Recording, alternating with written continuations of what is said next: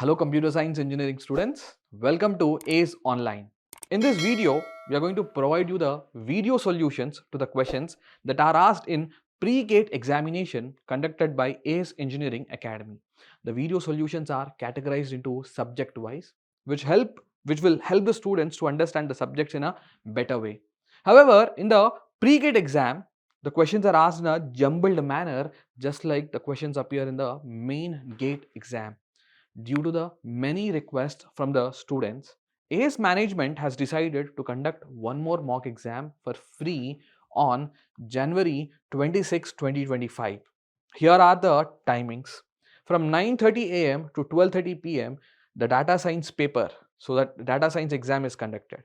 From 2:30 p.m. to 5:30 p.m., computer science exam is conducted. Now, to write this exam, you have to scan this QR code, complete the registration process, and then you can write this exam. The last date to apply for this is 24th January 2025, and after writing the exam, the results are declared on 27th January 2025. Students, the questions asked in this mock exam are of the GATE standard. Now, those who are writing this exam, so the ranks will be declared. This will help the students to know where they stand in the All India level. Not only GATE 2025 aspirants, the students who are preparing for GATE 2026 can also attempt this, which will help in their preparation. Hello everyone. So let us consider this question. In this question they provided there is a set S which contain n integers. There is a set S which contain n integers, and also they provided another integer x. Then what is your responsibility? Your responsibility is you need to determine whether or not there exist two elements in S whose sum exactly x. It's simple, friends. You need to verify are there any two elements S1 plus S2 in S is satisfying the condition equal to x. Means we need to check it whether there exist two elements S1 comma S2 in S such that S1 plus S2 is equal to x. The simple logic, friends. What we will do? First step number 1, just sort the array. Sort the array of given n elements. Okay, sort the array of given n elements. You know S contains exactly n elements, right? S is a set of n elements they provided. Since it is a set of n elements, first apply sorting algorithm, then sort that S and arrange elements in the ascending order. Okay, assume that we are getting one sorted array.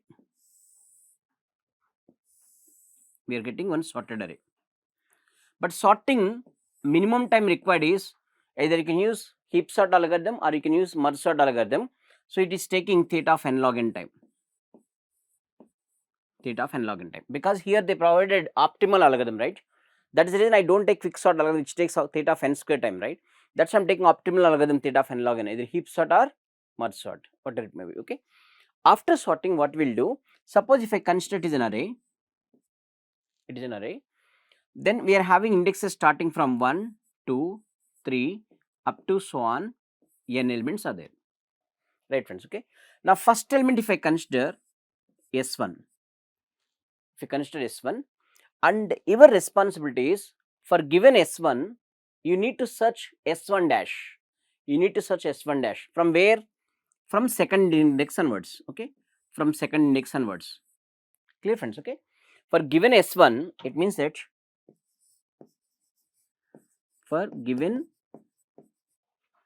S1, we have to search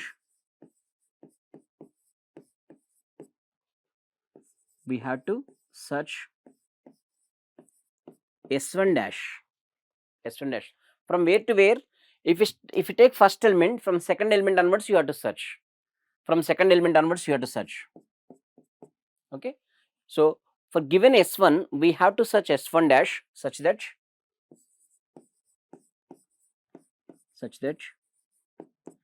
they already provided x value, right? And we know that S1 value. Therefore, we need to find S1 dash such that S1 dash is equals to x minus S1. For simple understanding point of view, what I will do, suppose I am assuming that, let us consider S1 is equals to, for given S1, right, suppose this element S1 is equals to, we can consider something like 10, right friends, okay. Now assume that this value of x is equals to something like 100. Then what you have to search? You have to search S1 dash. What is S1 value? S1 dash value? X value is already 100 and S1 you are taking 10. So 100 minus 10, that equals to 90. So what I am trying to say, if the first element is 10, then you have to search for 90. You have to search for 90 from second index onwards. If we find 90, then we can say S1 plus S1 dash is equals to X. Then we can say that yes, there are two elements available whose sum is equals to given X. Right friends, okay. So this is the logic we need to apply. So then how we are going to search? See, for given S1, you have to search S1 dash, right? You have to search S1 dash. From where to where you have to search? From the second index to up to nth index. Obviously, it is already sorted array. If it is sorted array, I can apply binary search algorithm. Therefore, with respect to S1, I can apply binary search algorithm. Binary search algorithm in the worst case takes log n time. Okay. So, therefore, in the worst case, binary search is taking log n time with respect to S1. Suppose assume that in the worst case, no element is found in the given array to satisfy this condition. Then what I have to do? If no element is found in that array which is satisfying this condition, then you can take second element now. You can take second element. Let it be something like S2. Right friends, okay. Now by using S2, you are supposed to find S2 dash. Where S2 dash is satisfying this condition, you need to find S2 dash. S2 dash must be equal to X minus S2. Right friends, okay. Again you can apply binary search algorithm. Therefore, binary search algorithm again will take log n. Like that for every element you need to find. In the worst case, you may find at last place also, or you may not find the element also. Therefore, two elements S1, S2 may or may not exist in the given array. Therefore, simple analysis, sort the given array which take theta of n log n time and apply binary search n time here. Okay, with respect to first element one time, with respect to second element one time. One time if you apply binary search takes log n times if you apply binary search takes n log n. Therefore, total time complexity is theta of n log n for sorting purpose. Applying binary search will take log n, but you are applying binary search n time, that's why n into log n. Right friends, okay. So theta of n log n plus n log n, that equal 2 times of n log n. 2 times of n log n means we can ignore the constant 2 because within a theta notation there is no importance of the constant. So we can say theta of n log n. That's it. So this is the answer for the given question friends, okay.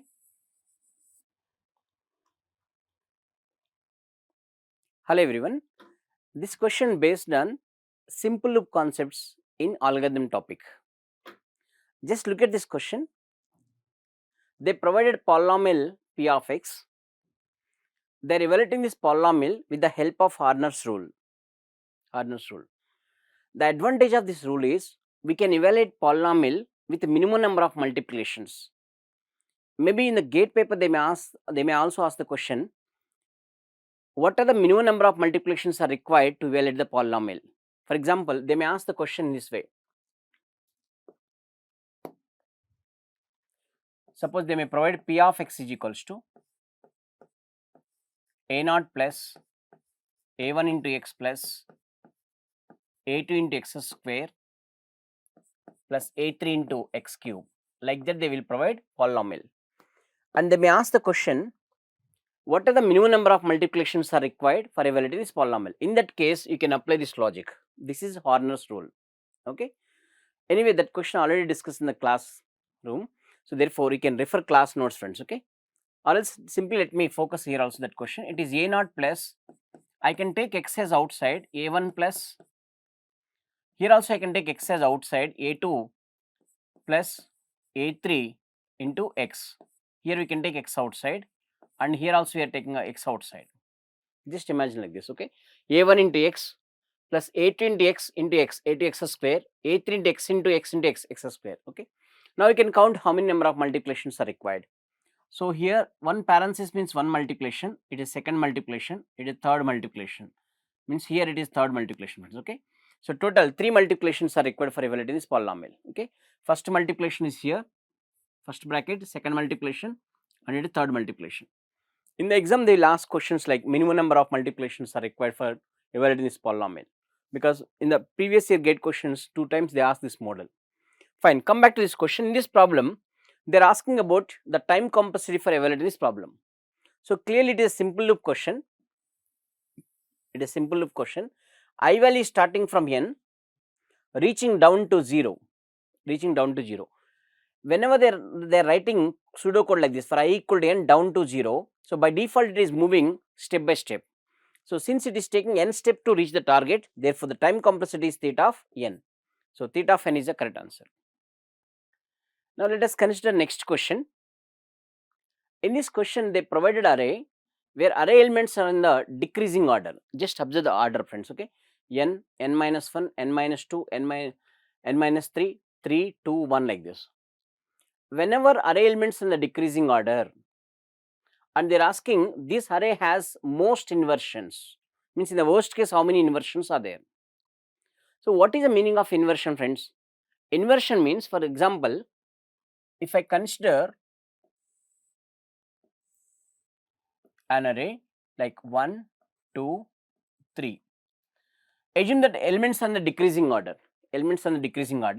suppose let us consider 50 and then 40 and then 30. When do you say two elements are under inversion? If you take two indexes values for I value less than j, if a of I value greater than a of j. Clear friends, okay. Whenever I value less than j, if a of I value greater than a of j, then we can say a of I and a of j are under inversion, okay. So therefore in this example, if I consider I value as 1, we can say 1 less than 2, 1 less than 3. Similarly, if you take 2, 2 less than 3, these are indexes, we can say I value less than j case, right. Now verify the corresponding elements. A of I greater than a of j is correct or not? A of I greater than a of j is correct or not? Means are they satisfying this condition or not? What is a of I means? A of 1 greater than a of 2 or not? So what is a of 1 friends? 50. 50 greater than 40, yes, true. Next, 1 less than 3, a of 1 greater than a of 3, yes, 50 greater than 30, it is also true. So with respect to first element, two inversions are possible. Next, with respect to second index, 2 less than 3 and 40 greater than 30, yes, it is true. Therefore number of inversions are 3 inversions. With respect to first element, 2 inversions. With respect to second element, 1 inversion, right friends, okay. If the array contains 3 elements, if array elements in the decreasing order, then total number of inversions are 2 plus 1. In general, if array contains n elements, if all n elements are in the decreasing order, then total number of inversions you can consider like this. With respect to first element, n minus 1 inversions. If there are 3 elements in the array, inversions are 2 plus 1. If there are 4 elements in the array, inversions are 3 plus 2 plus 1. If n elements are in the array, inversions are n minus 1 plus n minus 2 plus up to so on 2 plus 1. Just simple logic friends. If array contains 3 elements, with respect to first element 2 inversion, with respect to second element, with respect to 1 2 inversion, with respect to 2 1 inversion. In the same way, if n elements are there, n minus 1, n minus 2 up to so on 1. It is sum of n minus 2 natural numbers. So sum of n minus 1 natural numbers formula n into n minus 1 by 2. Therefore this statement is correct. If array elements in the decreasing order, it has at most inversions are n into n minus 1 by 2 is correct. Next, the time complexity of finding inversions of the given array. Actually, we can find inversions of the given array with the help of merge sort algorithm. Merge sort algorithm will take time complexity theta of n log n. Therefore, theta of n log n is also correct. Therefore, the correct answer for this question is option C is correct. Both 1 and 2 are correct. So let us consider this question. this question based on insertion sort and merge sort. Let me read the question, friends. Suppose we are comparing implementation of insertion sort and merge sort. We are comparing implementation of insertion sort and merge sort on some same mission, on the same mission. Whereas for the given input size n, insertion sort takes 8n square time units or 8n square steps,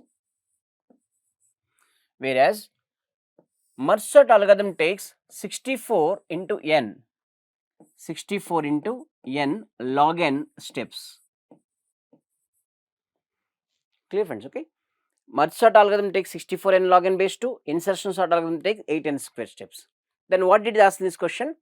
What is the smallest value of n? Means we have to find the smallest value of n such that insertion sort beats the merge sort. Do you know what is the meaning of beats the merge sort here? It means that if insertion sort take less amount of time, then we can say insertion sort performance beats the merge sort algorithm. Clear? So we have to take smallest value of n where insertion sort performance is beats the merge sort performance. Clear, friends? Okay. So therefore 8n square less than 64 n log n base 2. We need to find smallest value of n which satisfies this condition. Clear? So beats the merge sort means compulsory insertion sort algorithm gives best performance than the merge sort algorithm. Okay. So it is standard textbook question only. They will ask questions in this format only. Right, friends? Okay. So therefore, if I take n is equals to what value of n this condition satisfied, and that n must be smallest value they are asking. Let me simplify it further. I can cancel n square one time, and here 8 will get cancelled 8 times. Therefore, n less than 8 into log n base 2. 8 into log n base 2. I can bring 2 this side, it becomes 2 power n. 2 power n less than, I can bring 8 here as the exponent of n. Therefore, it is n to the power of 8. Clear, friends? Okay. Recall basics of logarithm, you can understand. First bring 8 here, n to the power of 8, log n to the power of 8 base 2. That base 2 bring this side 2 power n. Now choose the smallest value of n which satisfies this condition. My suggestion is go through the option smallest value of n. Who is the smallest value of n here? So suppose if I take 2, so for n is equals to 2,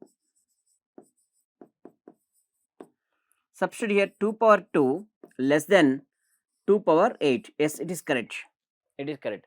So therefore, since they are asking smallest value, that's the reason directly I am taking smallest value of n. Okay. So therefore, answer to this question is option C is the correct answer. Hello everyone. This question based on insertion sort algorithm. Okay. Just look at the pseudocode procedure which is useful for implementing insertion sort. In the insertion sort, I hope you already revised this question. In the insertion sort, if you want to insert an element into the proper place, to identify the position, we are using linear search. For example, look at here, while I greater than 0, a of I greater than k, a of I plus 1 equal to a of I and decrement I by I minus 1. Means to identify the position where we have to insert the element, we are using linear search or sequential search. Right, friends? Okay. Now look at the next slide. They clearly mention that line number 4 to 7 in the procedure, they are using linear search. They are using linear search in order to identify the element. But in the place of linear search, if I use binary search algorithm, okay, instead of linear search, if I use binary search algorithm, what is the purpose of binary search algorithm I am applying means by keeping the aim that overall worst case running time should be improved. Okay, that is aim. So if we use binary search instead of linear search to improve the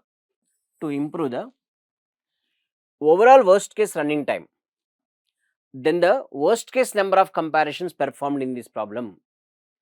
So actually this, if you observe, there are two ways we can implement insertion sort algorithm. One is called by using linear search, another one is called binary search.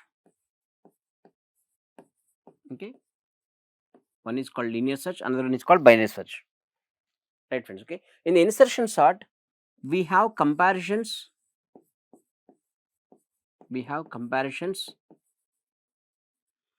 and we have data movements. Comparisons and data movements. In binary search also we need to perform comparisons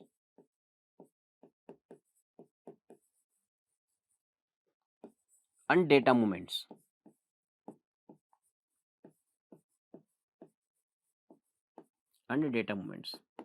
Clear? If you analyze insertion sort algorithm which we covered, worst case number of comparisons by using linear search, it is taking n into n minus 1 by 2 across all the passes. Okay, it is a lengthy process to explain all those topics, so it is not possible to explain complete proof for this one. So this topic which I already covered in the class, comparisons in the worst case n into n minus 1 by 2, and the data movements in the worst case it is taking n into n minus 1 by 2, n into n minus 1 by 2. Therefore, the overall time complexity is equals to, you can take comparisons plus movements which equal n into n minus 1 by 2 plus n into n minus 1 by 2. By adding these two, we will get n into n minus 1. That is equals to theta of n into n means n square, which is second degree polynomial. Hence, we can write this theta of n square.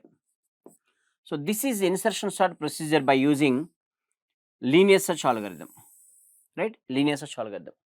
Now, in the question they are asking, instead of applying linear search, if I apply binary search, you know, binary search is applicable if array is already sorted. Then linear search takes n time, n comparison, whereas binary search takes log n comparisons, Therefore, if I take comparisons point of view across all the passes, not first pass, across all the passes, the comparisons point of view, it is taking at most n log n comparisons, whereas data movements remain same only, n into n minus 1 by 2, okay. Kindly refer the class notes because we cannot discuss complete proof once again here, just I am giving overall idea of this problem. If you apply binary search, comparisons are n log n and data movements remain same, n into n minus 1 by 2. Therefore, the time complexity is equals to, by summing up these two, it is n log n, here it is n square. Obviously, n square is dominating n log n. Therefore, the overall time complexity is remains same, that is theta of n square only. Okay. So, therefore, if you apply binary search, overall time complexity is theta of n square. But here the question is just observance. If you use binary search instead of linear search to improve the overall worst case running time, but worst case running time remains same only, theta of n square. Okay. In this process, worst case number of comparisons, how many? How many worst case number of comparisons? N log n. So, therefore, answer to this question is theta of n log n. Clear? So, answer to this question is theta of n log n. Here they are focusing on worst case number of comparisons, friends. Okay. So, worst case number of comparisons are theta of n log n. Clear?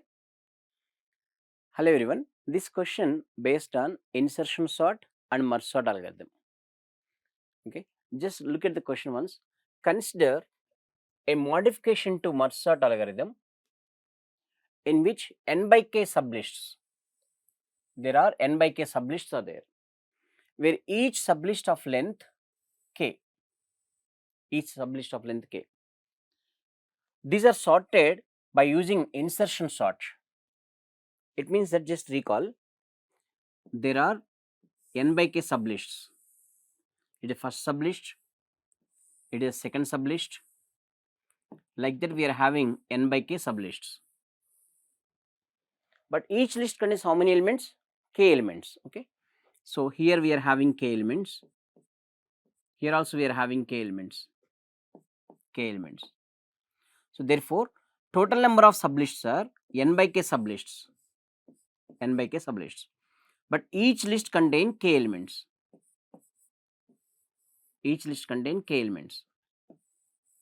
Then what they are doing by using these k elements?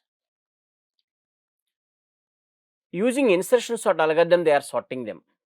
Okay.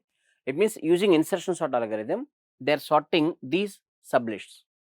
Like first sort this sublist which is having k elements, again sort this sublist which is having k element, sort this sublist which is having k element.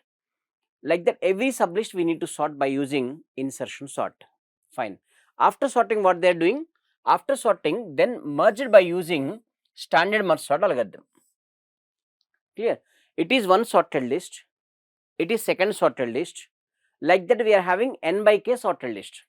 We want to merge them into single sorted list with the help of merge sort algorithm. Clear? Right. Now look at the first question. Insertion sort can sort n by k sublist, each of length k with theta of nk time. Theta of nk time. Now recall time complexity of insertion sort. You know, insertion sort algorithm, in the worst case, it is taking theta of n square time if array contains n elements. If array contains n elements, in the worst case, it takes theta of n square time. But here array contains how many elements? K elements. Therefore, insertion sort algorithm is taking k square time. K square time. Okay. So for sorting this array, it takes k square time. For sorting this array also, it will take k square time. It is also taking k square time. Like that, how many times it is taking k square time? As many sublists are there, those many times it is taking k square time. And we are having n by k sublists. Each sublist is taking k square time. Right? This sublist will take k square time. This sublist will take k square time. Like that, how many k squares are there? N by k times. Therefore, total time complexity of insertion sort is theta of n by k into k square. So, by cancelling k and k square here one time, remaining value is equals to theta of nk. Hence, it is true. Theta of nk, it is true. Right, friends? Okay. The first statement is true. Next, merge the sublist in theta of n log n by k in the worst case. N log n by k in the worst case. You can recall merge sort algorithm process. Okay, merge sort algorithm process. Suppose, for example, just recall. I am going to clean that part.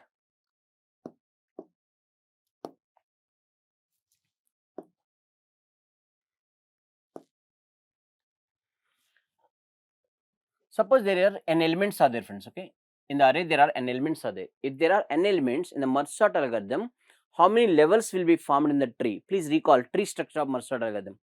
If there are n elements are there, then how many levels will be formed means log n levels. Okay, log n levels are forming in the tree. I am talking about divide and conquer technique. Okay, log n levels. And each level we are performing n data movements. That is reason time complexity of merge sort algorithm is log n levels, and each level you are performing n data movements. Therefore, n log n is a time complexity. But in this case, how many lists we are having? How many lists we are having? N by k sorted list we are having. Remember, if array contains n element means, as a student, how we are going to think n elements? Please observe, friends. Okay. Suppose in merge sort algorithm, we are having 1, 2, 3, 4, up to so on, n elements are there. Do you know how merge sort algorithm is working? We are keep on dividing this array into two equal parts. How long we are dividing this process? Until each sublist contains only one element. Means we are continuing this process up to each list contains only one element. Only one element. Only one element. Do you know why we are stopping the process after reaching one element?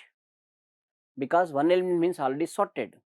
If it is already sorted, you no need to apply divide and conquer further, right? Therefore, it is sorted list of length 1. It is sorted list of length 1. It is also sorted list of length 1. It is also sorted list of length 1. Like that, how many sorted lists are there? How many sorted lists are there? N sorted list, each list of length 1. Clear, friends? N sorted list, each list of length 1. These n sorted list we are keep on merging. Like we are keep on merging like this. Okay. So where it is forming, number of levels are log n levels. It is forming log n levels, and each level how many data movements it is moving? Just observe. From lower level to higher level, how many data movements are there? Obviously, n data movements are there. As many elements are there in the lower level, those many elements are moving to higher level. N data movements are there. So therefore, n data movements, like there are how many levels? Log n levels. That's the reason I am explaining it is theta of n log n. That is a time compressor merge sort algorithm. One point you should understand, n indicating that n sorted list of length 1. N sorted list of length 1. Okay, n sorted list of length 1, they are having levels is log n. In the same way, here how many sorted lists, friends? N by k sorted lists. N by k sorted list. Therefore, in the place of n, what we have tried? Log n by k. Log n by k. Therefore, this problem log n by k levels it is forming. Log n by k levels it is forming. But each level, how many data movements are there? How many data movements? So clearly, assume that it is one sorted list having k elements now, because each sorted list contains k elements. Here k elements, here k elements, here k elements, k elements, like this. Okay. Since each level, each list contains k elements, we are merging them into the higher level. Like that, how many lists we are having? N by k lists. So n by k lists are there. N by k lists are there. Each list contains k elements, which equals to n data movements are there, right? So therefore, number of levels are log n by k, and each level n data movements are there. Why it is n data movements? Because each list contains log n, each list contains k elements, friends. Like there, how many lists are there? N by k lists are there. N by k into k means n elements. Therefore, it is taking theta of n into log n by k. That is merge sort algorithm time compressed. Yes, second statement also correct. Second statement also correct. The worst case running time of modification of merge sort is. So, what is the worst case running time? Means simply take time required for insertion sort and time required for merge sort. Combine these two. Therefore, insertion sort and merge sort. This is also correct. Okay. Next one, merge sort, merge the sublist in theta of n log n. No, it is not possible. Sorting in theta of n log n is not possible. Therefore, it is not correct answer. So, option A, B, C are correct. In this problem, they are asking then which of the following options are true. So, A, B, C are true. Hello everyone, this question based on linear probing, quadratic probing and double hashing, which are comes under open addressing technique. Okay, just look at this question, friends. Given open address hash table, given open address hash table with half full, means hash table is full, half of the hash table is full, then the expected number of means average number of, expected number of probes in unsuccessful search, expected number of probes in unsuccessful search. I hope you remembered unsuccessful search, at most how many probes are required. There is one formula for this, that is at most 1 by 1 minus alpha. 1 by 1 minus alpha. What is alpha? Alpha is equals to load factor. Alpha is equals to load factor. They clearly mention that half of the hash table is full. So half of the hash table is full means we can say it is 1 by 2 is the load factor. Why it is 1 by 2? Because half of the hash table is full. Right, friends? Okay. Half of the hash table is full means load factor equal to 1 by 2. Therefore, substitute this value here, that equals 1 by 1 minus 1 by 2. By simplifying, we will get result equals to 2. Therefore, answer to this question is at most 2 probes are required for unsuccessful search. Okay, 2 is the correct answer. Hello everyone. This question contain many concepts like array of pointers, pointed to string constant, right, friends? Okay, and pointed to pointer concept. So one question contains many concepts. Okay, let me cover this question. What is the meaning of strings here? Strings is array where each location is a pointer pointing of type character. Therefore, I want to create an array where each location is a pointer. That pointer is waiting for address of the character.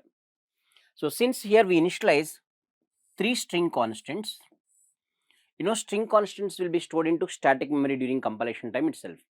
First, I want to store them into the static memory during compilation time. Therefore, assume that first string stored in this location, GATE followed by null character, assuming its address is 100. Second string is CSC, assume that its address is equals to 100. Third string is 2024 followed by null character, that equals to 300. Every character must be stored in the form of character constant. All these concepts, right?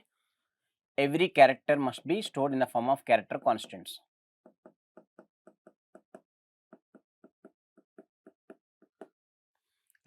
So, now there is an array.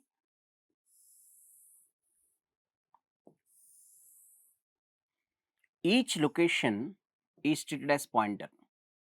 There is an array, each location is treated as a pointer. What is the name of this array? Name of this array is strings, strings. Name of this array. Suppose the base address, if I consider, is 400. Assuming pointer size is 2 bytes, just I am assuming that pointer size is 2 bytes, but gate examination point of view, knowing pointer size is not required. Okay, they will provide everything in the question paper. If it is 400, next location 402, next location 404. Therefore, strings is holding address is 400. Now it is 0, 1, 2. You know, array name always contains base address of the array. Array name always contains base address of the array. Next, whenever I call gate, it is string constant. You know, string constant automatically return base address.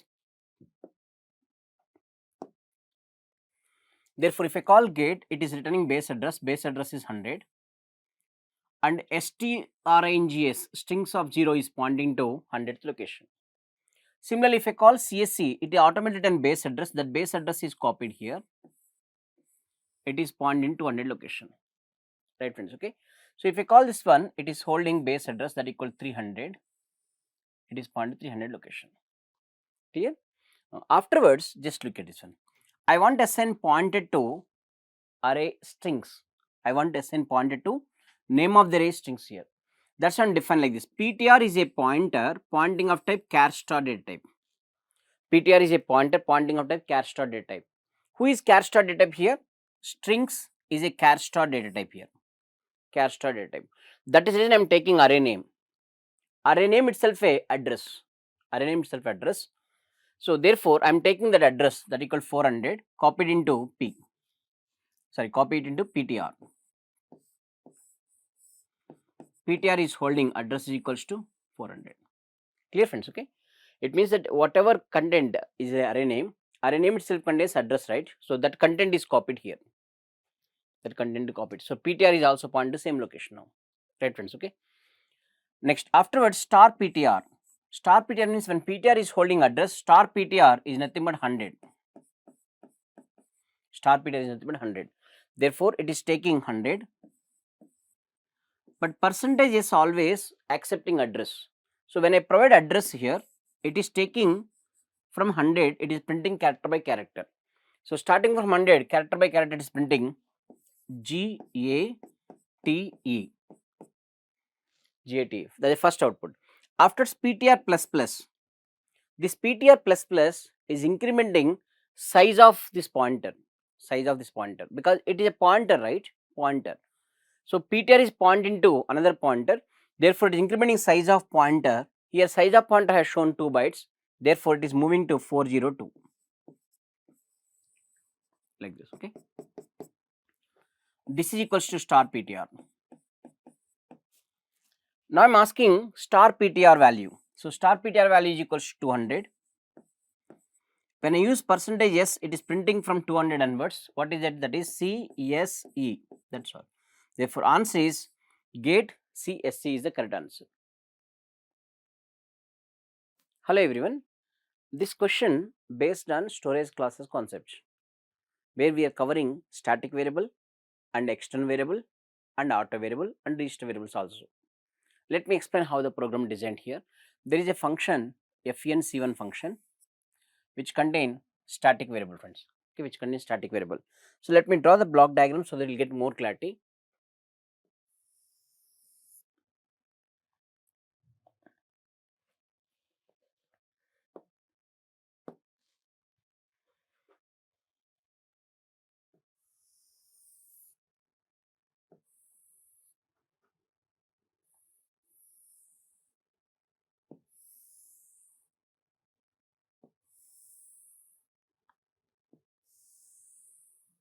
We know that memory is having 3 parts here: stack memory, static memory and heap memory. The bottom part of the memory section is called static memory section. So, the static memory allocated for FNC1 function is looking like this. It is FNC1.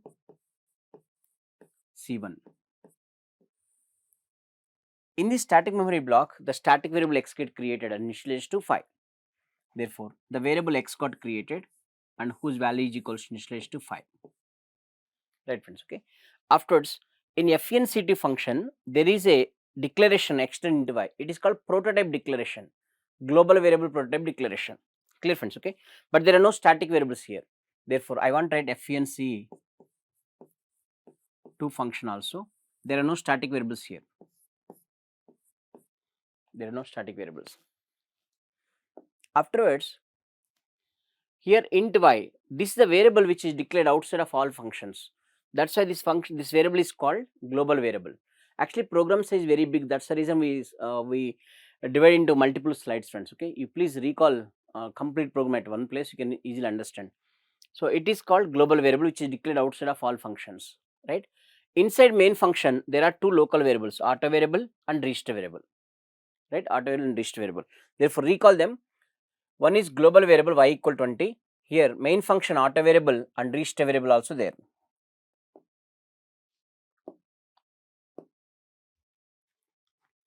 So we are having main function.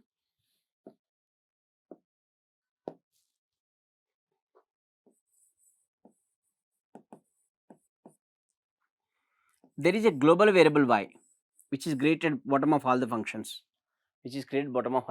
Okay. So that is global variable y. Just look at here, friends. Okay. One is global variable y whose value equal 20. Whose value equal 20. After compilation process completed, execution process starting. Execution process starting from main function. So execution process is starting from main function. So inside main function, we are having one local variable x value. What is x value here? Just consider here x value. Auto int x is equal to 1. So therefore, local variable x is equal to 1, and also it is having register variable x is equal to. You know, these variables, register variables are having block scope. Therefore, whenever I am asking print x here, first it is giving preference to block scope variables. So clearly block scope variable is there, right? Therefore, it is printing x value equal to. X value equal to, where this x value is not taking inside of this block. Okay. Therefore, it is printing 2 and auto variable x also there. Please understand that point. Okay. Here auto variable x is equals to 2, and the print statement whatever you are giving, that is printing printf %d x. It is inside some other block, right, of main function, where inside this block we are having x variable. Okay. So that variable only it will take. Just look at here. Here x value is equals to 1, it is register variable x is equal to 2. Okay. Sorry, it is x is equals to 1. X is equal to 1. Here we are having x is equals to register x is equal to 2. Therefore, it is printing value of x is equals to 2. It is the first printed value. After printing, then to whom it is calling main function? Main function, if you observe, it is calling FNC1 function. It is calling FNC1 function. Therefore, control will be transferred to FNC1 function. Okay. It is calling FNC1 function. Right, friends. Okay. In FNC1 function, we have a static variable, but static variable created only one time and it is holding previous stage value as it is. Therefore, whenever I am asking x plus plus, it is updated to 6. Afterwards, it is printing x value. So, therefore, next printed value is equals to here printf x. Printf x, it is printing. So, what is the value it is printing, friends? It is printing x value is equals to x plus plus, that equal to 6. Actually, these statements, printx statements are not in the stack. Please understand. Okay, they are actually executable statements. They are in the static memory. Executable statement. But here there is no space. That's in directly I am explaining here, friends. Please observe. Okay. So print x is equal to 6. Afterwards, after printing the values, now again go back to main function. I am calling FNC1 second time. When I call second time, again control enter into FNC1 function. Another activation card get created here. Another activation card get created. So when it is creating second time activation card, this variable is not recreated, not reinitialized. Therefore, x plus plus. X plus plus means earlier it was 6, now it becomes 7. Therefore, print x means it is printing 7. Right, friends? Okay. So first printed value is equals to 2. Next printed value is equal to 6. and third printed value equal to 7. After printing, control go back to main function. It is calling FNC2. Then control be transferred to FNC2. This is FNC2. Here there is a keyword extern int y. It means it is accessing global variable y. What is a global variable y value? 20. Global variable y value equal 20. Therefore, y is equal to y plus 10. That means 20 plus 10 that equal 30. Global variable value updated to 30 friends. Okay. After updating, what it will do? It is printing y value. So next it is printing y value equal 30. Right. So y value equal 30. So for what are the values we printed? We printed 2, 6, 7 and then 30. Right friends. Next, when I call second time FNC2, then control be transferred to FNC2.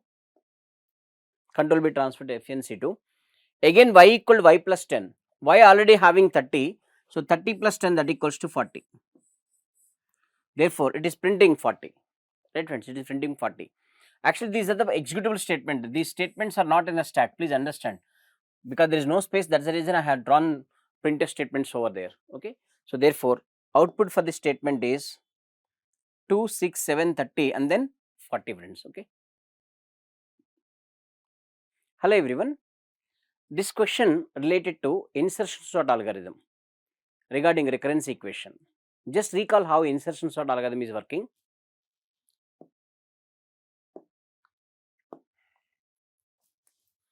In the insertion sort algorithm, some part of the array is already sorted.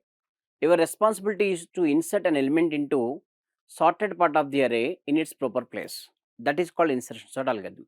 For example, if I consider elements,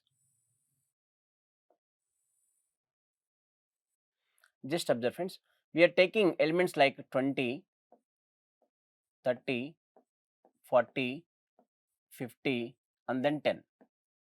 In this problem, if you see some part of the array is already sorted. So clearly this part of the array is already sorted. Now your responsibility is to insert this element in its proper place. Then what is the recurrence equation for finding time complexity? Okay. So very simple friends. So how you are going to insert this element means the element which you are going to insert, you are calling it as a key. Key is holding value is equals to 10. Afterwards we are tracing previous value index with the help of something like I. You can consider I. If 50 is greater than key value, you have to shift 50 to the next location. Clearly 50 is greater than key value, therefore you have to shift 50 to the next location. After decrement I value by 1. Now compare 40 and 10. So it means first we are comparing 50 is greater than 10, that's why you are shifting 50 towards right side. 40 greater than 10, that's why you have to shift towards right side and decrement I by 1. Correct friends, okay. Therefore 30 greater than 10, therefore shift 30 towards right side, decrement I by 1. 20 greater than 10, shift 20 to the right side, decrement I by 1. Once I value becomes 0th index, then you have to increment I by 1. That is A of 1 and copy key value. Key value is equals to 10. Means this is a place where we are copying 10.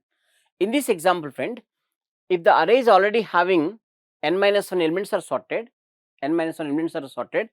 then to insert this element in the proper place, it takes theta of n time. Are you getting point? In the worst case, this element will move to the first place. Therefore, n-1 comparisons are there and n-1 data moments are there. Therefore, n-1 comparisons, n-1 data moments, that is nothing but 2 times of n-2. Repeating once again, n-1 comparisons are there plus n-1 data moments also there. Therefore, we can make it as theta of n time, because a polynomial of degree 1, that's a theta of n time. Therefore, to insert an element into sorted part of the array, where this array contains how many elements? n-1 elements. Okay. This array contains n-1 elements and you want to insert an element into sorted part of the array, that insertion will take theta of n time. But before that you have to sort these elements, right? Therefore, recurrence equation is looking like this.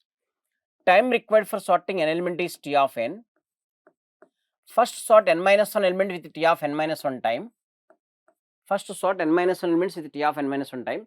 Afterwards insert nth element with theta of n time. Theta of n time. Therefore, recurrence equation T of n equal to T of n minus 1 plus theta of n if n value greater than 1. Suppose only one element is there, it takes only constant time. So, hence answer is option A is correct answer.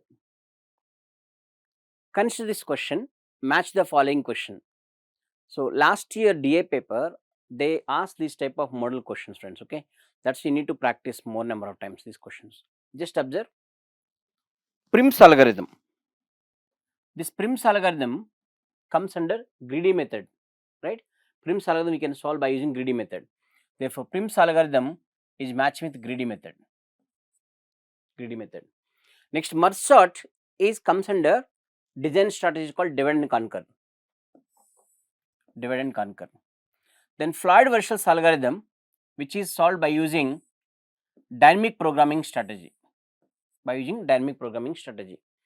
DFS is taking help of backtracking mechanism. Therefore, P is mapping to 3. So, P is mapping to 3 and Q is mapping to 1. And R is mapping to 2 and S is mapping to 4. Hence, option A is the correct answer for this question. Hello everyone. Look at this question. They provided an array where array elements are 46, 52, 68, 79, 86, 90, 96. The beauty of this array is already sorted. If array is already sorted, then bubble sort algorithm will take only theta of n time by using flag variables. Okay. So, therefore, bubble sort will take theta of n time. If array is already sorted, bubble sort will take only theta of n time. Kindly refer the class notes. You can understand how it is taking theta of n time. If array is already sorted, bubble sort takes theta of n time. Insertion sort will also take theta of n time if array is already sorted. Okay. Whereas merge sort algorithm, irrespective of the input elements, either sorted or increasing order or decreasing order, random order, it is always taking theta of n log n time. Where selection sort is taking theta of n square time. Hence, in this question, option A and option B both are correct, friends, okay, because array is already sorted. Now, look at this question. This question based on load factor concept and expected number of probes concept. Okay, the proofs for these two questions already discussed in the class notes, because the proof is taking lengthy process. Okay, of course, solution also provided in the question paper. Right, friends, but my suggestion is you don't go for remembering the solutions because it will take a lot of time. Clear? So, proof already explained in the classroom also. You please refer class notes, or else you can remember the question, friends. Okay, because the standard rules you have to remember them. Given open address having hash table with load factor alpha is equal to n by m. Given open address hash table, it is hash table. Given open address hash table with load factor alpha is equals to n by m, where alpha value less than 1. The expected number of probes in an unsuccessful search is at most 1 by 1 minus alpha. Actually, I provided one table. In the table, I gave two formulas. One is called unsuccessful search, another one is successful search. Okay. So, unsuccessful search is taking at most 1 by 1 minus alpha. This is the correct statement, because standard rule you have to remember this, friends. Okay. If you want proof, you can refer the class notes. If it is unsuccessful search, then inserting an element into an open address hash table with load factor alpha requires at most 1 by 1 minus alpha of probes on average, because for unsuccessful search indicates that we can insert the next element, right? Okay. Suppose, for example, database having some elements here x1, x2, x3, where your hash table contains some certain elements here, I want to insert an element x1 into hash table. So, before inserting x1 into hash table, first you have to verify is hash table already contain x1 or not. If x1 is already present in the hash table, then no need to insert x1 once again. Therefore, first search x1 from the hash table. While searching, if it is unsuccessfully found in the table, means x1 is not available in the table, in that case we can insert this element. Clear? But unsuccessful search, how many comparison, how many probes are required? 1 by 1 minus alpha, 1 by 1 minus alpha. So therefore, for example, here it is index, it is key. If I consider, suppose suppose it is 0, 1, 2, you can consider it is something like x5 occupied, it is occupied by x6. Okay, then whenever I want to search an empty location for inserting x1, first it is compared with 0th index, which is not matching here. Okay, so next index, which is also not matching. Next we found an empty slot. It means that up to n minus 1 slots are occupied, but the key which you are going to search is not matching, which is not matching. The next location is unoccupied cell, then we can insert the element. Therefore, at most how many probes are required means that is nothing but again 1 by 1 minus alpha only. Clear friends, okay? So, unsuccessful search, at most it requires 1 by 1 minus alpha. Therefore, inserting element into hash table is nothing but that element must be unsuccessfully searched. Unsuccessfully searched, then only I can insert the element. Okay, therefore, this answer also 1 by 1 minus alpha. Both the statements are correct. Okay, this statement you have to remember, friends. Okay, the standard theorem. Okay, theorem is taking lengthy process to explain. Anyway, I provided a solution also. If you understood, okay. Otherwise, you can just remember this standard statement 1 by 1 minus alpha. Okay. This question based on the concept of spanning tree. Just look at the properties of spanning tree here. See, consider a simple undirected weighted graph. Simple undirected weighted graph. All of us whose edge weights are distinct. All edge weights are distinct, friends. Okay. So whenever edge weights are distinct, you will have only unique minimum cost spanning tree. You will have only unique minimum cost spanning tree. So therefore, look at this one. G is having multiple minimum cost spanning tree. No, it is not correct. Because if all edge weights are distinct, G is having unique minimum cost spanning tree. That is the most important property we called many times. Therefore, it is not correct. Okay. Next, minimum cost spanning tree must have 6 edges. Actually, formula for this one is every spanning tree must have V minus 1 number of edges. V minus 1 number of edges. V is equal to 7. 7 minus 1, that equals 6 edges. 6 edges. Therefore, this statement is correct. Right? Next, the edge with the second smallest weight is always part of the minimum cost spanning tree. Yes. By using Kruskal's algorithm, first smallest weight and second smallest weight compulsory part of the minimum cost spanning tree. But third smallest weight may or may not part of the spanning tree, because third smallest weight may be forming cycle also. In order to form cycle, minimum 3 edges are required. Therefore, the edge with the second smallest weight is always part of the minimum cost spanning tree is correct. The number of edges to be removed from the graph for constructing minimum cost spanning tree is 3. Means they are talking about in this graph. Okay. Actually, there is a formula. The number of edges to be removed to construct a spanning tree is E minus V plus 1. Cardinality F means number of edges. Cardinality F means number of vertices. So, number of edges, how many we are having? 9. Number of vertices, how many? 7. 9 minus 7 plus 1, that equals to 3 edges we have to remove. So, therefore, here they provide 3 edges. So, they are talking about which are the following statements are true, they are asking. A, C, D are true. This question based on time complexity of various data structures, friends. Okay, look at first question. Inserting an element into AVL tree of n elements. You know, AVL tree insertion always proportional to height of the tree, but height of AVL tree always bounded by log n base 2. Therefore, insertion of an element into AVL tree with an element will take theta of log n time. So, theta of log n, so I can say 3, means A is matching with 3. A is matching with 3. Next, converting an array into max heap. Converting an array into max heap with n elements. We can apply build max heap algorithm.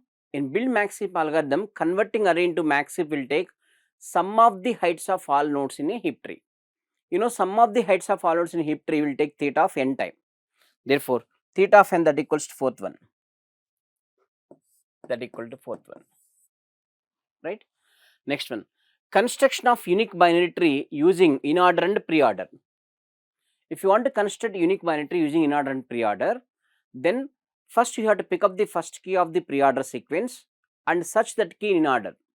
That searching may take n comparisons, right? So first stage n comparison, second stage n minus 1 comparison, third stage n minus 2 comparison, last stage 1 comparison. Like the total number of comparisons are n into n minus 1 by 2, which equal theta of n square time. Okay, this solution we already covered in the class notes, just refer them.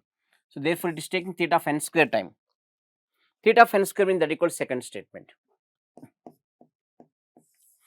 Second statement, right? Next, construction of binary search tree using post order traverse in the worst case. If you want to construct binary search tree, you need in order pre-order or you need in order post order. Anyway, they provided post order. By using post order, you can get in order because in order always in the increasing order. In order of binary search always in the increasing order. Therefore, given post order, I can find in order. Then by using in order and post order, by using binary search algorithm, we can construct binary search tree. Okay. Therefore, it takes theta of n log n time. Theta of n log n time. Different class notes you can understand. Okay. So therefore, answer to this question is A is matching with 3 and B is matching with 4 and C is matching with 2 and D is matching with 1, friends. Okay.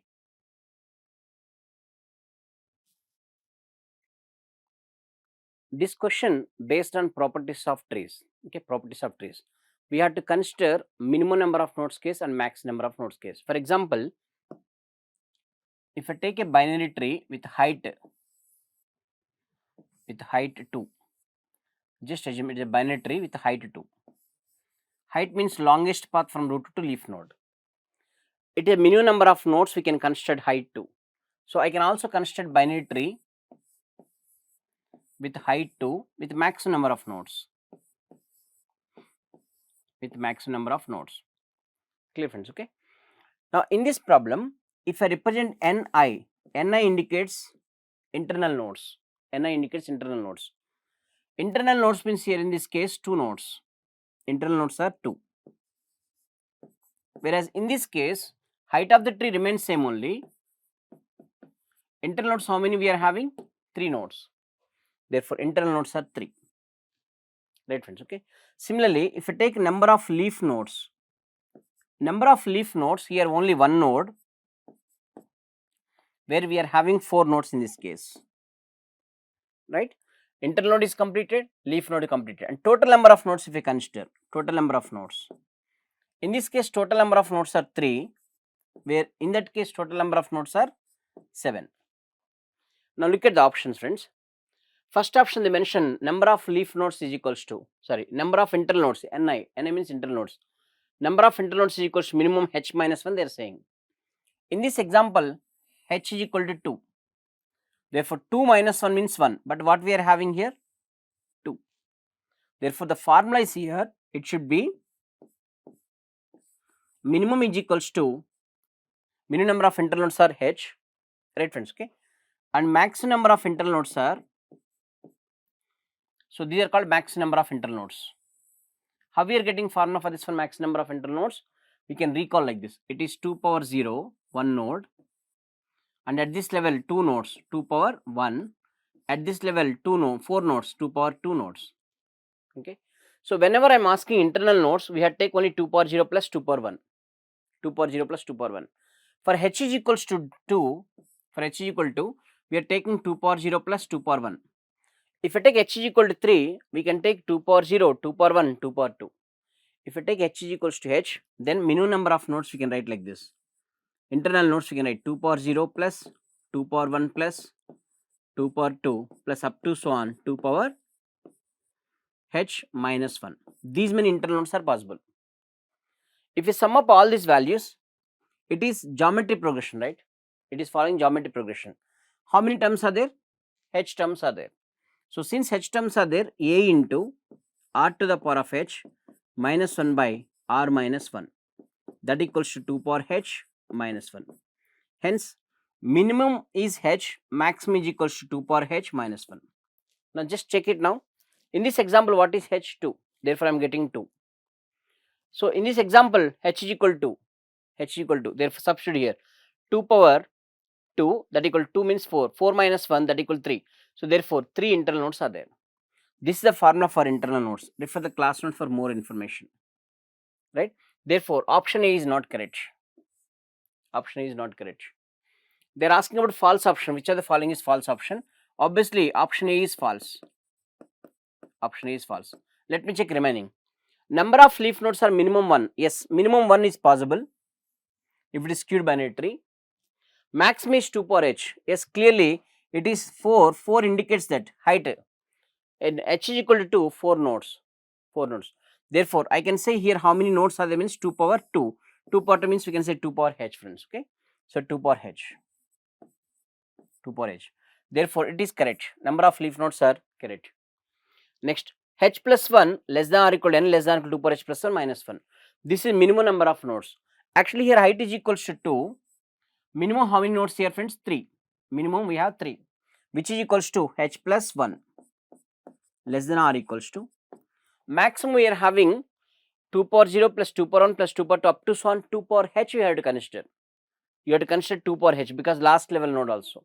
Therefore, by using geometry progression, we can get answer is 2 power h plus 1 minus 1 by using geometry progression. What I am trying to say, how we are getting this value means you can sum up this value 2 power 0 plus 2 power 1 plus 2 power 2 plus up to so on 2 power h. We have to consider these values. So, they will get 2 power h plus 1 minus 1. Right, friends. Okay. So, therefore, this statement is also correct.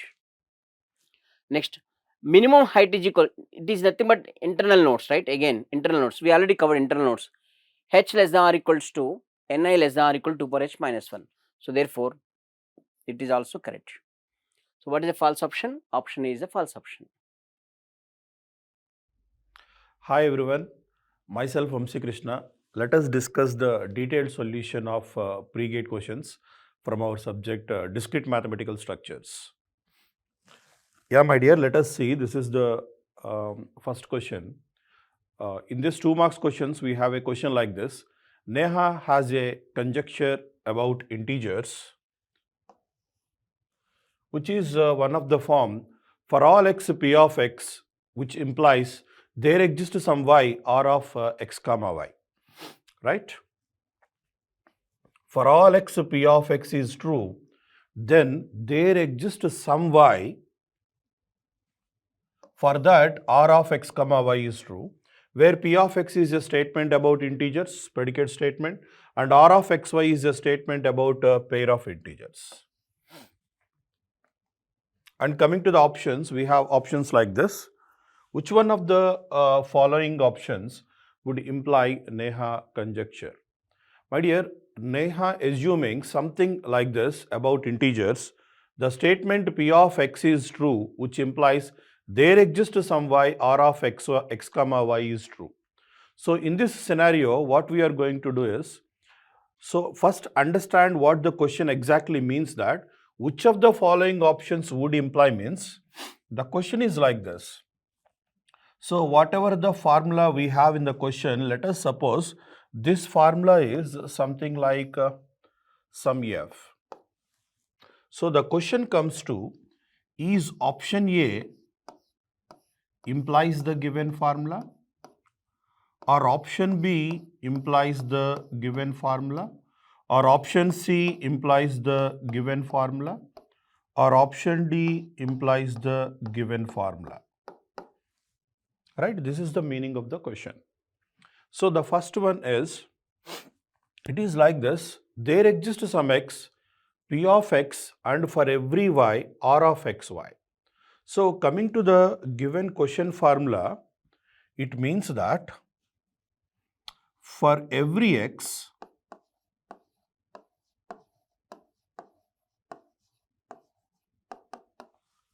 if p of xy is true, if p of x is true,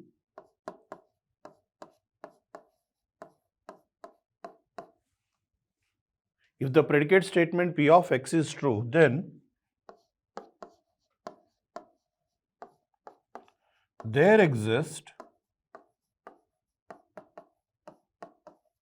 y such that R of xy is true.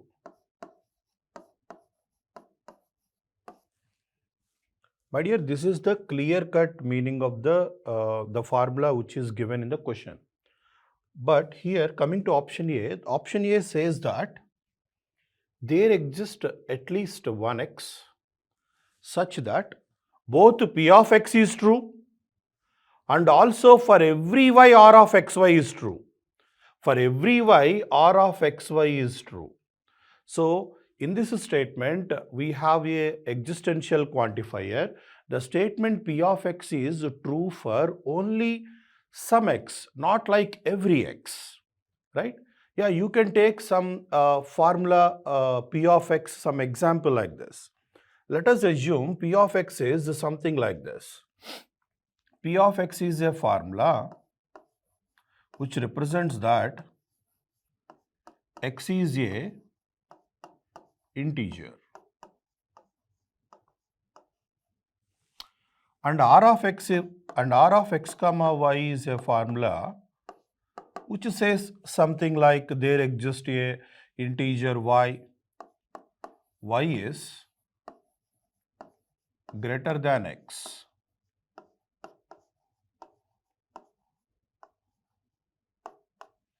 My dear, y is greater than x. R of xy represents y is greater than x. We can imagine any type of formula like this. Just to take some example, P of x is this, R of xy is this, R of x comma y is this. But here in the question, for every x, P of x is true. So if you tell me any integer P of x, there exists definitely one more integer y which is more than x.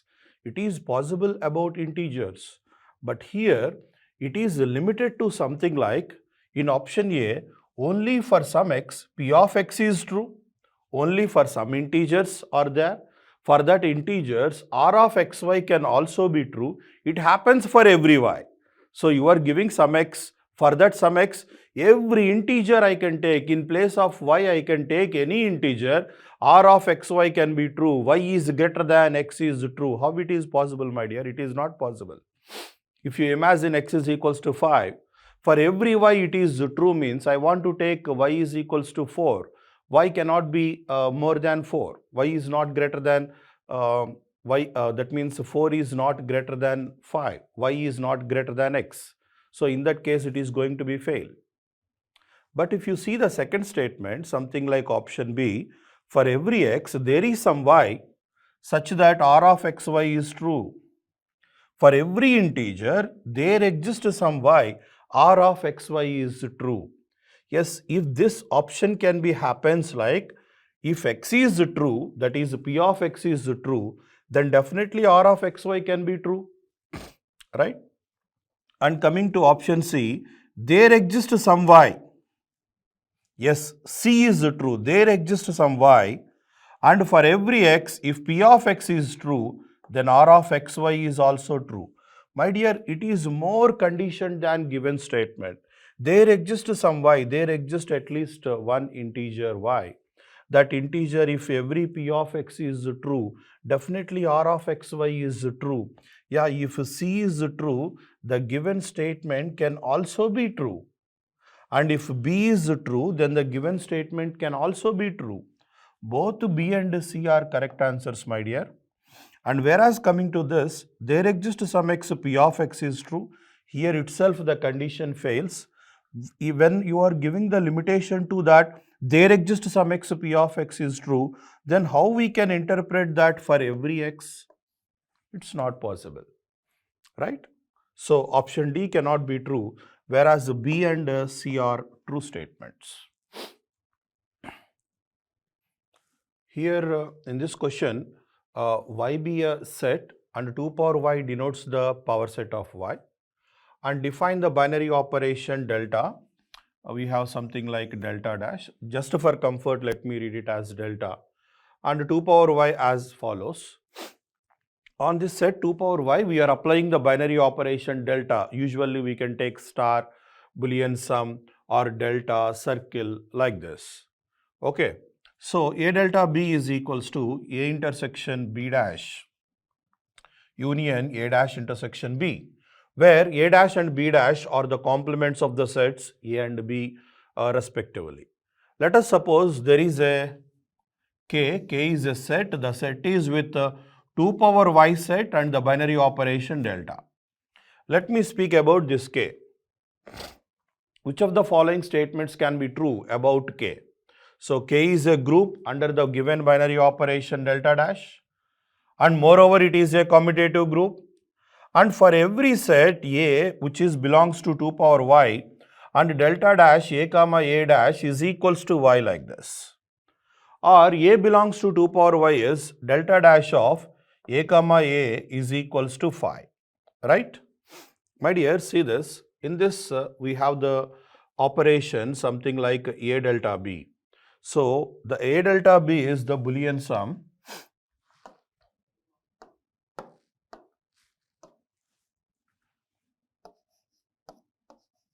The A delta B, you can say something like this.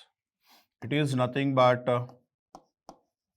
A minus B union B minus A, or you can say A union B minus A intersection B, or you can also think like A intersection B dash, right?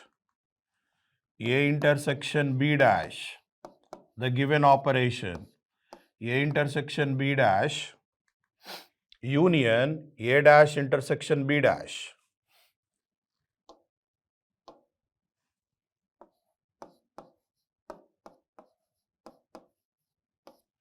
Right? My dear, A intersection B dash, which is nothing but A minus B, and A dash intersection B, this is nothing but B minus A. Now, this is the given binary operation, and try to understand something y we have. Y is the set, and 2 power y denotes what do you call power set of y? Come on, let us take it. If I take y is equals to just a set of 1 comma 2, then the power set of y, p of y, you can say, here 2 power y notation you are using. This 2 power y is nothing but the set of all possible subsets we can get, right? Just like phi, singleton set 1, 2, and also given set 1, 2. All 4 possible subsets came here. My dear, all these are different possible subsets of y. So if you see the options, K is a group. When you want to take something like a group, you have to analyze the property like closure. So when you take first closure property, you just take any two sets. You can call this is A, and you can call this is B, and you can apply delta operation. Yeah, you are just doing A delta B like this. Here A and B are any two subsets of given y. So if you apply the symmetric operation between them, then definitely the symmetric difference comes to one of the subsets of A, right? One of the subsets of 2 power y. One of the subsets of y, or one of the element of 2 power y, you can say. You can just take 1, 2, or instead of 1, 2, let me take this is A, this is B. Let me try to operate like this. I want to take the symmetric difference of these two sets. Here set 1, delta set of 1, 2. What can I get? A minus B minus union B minus A. A minus B results nothing, phi. Union B minus A is 2. 2 is also one of the subsets of given y. So it clearly follows closure property. And also it can follows associative property when you take any three sets like A delta, B delta, C, which is same as A delta B, delta C like this. Yes, It can follow associative property also, right? Closure property, associative property, and also identity property exist.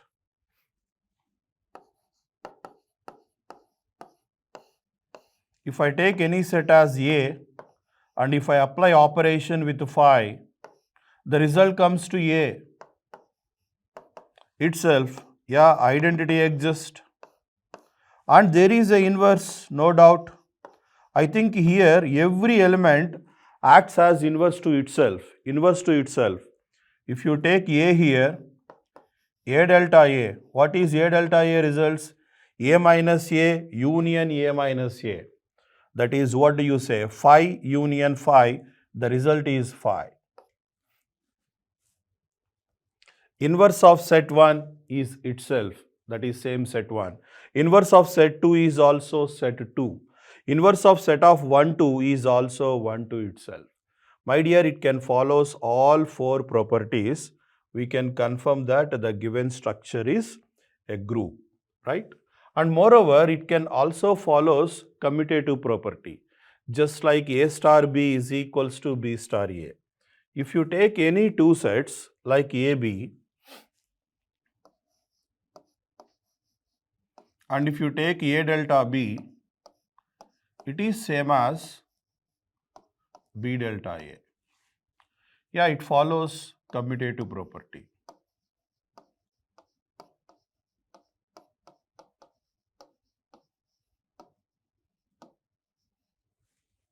Yes, you can say option B is also correct. And coming to option C, in 2 power y, there are many subsets are there. Let us take some 4 subsets are available like this. So for that subsets, if I take any one element and if I do the binary operation, the result is equals to y. How I am doing binary operation? The operation is just like A with its complement. My dear, just let us suppose let A is equals to set of 1.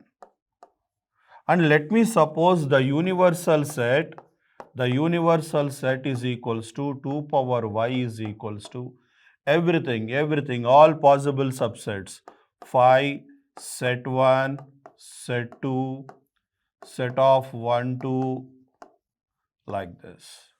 Now, if this is A, what is A dash can be?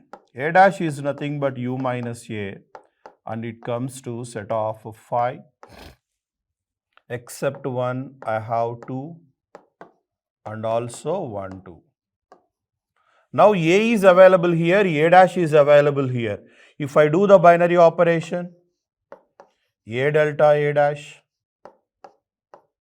what is the result? The result comes to something like this: A minus B union B minus A. A minus B in the sense, from this I am subtracting this. The result is simply 1, set of 1. From this and I am subtracting this 1, 2, then the total result I can get like, so delta dash of A comma A dash is equals to y you can get.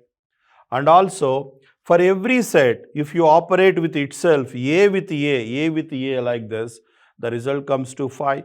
A minus A union A minus A, the result comes to phi. Yes, my dear, you can confirm like all A, B, C, D options are correct. Yeah, yes, in case of A delta A dash, we can get all elements like 2 power y.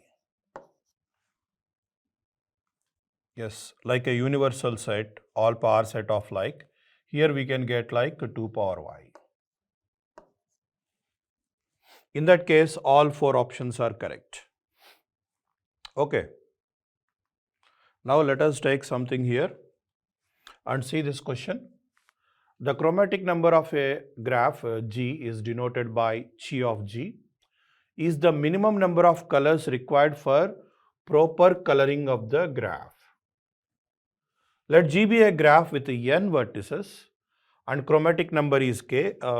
K is the chromatic number and n indicates the number of vertices. Then which of the following statement is always true? options comes to A, B, C, D like this. My dear, G contains at least one vertex of degree greater than or equals to k minus 1. Yes. We should understand the order of the given graph is something like n. When you mention that the chromatic number of the graph is k, which means there exists at least one vertex which is having k minus 1 neighbors, right? For example, if you take some graph like this,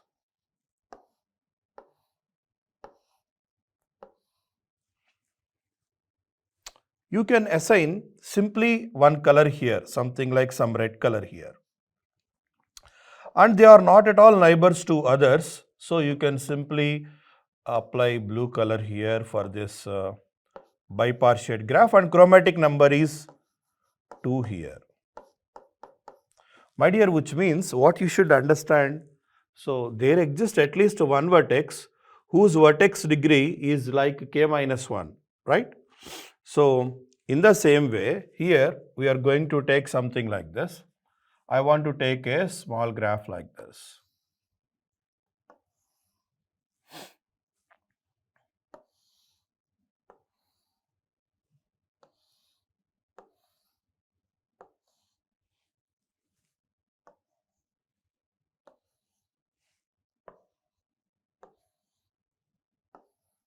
So number of vertices what we have taken is some 5 vertices we have taken. Okay, and let us assign the chromatic number by using Powell's algorithm. So here degree is 4, here degree is 4, here degree is 3. Let me assign some color here, red color here, here some blue color here. Here let me go for other than red and blue, something like some green color here. Okay, and also here something like no red, no green, no blue is allowed. Let us take some other color like yellow. Here no red, no blue, I can go with some green color here. So the chromatic number is of the graph is something like 3. Not 3 my dear, 4. I have taken 4 colors. So when you are saying the chromatic number is 4, which means definitely there exists a 4th degree vertex, yes, a 4th degree vertex or something like 3 degree vertex. G contains at least one vertex of degree greater than or equals to k minus 1. What is k value there? K value is 4. So here there are some vertices, these two vertices, their degree is 4 actually. And here there is a vertex here, this degree is k minus 1, that means 3 degree vertex. Yeah, there exists at least one vertex whose degree is more than or equals to k minus 1. Yes, my dear, it is possible. You can go with any graph like this. And also let us see the other statements. The first statement is correct, we can say. And second statement, G contains an independent set of size n by k. So independent set in the sense I am taking the set of vertices which are not adjacent. Let me label this. This is a graph with vertex A, B, C, D and E. Now in this scenario, if I go with a set of vertices which says independent sets, if I choose A,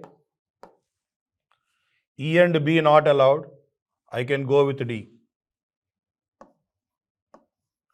Once if I choose A and D, E is not allowed, C is the neighbor of D and B is also a neighbor of D or A. So the maximal vertex independent set we got with size of 2, right? Vertex independent number is 2, you can say. Now in similar way, what we can say, it is like n by k.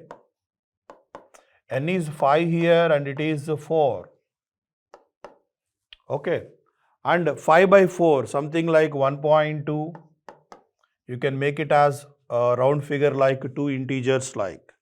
My dear, understand here what we can say. G contains an independent set of size at least n by k. Yes, n by k value is 1.2. 1.2 means you can take it as a seal value for whole integer. So number of vertices, no? So we can take it as 2. Yeah, at least 2 vertices we are going to take. Not only for this graph, we can choose any other graph also. Try to understand. Yes, my dear, option B is also true. And G contains a complete subgraph with k minus 1 vertices. What is the necessity for complete subgraph? For example, there is a graph here. I have taken a graph with 5 vertices. So if it happens the chromatic number is something like 4, it is necessary to get K4, a complete subgraph with k minus 1 vertices. Here k value is 4, here k value is 4. That means the complete graph on 4 vertices, K4 should be there, but there is no K4 here. K4 required something like this. Every node is neighbor to every other node on 4 vertices. It is not at all available. That statement is not true. And coming to this, G contains at least k into k minus 1 by 2 edges. No, my dear, why here k into k minus 1 by 2, 4C2 edges, not required. There are some graphs you can go for. If the chromatic number is 4, 4C2 edges must be there. Not at all required, right? The statement D is also not true. Only A and B can be true. Now see this question. We have h of x and k of y are the functions respectively. H of x plus k of y is equals to h of x plus k of y is equals to h of x minus k of y like this. Now if we take this h of x one side and we got 2 times of k of y is equals to 0. So now it is necessary that the function k of y must be 0. Isn't it? And if we substitute the same k of y in this equation,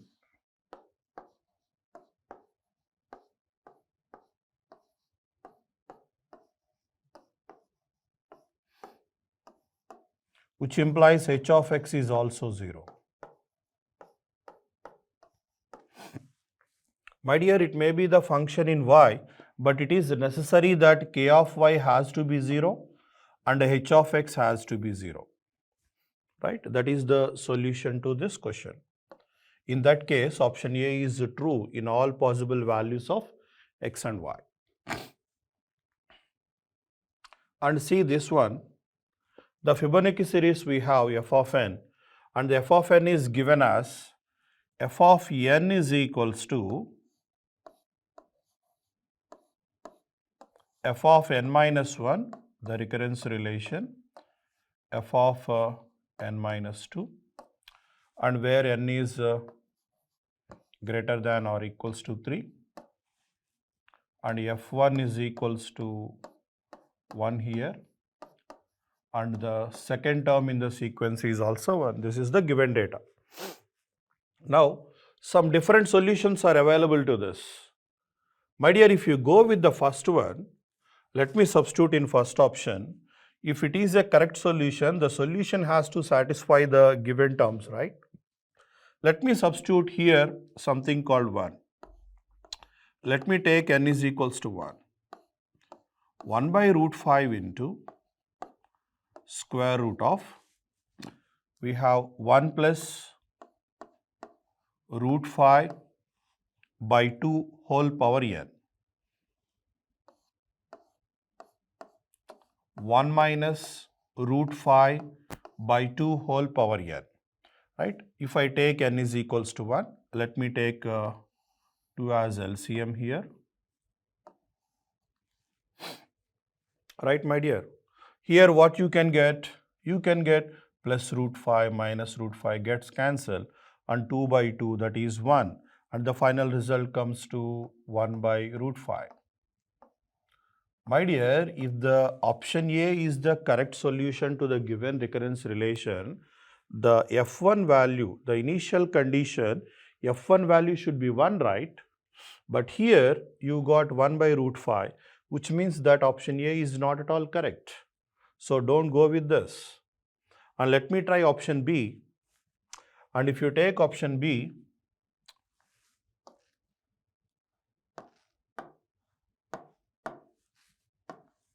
let us take n is equals to 1 here.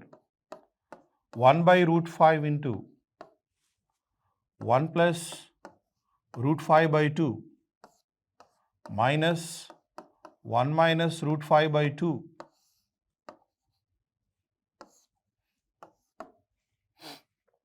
Okay, and here we got plus 1 minus 1 gets cancelled, 2 root 5, 2 root 5, 1 by root 5 into 2 root 5 by 2, and the result is 1. My dear, F1 value comes to 1. Not only F1, if you take F2 also you can get 1, right? So if you want to check me F2, I can take F2 here like this. In case of option B, if I take 1 by root 5 into 1 plus root 5 by 2 whole square minus 1 minus root 5 by 2 whole square. Let me take n is equals to 2 here. So which is equals to 1 by root 5 for 1 plus root 5 whole square 1 minus root 5 whole square.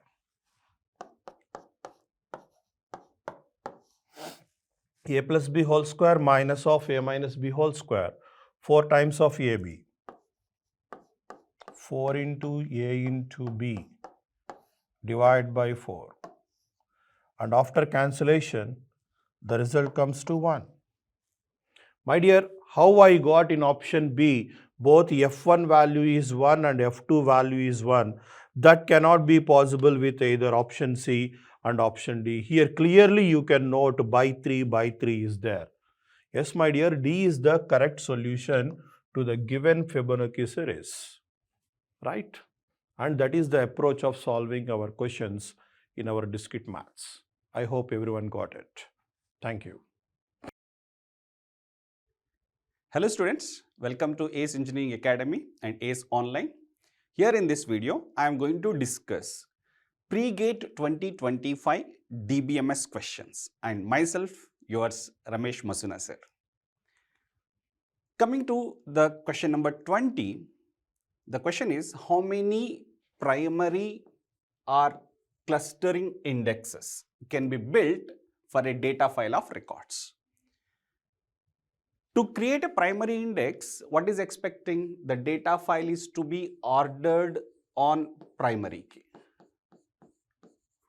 If it is to create a clustering index, the data file is to be ordered on non-key.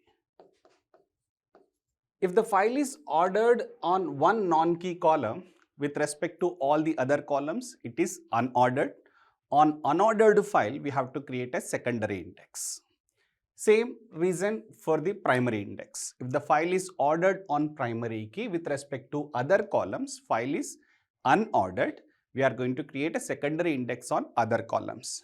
It means on one data file, we can create only one primary index or one clustering index, but not more than one primary, not more than one clustering index, so that the number of indexes should be at most 1.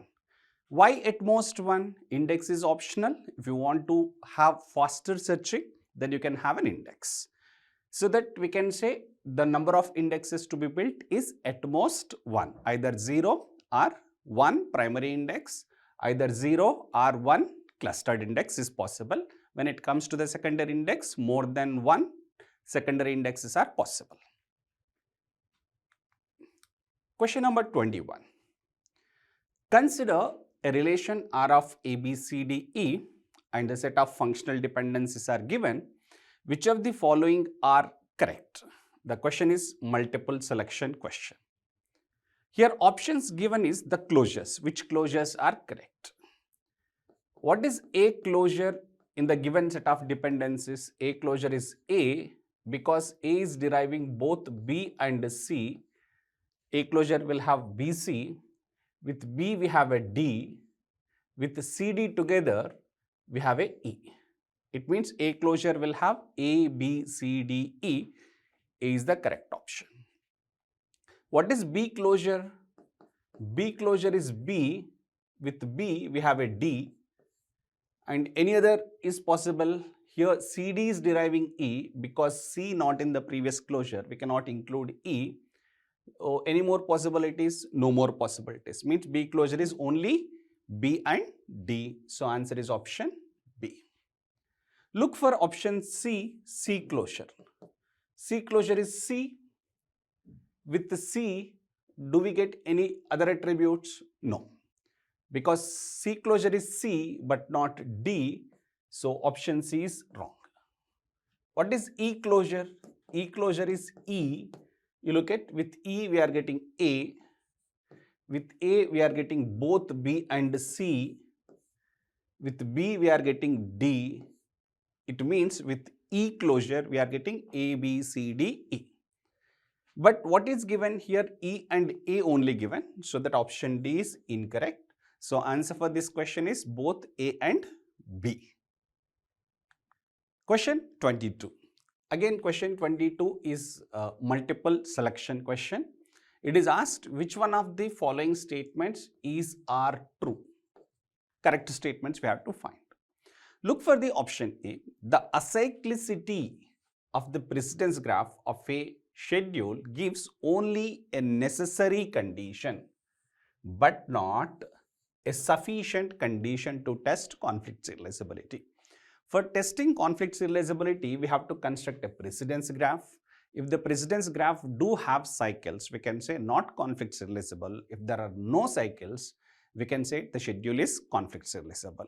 So testing conflict serializability based on the precedence graph, it requires to check whether there are cycles or no cycles.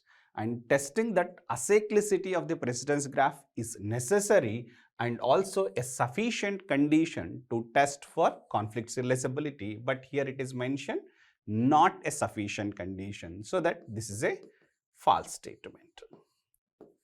Option B. The operations that belongs to the same transaction can never conflict. The operations belongs to the different transactions are going to be conflict, because we know what is the meaning of conflict operations.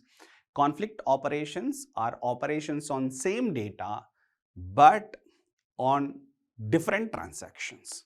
But here the same is given, so means operations belongs to same transaction can never conflict. It is a true statement, and different transactions can have a conflict. So option B is a true statement. Option C, there exists a schedule that is view serializable but not conflict serializable. This is perfectly true statement because we know that every conflict serializable schedule is also view serializable, but there are view serializable schedules that need not be conflict serializable. So that option C is a true statement. Option D, a conflict serializable schedule is conflict equivalent to exactly one serial schedule. Is it exactly one? It need not be exactly one. It may be at least one. At least one. Why? Let me give an example. Suppose assuming my schedule having two transactions. So we draw two vertices in the precedence graph, assuming there are no conflicts between the two transactions. You don't expect any cycles, you don't expect any edges. Because no edges, no cycles, we can say schedule is conflict serializable. The order of serializability should be either T1 then T2 or T2 then T1. It means this concurrent schedule that belongs to T1 and T2 and represented by this precedence graph is conflict equivalent to how many serial schedules? 2 serial schedules. So the number of serial schedules are 2. It means it need not be exactly one, it may be more than one serial schedule, so that option is false statement. So the correct answer for this question is both B and C. Question number 46. Consider two instances of the relation R1A comma B and R2C comma D with the number of rows 10 and 8 respectively. What is the least possible number of tuples in the result of the following query? The query says select star from R1 full outer join. As you know the meaning of full outer join, it returns both matching rows and non-matching rows of both the tables. Non-matching of R1 table and non-matching of R2 table, because it is a join between R1 and R2. What is a join condition? R1A equal to R2C. R1A is a primary key, R2C is a primary key here. So with respect to A and C, A equal to C when join is performed. Now here, what is the least possible number? The least possible number, assuming if every tuple of R2, means all the 8 tuples of R2, if it had a match with the one tuple of R1, then you can expect 8 matching rows. 8 matching rows. Because all tuples of R2 match with tuples of R1, so that 8 matchings are possible, then assuming there are no more non-matching tuples in R2, but here these 8 tuples are matching with 8 tuples of R1, it means this in this 10, 8 are matching, the remaining 2 are non-matching. How many are non-matching? 2 non-matching rows. Because 2 non-matching rows, the number of tuples as the result of this query, which is R1 full outer join R2, is equals to 10. So the answer for the question is 10 rows. Question 47. Consider a relation R of ABCD and the following FD set are given. The question is to find the highest normal form in which R is. R is in which normal form? How to find the normal form of a relation? By finding the key of the relation. Now what is a key? Now A is a key, because when you find A closure, A, B, C, D, all attributes you are getting. And even when you find B closure, you are going to get B, C, D, A, all attributes. So that B is also key. When you find C closure, what is C closure? C, D, A, with A we have B, means you are getting all attributes. So C is also candidate key. What is a D closure? D closure is D, A, B, C, all attributes. So that A, B, C, D, all the individual attributes are the candidate keys. If every candidate key we also called a super key. So if every LHS of a dependency is super key, then that relation is said to be in which normal form? Boy's called normal form. The normal form of a relation is the highest normal form condition satisfied by a relation. This relation is satisfying the highest normal form condition BCNF. So answer for the question is option D. Look at question number 48. Consider the following relations: S1 ABCD and S2 EFGH and the given instances. Two instances are given. What is the result of the relational algebra expression? Here some expression is given and asked to find the result of this expression. Understand what is given in the query. First query is on S1, this table. There are two conditions to be verified, that is C equal to 3. Observe, it is R operator, not AND operator. C equal to 3 or D equal to 1. D equal to 1, D equal to 1, D equal to 1 and C equal to 3. Correct? Here C is 3, D is 1, false. Here C is 3, D equal to 1 is true. Here C equal to 3, false, D equal to 1 is true. Because between these two we have an R operator, it returns a rows that satisfying either C equal to 3 condition or D equal to 1 condition. So which rows are satisfying C equal to 3 or D equal to 1 condition? These first, third and fourth rows. And what it is selecting? A and B column. What are the A and B column? 1, 2, and this row is not selected. This row selected, 3, 6, and this row is also selected, that is 1, 2. Because 1, 2 already there, we don't have any duplicate tuples in the output of the algebra expression. So output of this query is 1, 2 and 3, 6. Now look at, there is another query, that another query is executing on S2, that is this table. What is the condition? G not equal to 2 or, this is, observe, this is R operator, H not equal to 3. G not equal to 2 or H not equal to 3, either of the condition to be true. So not equal to 2, correct, and G not equal to false, but H not equal to 3.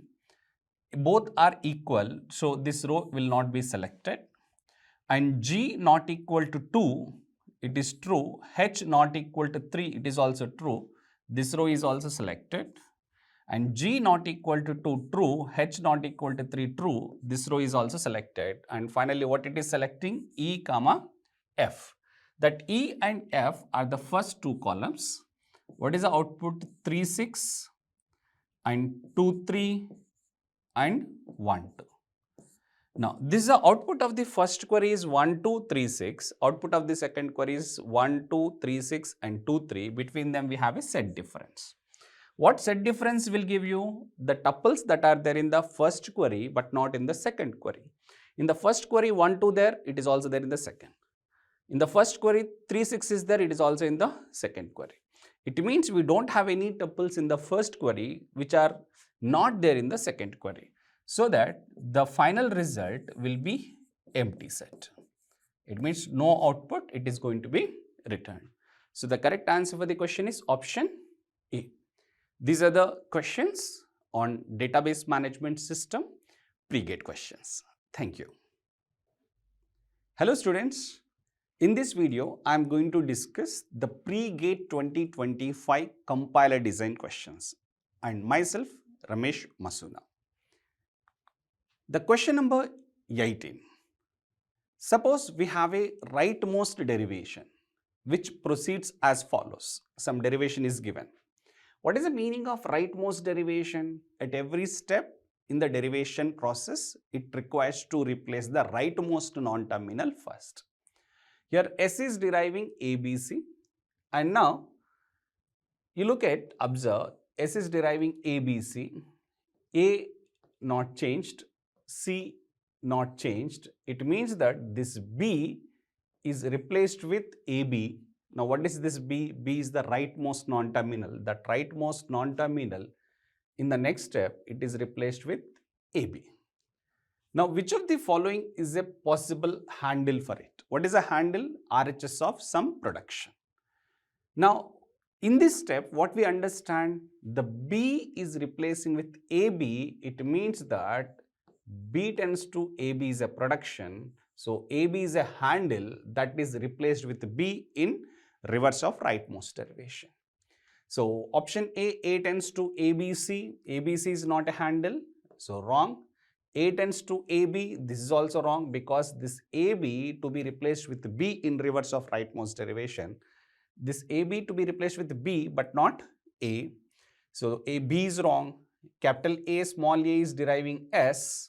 So but S is deriving capital A, capital B, small c. But capital A, small a is not a handle. Look at small ab is replacing with B is the correct answer. So what is a handle, possible handle? B tends to AB is the possible handle. So answer for the question is option D. Question number 19.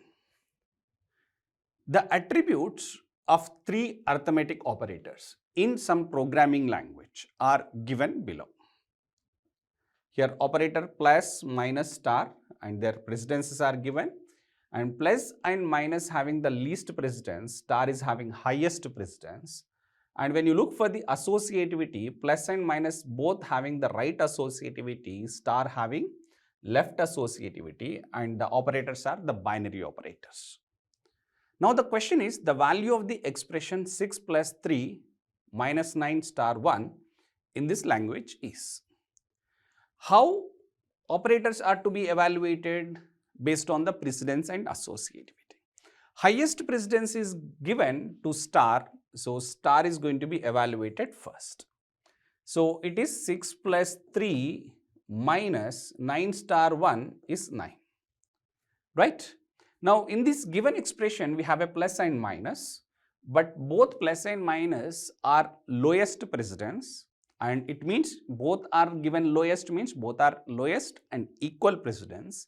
When the precedences are equal, then it is to be evaluated based on the associativity. What is the associativity? Right associativity. It means right side operator is going to be evaluated first. Which one? 3 minus 9. What is 3 minus 9? That is minus 6. Finally, 6 plus of minus 6. 6 plus of minus 6 is 6 plus of minus 6 is 6 minus 6, that is 0. So this expression is evaluated to the result 0. 0 is the answer for the question. Look at question number 44. The least number of total variables. The least number of total variables required to create a 3-address code in static single assignment form. We know SSA form. In a static single assignment form, each variable is assigned at most once. Each variable is assigned one value. Means each variable should have single assignment, not multiple assignments. For this expression, W plus X star Y division 3 plus Z division E is. Now for this expression, if it is converted into static single assignment form, now what is the least number of total variables to convert this expression into SSA? It is given, assume the following precedence from high to low. Highest precedence is given to division, star and plus, and also assume all the operators are right associated. Means from high to low, highest precedence is given to division, then star, then plus, and all are right associativity, right? All are right associativity. So that which is going to be evaluated first? Division, because division is having highest precedence. In this expression, we have 2 divisions. Which division is to be evaluated first? Right side. So means right side is Z division E. So it is going to generate a 3-address code statement, which is a static single assignment form. T1 equaled Z division E. Next is Y division 3. This is T1. Now Y division 3, I can call it as T2. Y division 3. This is T2. Now the expression is of the form W plus X star T2 plus T1. Because divisions are over, next precedence is there with star, only one star is there, that is X star T2. X star T2 should be assigned to some temporary variable T3 because it is a static single assignment form. I should not use the same variable for assigning the results. We have to use different variables, because if we use the same variable, that variable have multiple assignments, but static single assignment form says every variable should have single assignment. So that the result of x division T2, I am calling it as T3. Next is plus. Now we have W plus T3 plus T1. But associativity is right associativity. Right associativity means first T3 and T1 is to be added. T3 plus T1 added. That result I am calling T4. And finally, this W plus T4, that W plus T4, W plus T4 stored into some temporary variable T5. Now, this is an SSA for the expression according to the precedence and associativity that is assumed. Now, what are the total variables? Now, total variables are the variables of the expression, that is W, X, Y, Z and E. How many variables? 5 variables. Along with that, we have some temporary variables T1, T2, T3, T4 and T5. So, totally how many variables we used for converting that expression into SSA form? Totally 10 variables. So, answer for this question is 10. 10 is the answer for the question. Now, coming to the 45th question, it is MSQ. Consider the following grammar G. The grammar is given. The question is, which of the following is or false? All strings generated by G can be passed with the help of LL of 1. All strings generated by G can be passed with the help of LR of 0, SLR of 1, LR of 1. First, we should see what type of grammar it is. S is deriving A is deriving C. This is one derivation. S is deriving B is also deriving C. It means for the input sentence C, how many derivations we have? 2 derivations. We can call 2 leftmost derivation or 2 rightmost derivations. If for some input, if it is having more than 1 leftmost or more than 1 rightmost derivation, such grammars are called ambiguous grammars. We call ambiguous grammars. And we know that if the grammar is ambiguous, it will never be LL of 1 and never be LR of K. Never be LR of K means it not comes under LR family. Because ambiguous grammars are not accepted by LL of 1, ambiguous grammars are not accepted by LR of K, it means not accepted by LR of 0, not accepted by SLR of 1, not accepted by LR of 1. So, answer for the question is, because question is true false, option A says all strings generated by G can be passed with the help of LL of 1.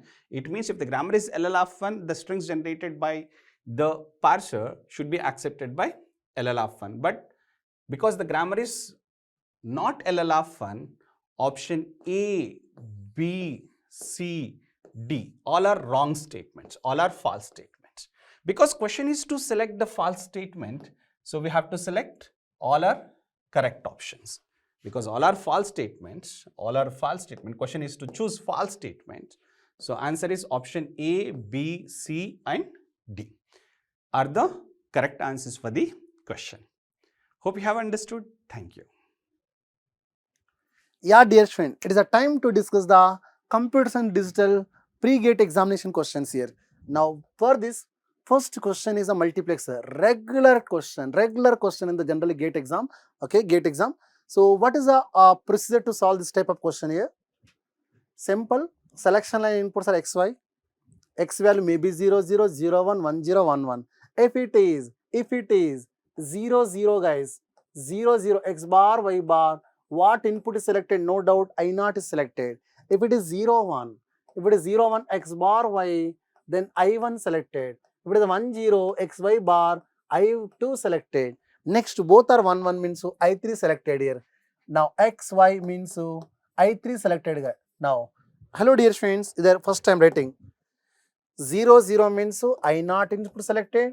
0, 1 means I1. 1, 0 means I2. This is I3 here, no doubt. So what are the values I am writing here? F equal to function f equal to x bar y bar. I naught value is how much? 0. Negligible. Okay, x bar y. I1 equal to how much? Come on, help me. Y 1 only. Next, xy bar equal to I2 value here. Observe I2 value equal to z. Now I3 value xy, y3 value equal to z complement here. Z complement. So this value 0 means remove. Now next f equal to this is zeros. X bar y here z is missing. So I am writing z complement plus z. This is a xy bar z plus xy z bar here. So next what I am writing here? F equal function f equal to x bar y z bar plus x bar y z plus xy complement z plus xy z bar here. So we know in the SSOP where complement is 0, variable is 1, complement is 0 plus complement 0, variable 1 plus 1 0 1 plus 1 1 0 here. Dear friends, now tell me here, it is time to what is this value here? What is the values? Tell me here. So min terms f equal to this is a 2. So sigma m of min term 2. This is a 3 here, 2 3. This is a 5 comma 6 here. 2 3 5 6 here. Dear students, 2 3 5 6 here. One check the option here 2 3 5 6. 2 3 5 6 here. Sigma m 2 3 5 6. No doubt option D is correct answer. 2 3 5 6 here. It is a MSQ question. More than one options are correct, multiple select question. So 2 3 5 6 as of now option D is correct. As of now option D is correct here. So this is option D is correct answer. As of now option D. Yes, same we know the property min term missing terms is called as max term, capital M. What are the missing term absent terms here? 0, 1, 2, 3, 4 is missing, again 7 is missing. So 0, 1, 4, 7 is a max term here. Max term observe. So 0, 1, 4, 7 option C also correct here. Option C also correct here. Now check it options here. 0, 1, 4, 7 here. So moving here, now what is the 0, 3 option C here? Option C is also correct here.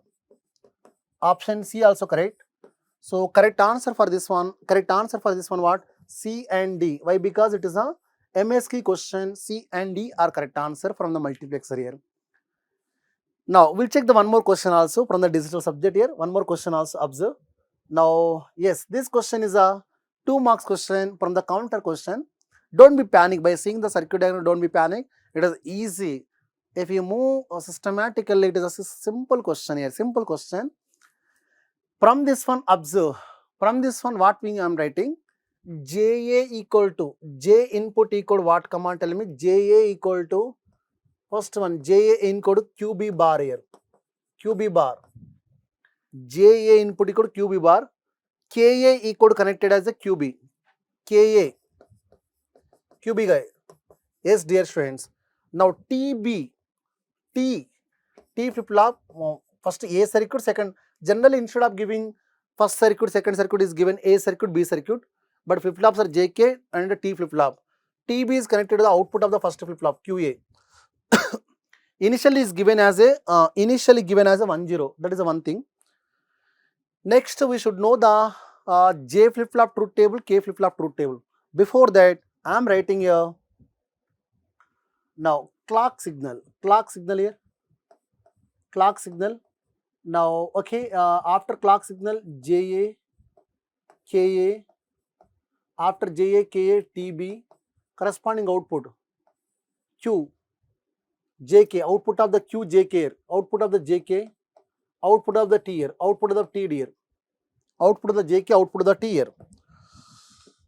So let us, I am making the table here. I am writing the table here. Now,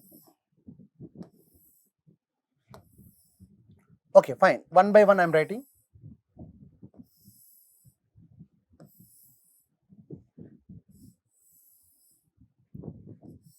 Okay. Here, how to write the answers? First of all, you must be careful about the JK flip-flop truth table here. What is the JK flip-flop truth table? JK corresponding output, guys.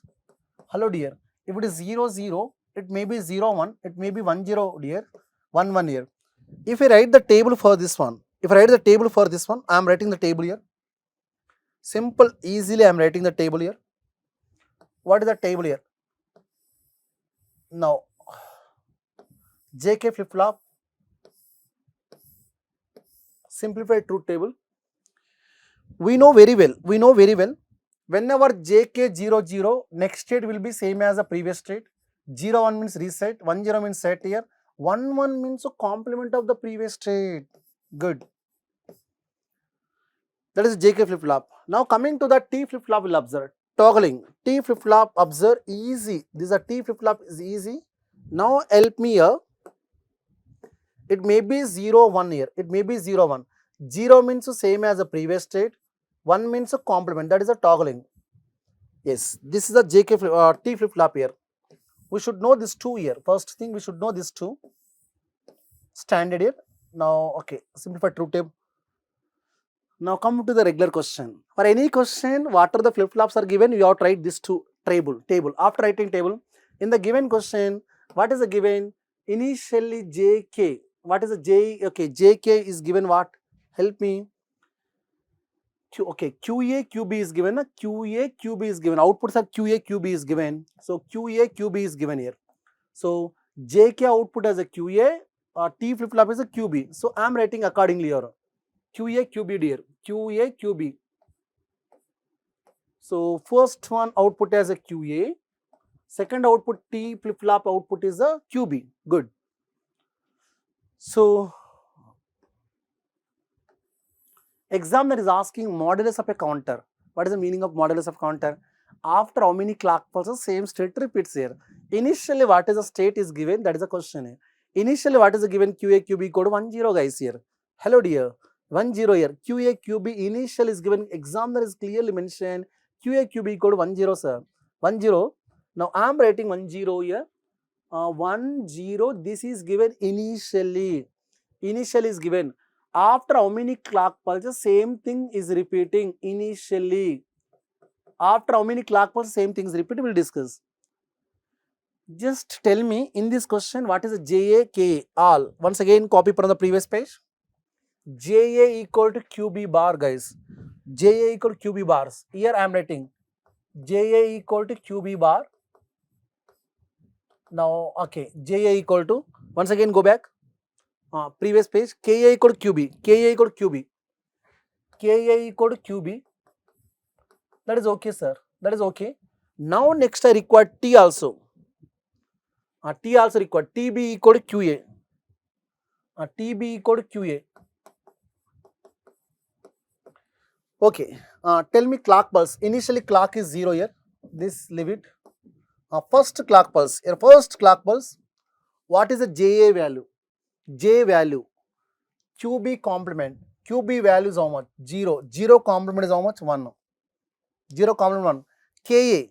KA equal to QB. QB value is 0. So 0 guys. So this is 0. Now I am writing yellow color for J output, white color for T output. Now tell me T output. TB equal to QA. QA value is how much? 1. 1. So JK corresponding output is a QA. This is JK output is a QA. Okay, JK output here. This is JK output. This is a T output. Now JK I have taken yellow color. So I am writing with yellow color only JK. When 1 0, J value, K value 1 0. 1 0, tell me dear students. 1 0 means next state will be 1 sir. Next state will be 1. Good. Now I am taking white color here. T, if it is 1, toggling. 1 means next state will be the complement of the previous state. Previous state was in the T, previous state was 0. So next state will be what happened? Come on, tell me, complement 1. After first clock pulse, these outputs are 1 1. Initially 1 0. Wherever 1 0 repeats, stop the process. Once again, second clock pulse I am moving. Just to second clock pulse, different color. Second clock pulse. Again JK with yellow color. JA value. JA value equal to QB complement. QB equal to how much here? 1. 1 complement is 0. Good. KA equal to QB. QB equal to how much? 1. Very good. Now again I am going to the white color. Okay, T flip flop. T. TB equal to QA. TB equal to QA dear. Otherwise I will write the TB equal to. TB equal to QA na?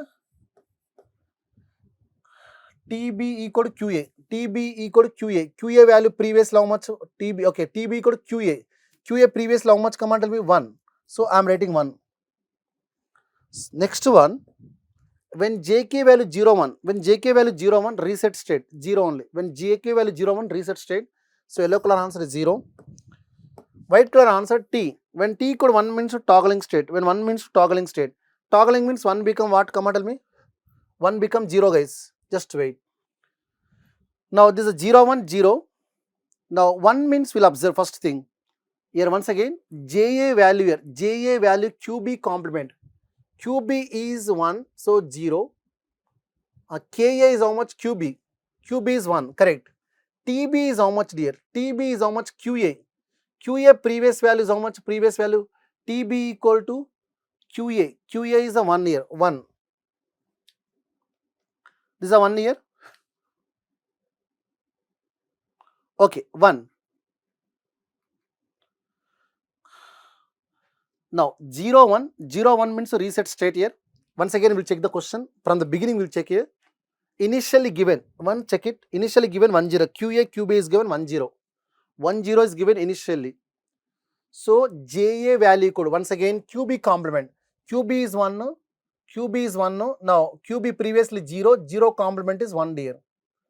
KA equal to QB, QB equal to 0, 1, 0 means correct only. TB equal to what? TB equal to QA, QA equal to 1, no? 1 means toggling, correct, this is correct. Now J value equal to QB complement. QB is how much? 1, no? QB is how much? 1, 1 complement is 0. KA equal to QB, QB is how much? 1, no? Correct. Now TB equal to QA, QA, previously Q is how much? 1, no? So 1, no? Very good. Now 0, 1 means to reset state here. 0, 1 means to reset state. Okay, 0, 1 means reset. 1 means toggling dear. 1 means toggling here. Sorry. 1 means what happened? Q in complement. Previous state 1 means 0 dear. So 0. Okay, na 0. But the problem, many students, what is the reason? They'll stop here only dear. Why? Because what is the initial value is given 1, 0. So second time I given explanation. Now we'll go to the third one. Now tell me JA equal to QB. QB complement is how much? QB complement, QB equal to 0. 0 complement is how much? 1. QB complement 0, 0 complement is 1. No? KA value equal to QB. QB is how much dear? Come on, tell me 0. Very good. 0. Now with white color I am writing T. T means QA. T means QA, sir. QA. QA means 0. Give the response. 1, 0 means 1, 0 means set state. 0 means what? Come on, tell me. T 0 means maintain same as previous state. Previous state was 0. So maintain same as previous state. Initially what I took? 1, 0. 1, 0 repeating after how many clock pulses? Initial state is repeating. Initial state is repeating here. Initial state is repeating, guys. Initial state is repeating, sir. Initial state is repeating. After how many clock pulses? 3 minus 0, 3 only, mod 3 counter. But what the student will commit the mistake? Whenever they will get the 0, they will stop the process. When we should stop the process? Whenever initial value is given 0, 0, then only stop the process. Whatever clearly in the question paper is given initial 1, 0, when the 1, 0 repeats, you have to stop the process here. Obviously, this counter is, what is the question paper? Read it here. Modulus of the counter is no doubt dear. What is the answer here? It is a mod 3 counter dear. In the question paper, for this question, what is the answer here? It is a mod 3 counter. You have to write the 3 here. It is a mod 3 counter dear. These are the question from the digital electronics for computer science. Welcome to ACE Engineering Academy. This is YV Ramaya. We are going to discuss the solutions of 2025 pre-gate examination questions, especially from COA subject, Computer Organization and architecture. It is the one of the most important subjects in entire CSE stream. Okay. Let me start the first question. First, read question carefully. Try to understand the question. First, try to understand the question. Accordingly, go for solution. If you are having certain patience, my sincere advice is like this: better to read the question for a minimum 3 times. Then you will get some clarity on the question. Then only we can able to decide whether the question is possible to solve or not. First, come to first question. An 8-way block set associative cache memory unit with a capacity of 64K watts is 64K watts is built using a block size of 8 watts. The word length is 64 bits. The size of the physical address space is 16 GB. The number of bits for the tag field in its physical address format is dash. Simply he asked the tag field size. Once again, look here. An 8-way block set associative cache memory unit with a capacity of 64K watts. What about cache memory size? Look here.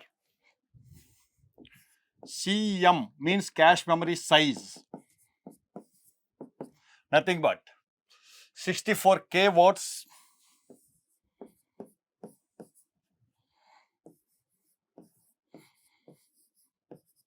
and block size of 8 watts. What is one block size? 8 watts.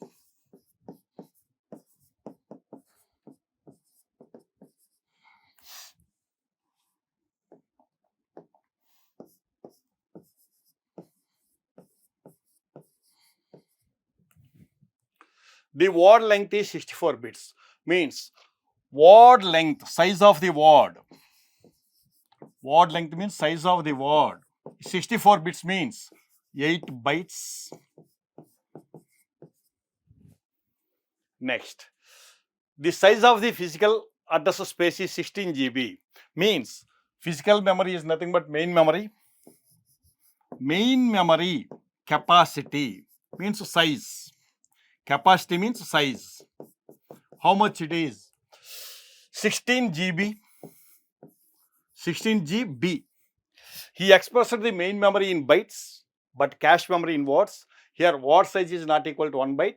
That's why you have to convert main memory into number of words or cache memory into number of bytes. Better to convert main memory into number of words. That's why in this main memory capacity in words is nothing but the main memory capacity in bytes given is 16 GB divided by what is one word capacity? 8 byte means 2 giga, that is 2 power 31 means to address one of the words from main memory, how many bits we require? 31. That's why PA means physical address size is 31 bits. What about CA? Cache address size means, look here, what is the cache memory size? 64K watts means 2 power 16 watts. That's why what about CA here? CA is nothing but 16 bits. Then what about the tag field size expression? Tag field size expression is nothing but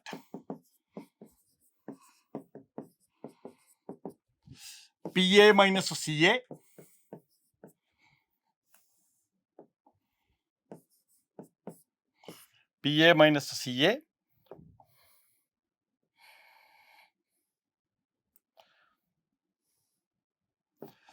plus log n. What is n here? N means associativity. Given associativity is nothing but 8. What is associativity he gave? 8. That's why Here already we know PA is equal to 31, CA is equal to 16. With 31 minus 16 means 15 plus log 8 means with base 2, 3. So nothing but 18 bits. So what about our answer for this question? What about our answer?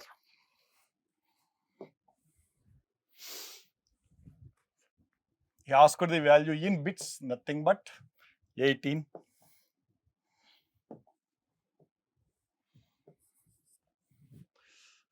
The number of bits for the tag field in its physical address format is 18.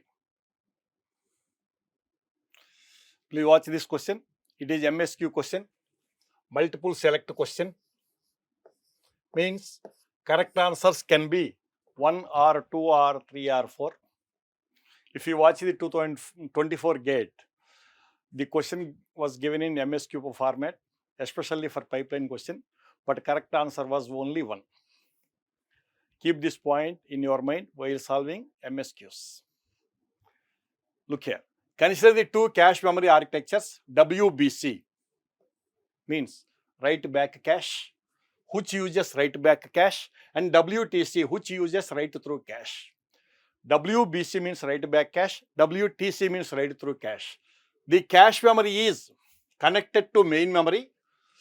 Cache memory is connected to main memory. Which of the following statements is/are true? He asked the true statements. Cache memory is connected to main memory means we consider it is nothing but serial connection.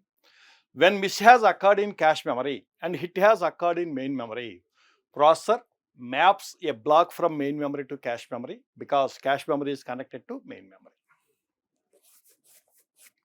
First one, each cache line requires a dirty bit in the WTC.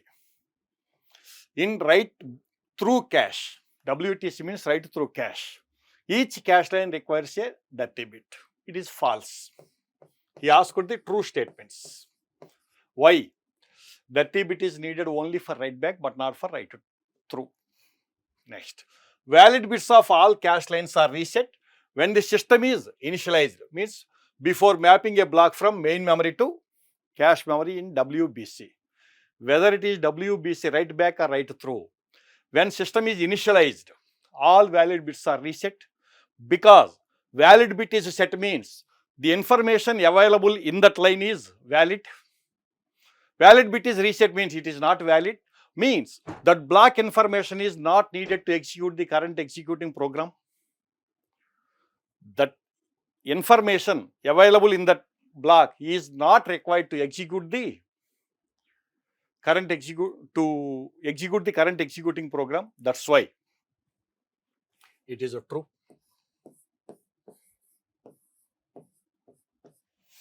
After completion of mapping a block from main memory to cache memory, then only the respective valid block is set.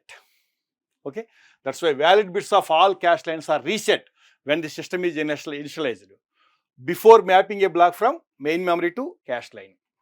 After mapping a block from main memory to cache line, the respective valid bit is set. Each cache line is having one separate valid bit. Next, a write miss in WTC. A write miss in WTC, write through cache, always writes the victim block to main memory before loading the missed block to cache. No, it is false. Why? In write through cache, while performing writing operation, processor writes that block not only in cache memory but also in main memory.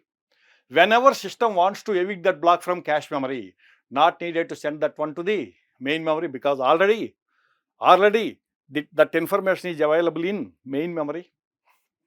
That's why it is false. Next, D. A read miss in WBC, in write back. A read miss in WBC leads to the eviction of a dirty block from WBC. Yes. Yes, because while performing reading operation, if miss has occurred in cache memory, when it is designed with a write back, then to transfer a new block in its place, compulsory the present block is compulsory needed to transfer to the main memory when it is dirty only. Dirty means already writing operation was performed earlier. That's why it is also true. So According to the given question format, he asked the true statements. Correct statements are B and D. B comma D.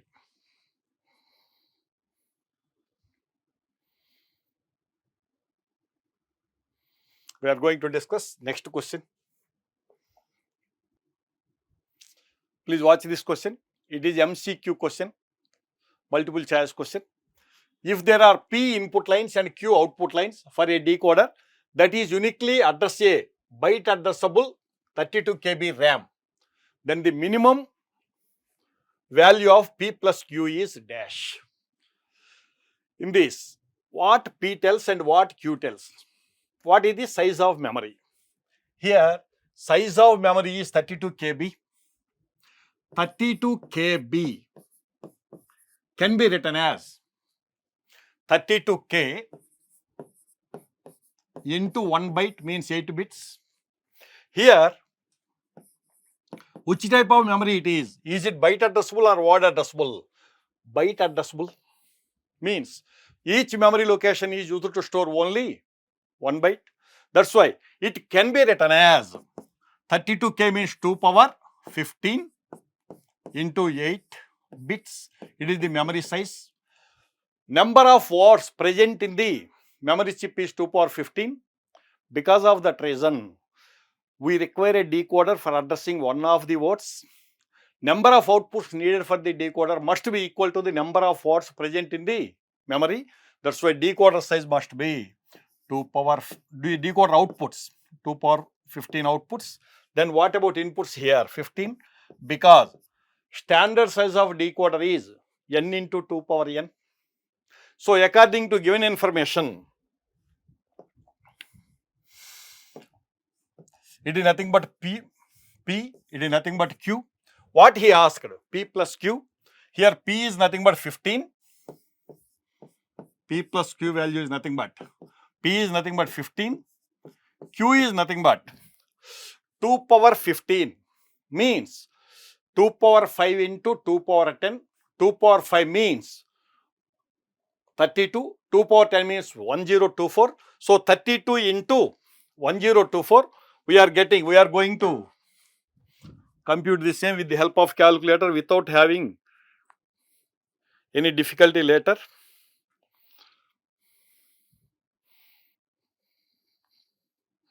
We get 32,768 bits, nothing but P is nothing but 15, Q is nothing but 32,768.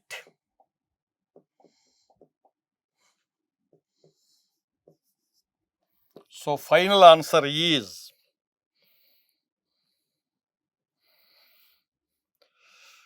32,783.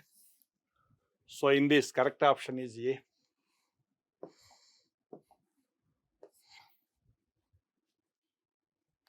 Watch this question. Consider 3 registers RA, RB and RC that store the 32-bit numbers in IEEE single precision floating point format. So each register size is 32-bit. Those are used to store the floating point numbers in IEEE format. Assume that content of RA is 0x or 0 into 416440 means it is expressed in hexadecimal. RB same C1D0 0000 also in hexadecimal, and RC is used to store the result of A minus B. The content of RC is dash. Very simple and very clear. First find the RA value. What about given RA? 0x means it represents hexadecimal, not needed to write once again. 41640000. In this, first write the value in binary. 4 means 0100, 1 means 0001. Each hexadecimal digit is directly represented with 4 bit. 6 means 0110, 4 means 0, 1, 0, 0. Remaining all are zeros up to 32-bit length.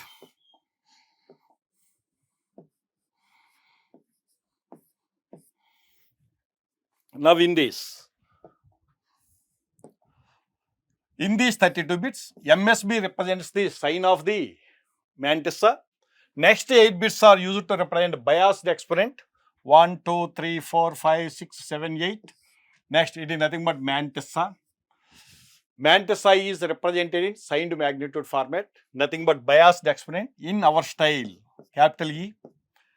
Capital E means in our style, capital E represents biased exponent, small e represents true exponent. In this, value of the same thing is nothing but 1, 2, 4, 8, 16, 32, 64, 120, nothing but 130. Then it is nothing but mantissa. Now expression value is nothing but -1 whole power s into 0 point into 1 point m into 2 power capital E minus 127. What is 127? Biasing value. From this, s is already 0. So -1 whole power 0 means nothing but positive value because it provides 1 here. So 1 point. What about mantissa here? 1, 1, 0, 0, 1, 0, 0, 0 into 2 power 3 because already capital E value is nothing but 130. Next, here if you bring this decimal point here, then what happens? Automatically not needed to consider this value in computation. That's why it can be written as 1110.01 into 2 power 0. Nothing but, look here, it is nothing but 14 point 1 by 2, 1 by 4 means 0.25. So from this, what about A value here? 14.25.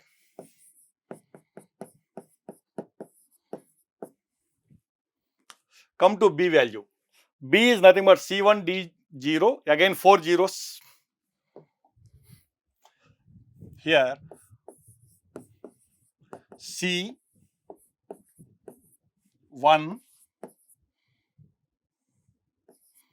D means 13. Remaining all are zeros up to 32 bits. From this, nothing but S 1, 2, 3, 4, 5, 6, 7, 8. What it is? Biased exponent. What it is? M. Find the value of the same. -1 whole power S into 1 point. What about M value here? 1, 0, 1, 0, 0, 0 into 2 power. Capital E value is nothing but 1, 2, 4, 8, 16, 32, 64, 128 means 131 minus 127. So finally its value is nothing but, here you have to bring the decimal point from here to here. Why? To get a 0 in this place. That's why it can be written as 1101 0.0 into 2 power 0 because 2 power 131 minus 127 is nothing but 2 power 4. From this, value is nothing but, already it is nothing but minus y, -1 whole power 1. That's why its value is nothing but minus 1, 2, 4, 8, 16 means minus 26. So from this, what about A value? 14.25. B value is nothing but minus 26.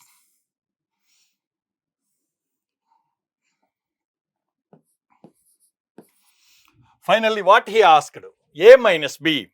A minus B means, look here, A minus B means A value is nothing but 14.25 minus 26 means plus 26. So final result is nothing but here 40.25 plus 40.25. 14 plus 26, 40, 40.25. He asked the RC, means convert the 40.25 into IEEE single operation format. So for this,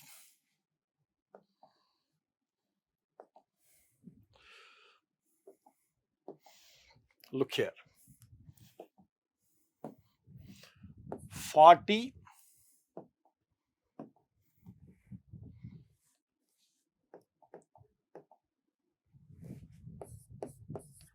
40.25. S is not given, means S is nothing but 0. Now 40 means, in binary 40 means 32, 16, 8, 32 plus 8, 40, 4, 2, 1. 0.25 means 0.01 into 2 power 0. IEEE format uses the implicit normalization style. That's why it can be written as, have to bring the decimal point here, 1.01000001 into 2 power. While shifting the decimal point to left, for how many positions? 5 positions. Exponent is increased by 5. So, what about the name of this? Nothing but mantissa. What about remaining all? Zeros, because mantissa size is 32 bit. Next, it is nothing but hidden bit. What about small e here? 5. Capital E here. 132, because capital E is nothing but small e plus b. Here capital E represents biased exponent. Biasing value is 127. Now, capital E value is nothing but 132. Write the value in binary. Here 128, 64, 32, 16, 8, 4, 2, 1, 128 plus 4, 132. Already we know S is equal to 0. What about M value here?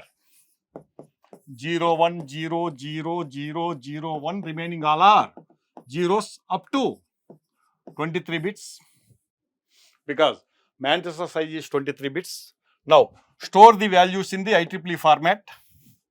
S, E, M. Here S is nothing but 0, because data belongs to positive. Capital E is nothing but 1, 4 zeros, again 1, 0, 0. Next, M is nothing but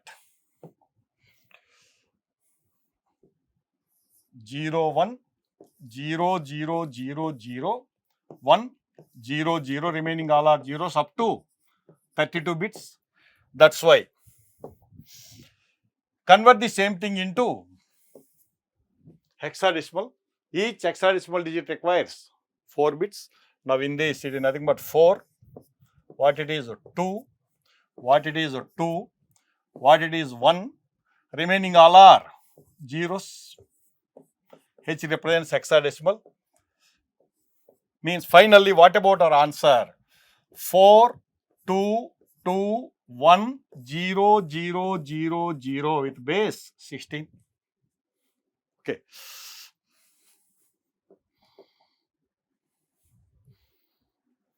Four, 2, 2, 1, 0, 0, 0, 0 with base 16. So correct answer is option D. Watch this question. It is NAT question, numerical answer type. A magnetic surface is operated with 12,000 RPM, rotations per minute, and has a transfer rate of 400 into 10 power 6 bits per second. Bits per second. If the average seek time of the device is twice the average rotational delay, average seek time is twice to the average rotational delay, and the disk controller transfer time is 5 times to the disk transfer time. Disk controller transfer time is 5 times to the disk transfer time. Then amount of time in milliseconds. To read or write a 512 bytes sector of the disk is dash.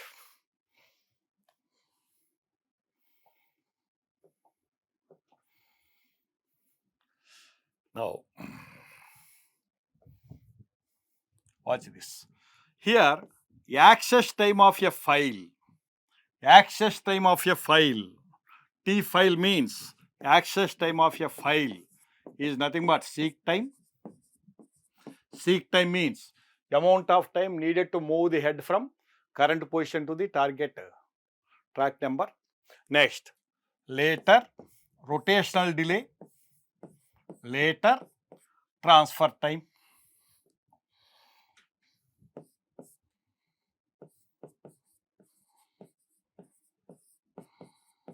Here, he gave the RPM value 12,000.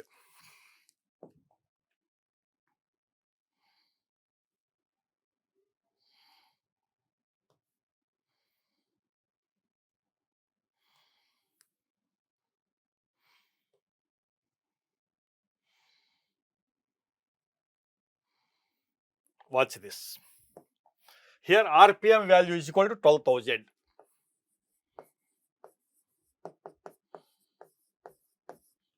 Then, what about RPS, rotations per second, divided by 60?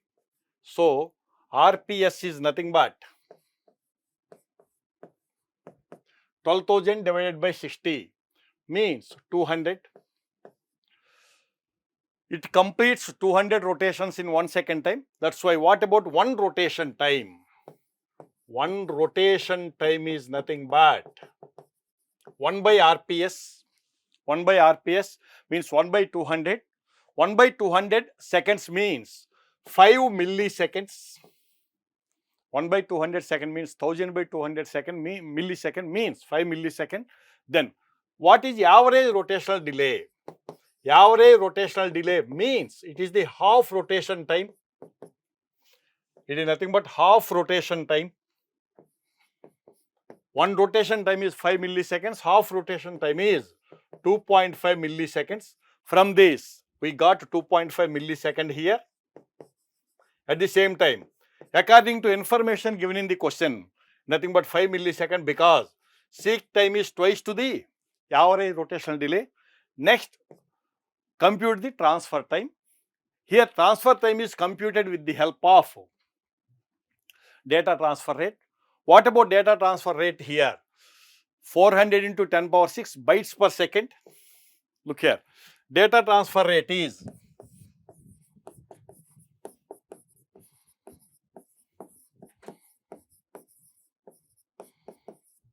400 into 10 power 6 bits per second. Bits per second. That's why you convert the same thing into bytes because size of the data to be transferred is given in bytes only. That's why. Here, if you divide the same thing with 8, because 1 byte is nothing but 8 bits, you get the byte transfer rate means 400 divided by 8 means 50 into 10 power 6 bytes per second. What does it mean? 50 into 10 power 6 bytes in 1 second means 50 into 10 power 6 means 1K into 1K bytes. In how much time? 1 second time. What about 1K bytes time? 1K bytes take how much time? 1 second by 50K.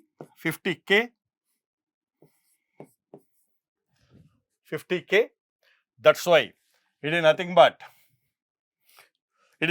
in second. Convert the same thing into millisecond, nothing but 0.02 millisecond.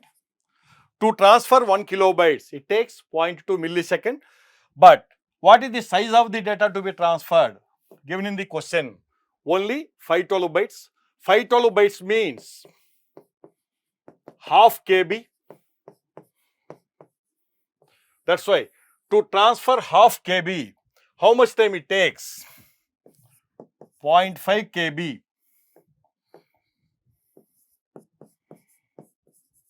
takes how much time? 0.01 millisecond. But in question, if you watch one more statement, the amount of time needed to transfer this one. Here, one more point. If the average seek time is twice the average rotational delay and the disk controller transfer time is 5 times to the disk transfer time, disk controller transfer time is 5 times to the disk transfer time. What about disk transfer time? We got 0.01 millisecond, where here 0.01 millisecond into 5 times, 5 because he mentioned 5 times, nothing but 0.05 millisecond. That's why finally what about answer we are getting? 7.55 millisecond. Here it can be given in the range of 7.55 to 7.56 millisecond. Why? Because sometimes if you add 0.01 for the 5 times of the same value, then we get 7.56. Definitely you will get answer whether you read 7.55 or 7.56. So correct answer range is like this.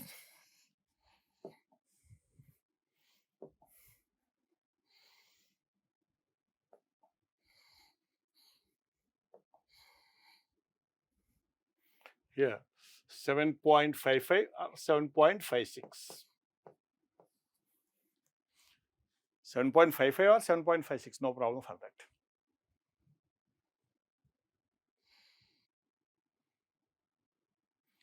Watch this question. It is also MCQ, multiple choice question. Consider a RISC machine where each instruction is exactly 4 byte long. Each instruction size is 4 bytes. Branch instructions use PC relative addressing mode. Branch instructions use PC relative addressing mode. Size of the offset is 8 bits. Offset size is 8 bits. Offset is also known as displacement. Sometimes it is also called as constant and expressed in signed 2's complement notation. Offset is expressed in signed 2's complement notation, means it permits both forward branch and backward branch. And the offset is always with respect to the address of the next instruction in the program sequence, means offset always with respect to the program counter value. Program counter is used to hold the address of the next instruction to be fetched. The decimal value of the offset provides the number of bytes. The decimal value of the offset provides the number of bytes.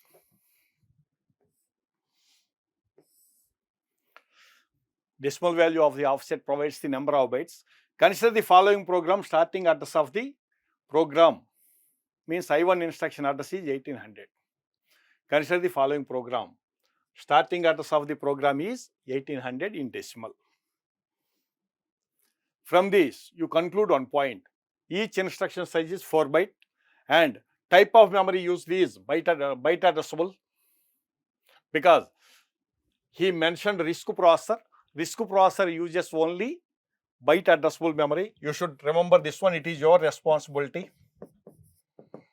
RISC processor uses byte addressable memory.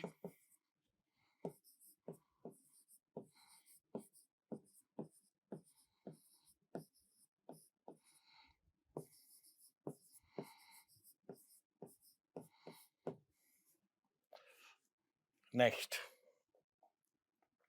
come here. Length of the program is 9 instructions, I1, I2, I3, I4, I5, I6, I7, I8, I9. Here instructions are like this. In this, let the offset in I8. Consider I8. I8 is nothing but BEQ, branch if equal, R1 comma offset. Offset given in the I8 is EC with base 16. After executing I8, the program execution sequence will be transferred to. Okay. Here, after executing I8, the program execution sequence will be transferred to. Watch the program once again.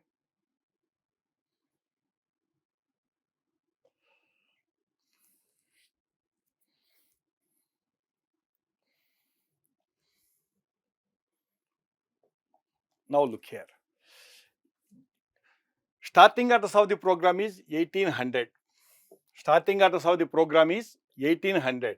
That's why if it is 1800, since it is byte addressable memory, next instruction address is 4 bytes. 4 bytes away from the first instruction address means 1804. Next 1808. Next 1812. All values are expressed in decimal. Next 1816. Next 1820. Next 1824. Next 1828. Next 1832.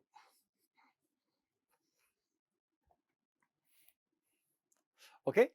Now in this, what about the given offset? Offset given is EC with base 16. Means E means 141110, C means 1100. Now it is expressed in signed to 2's complement format. Find the decimal value for the same. While finding decimal value, already we know the guard bits are dummy bits. These two are guard bits. 1, 2, 4, 8, 16, minus 32, nothing but minus 32 plus 8 plus 4 means plus 12 means minus 20. Okay. In this, what about effective address computation? Effective address computation is nothing but offset given in the instruction plus PC value. What about PC value right now? While executing this instruction, what is the PC value? PC value is nothing but 1832. While executing this instruction, PC value is 1832 because PC holds the address of the next instruction. Then what about the offset value here? Minus 20 in decimal. That's why here minus 20 plus PC value is 1832. That result goes to, this result goes to where? Again PC. So what about PC value right now? 1812. 1812 means program execution sequence will be transferred to 1812. This address means which instruction it is? I4.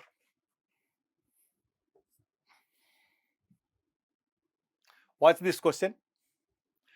An instruction pipeline CPU has six stages.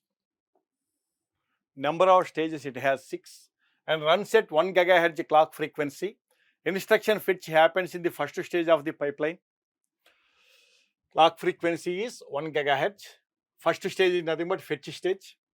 A conditional branch instruction computes the target address and evaluates the condition in fourth stage of the pipeline.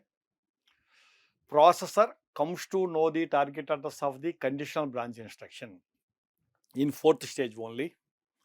The processor stops the fetching of new instruction following a conditional branch instruction until the branch outcome is known.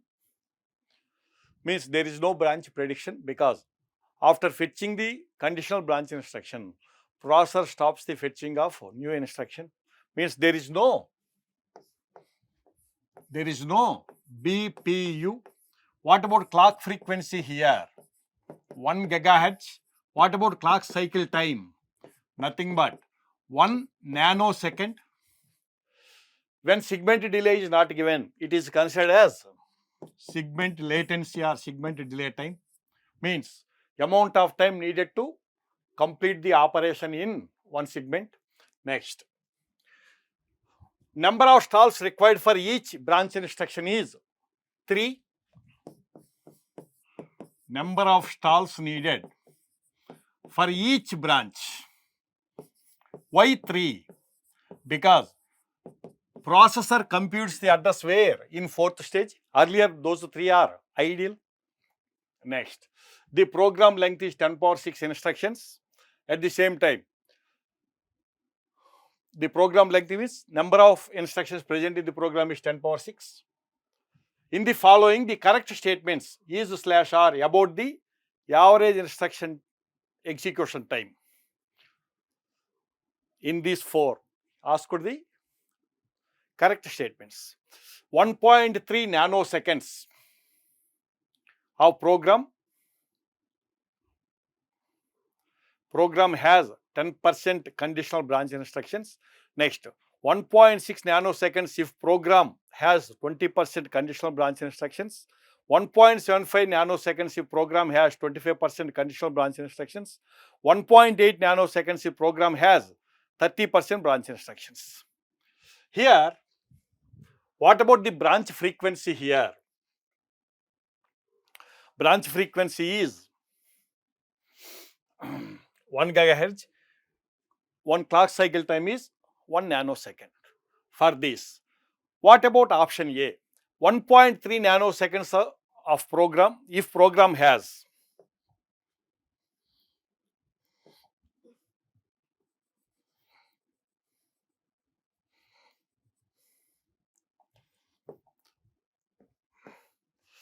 1.3 nanoseconds if program has 10% conditional branch instructions. In the question, he didn't mention the number of conditional branch instructions. Now, in this,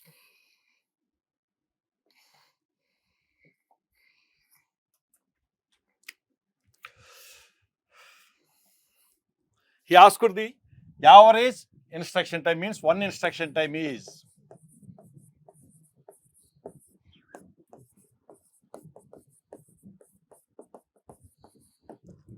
T means time, average instruction time. While executing large number of instructions, one segment time is sufficient to execute one instruction when there is no stall, because here number of instructions present in the program is 10 power 6 means too long. Already we know the expression for computing the pipeline time, nothing but k plus n minus 1 into T segment. K plus n minus 1, here k value is 6 only, n value is 10 power 6 means k plus n minus 1 value almost equal to n. That's why in this T segment means one segment time means one clock cycle time plus stall cycles time, T stall. If there is no stall, then automatically it becomes 0. Then what about segment time? Segment time is nothing but clock cycle time means 1 nanosecond. But here he mentioned the number of stalls. Those are different from option to option. That's why look here. 1.3 nanoseconds if program has 10% conditional branch instructions. Here, how many branch instructions are there? 10%. What about non-branch instructions? 90%. If it is non-branch, no stall cycle is needed. Stall cycle is needed for only 10%. Here, look here. There are 2 methods to get the solution for the same. I am going to explain both methods. In first method, number of non-branch instructions is nothing but 0.9. Here for this, one clock cycle is needed, but no stall is needed into T segment. What is T segment? Segment delay time. For 90% instructions, no stall is needed. Next, plus for remaining 10% means for 0.1, for executing whether it is branch instruction or non-branch instruction, one clock cycle is compulsory needed. Means here and here it is common, but here how many stalls are needed? 3 stalls. Why? Processor computes the target address in 4th stage into T segment. What is T segment here? 1 nanosecond. Why? According to clock frequency, compute the same here. Here, it is nothing but 0.9 nanosecond plus 1 plus 3 means 4. 4 into 0.1, 0.4. 0.4 into 1, 0.4 nanosecond. Nothing but 1.3 nanosecond. Okay. It is the first method. What is second method? Second method is nothing but same. It is the first method.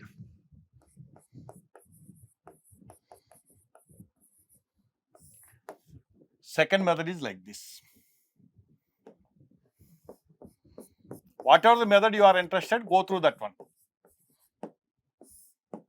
In this, according to this, we can compute. What about this? T segment plus how to compute the stall cycle time. Stall cycle time is nothing but stall frequency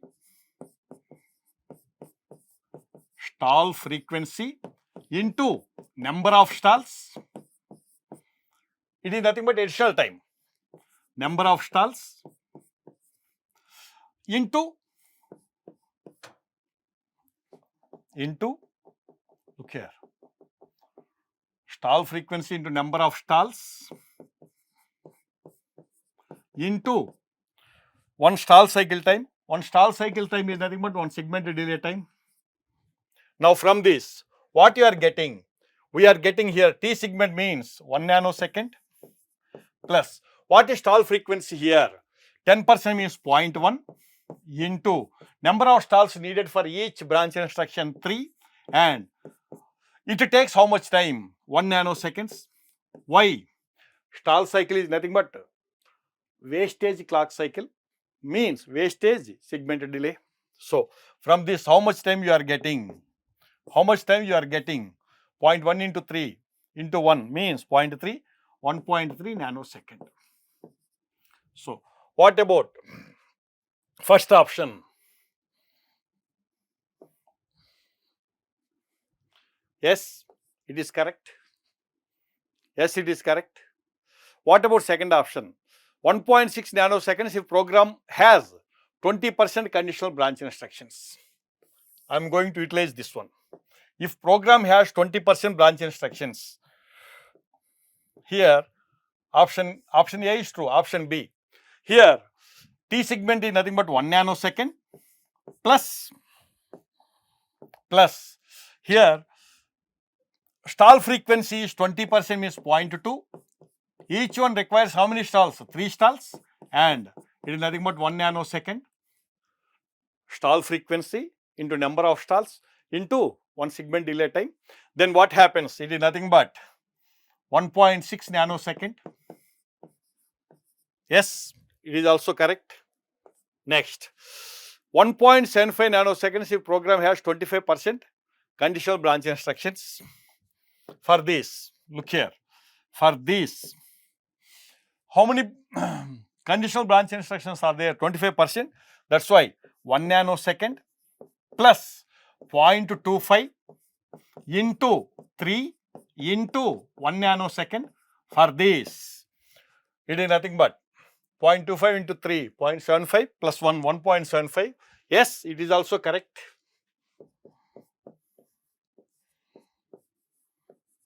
Come to fourth one. 1.8 nanosecond if program has 30% conditional branch instructions. It is false because what about this one? Here T segment plus stall frequency into number of stalls into T stall, or not T stall, T segment. So from this, look here, what is T segment here? 1 nanosecond plus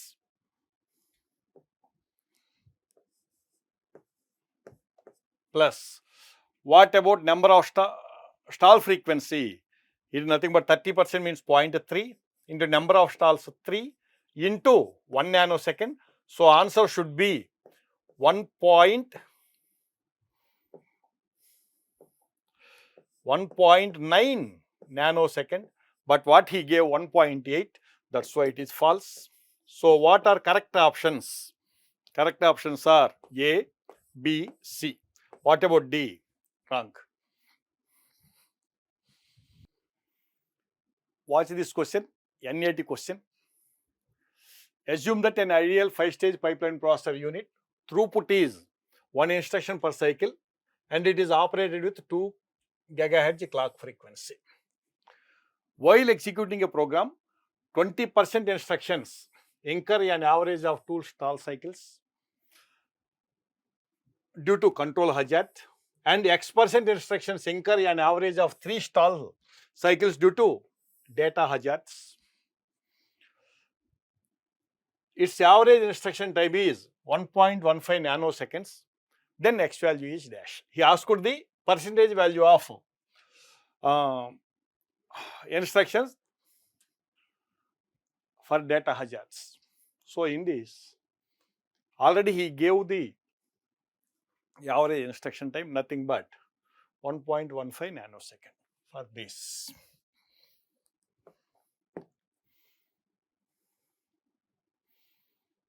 Watch this one. Here, what about the frequency he gave? Frequency he gave is nothing but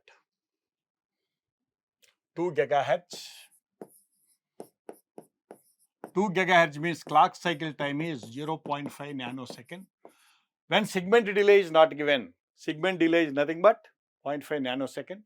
Segment delay is also referred as segment latency, nothing but T segment, nothing but 0.5 nanosecond. What about the average instruction time? If there are no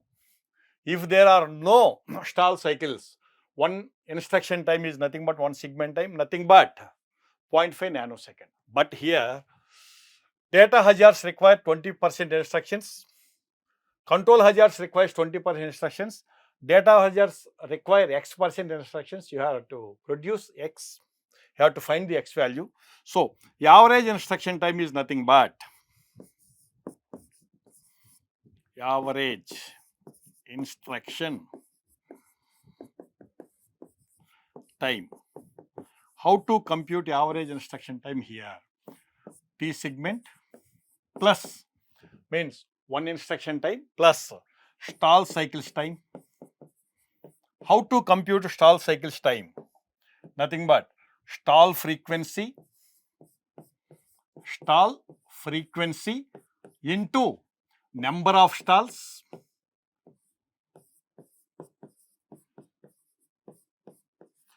into one stall time. One stall time is nothing but one segment time. So from this, look here.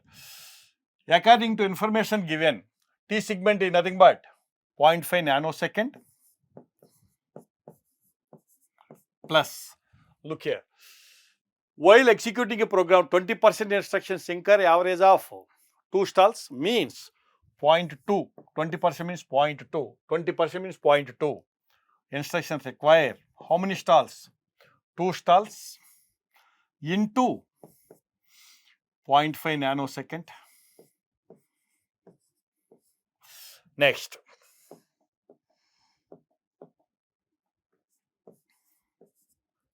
Plus X% instructions incur 3 stalls means 0.x into 3 into 0.5 nanoseconds. What about this total value he gave? Total value he gave is nothing but 1.15 nanosecond. Total value he mentioned is nothing but 1.15 nanosecond. Come here. Come to next page. 1.15 nanosecond is nothing but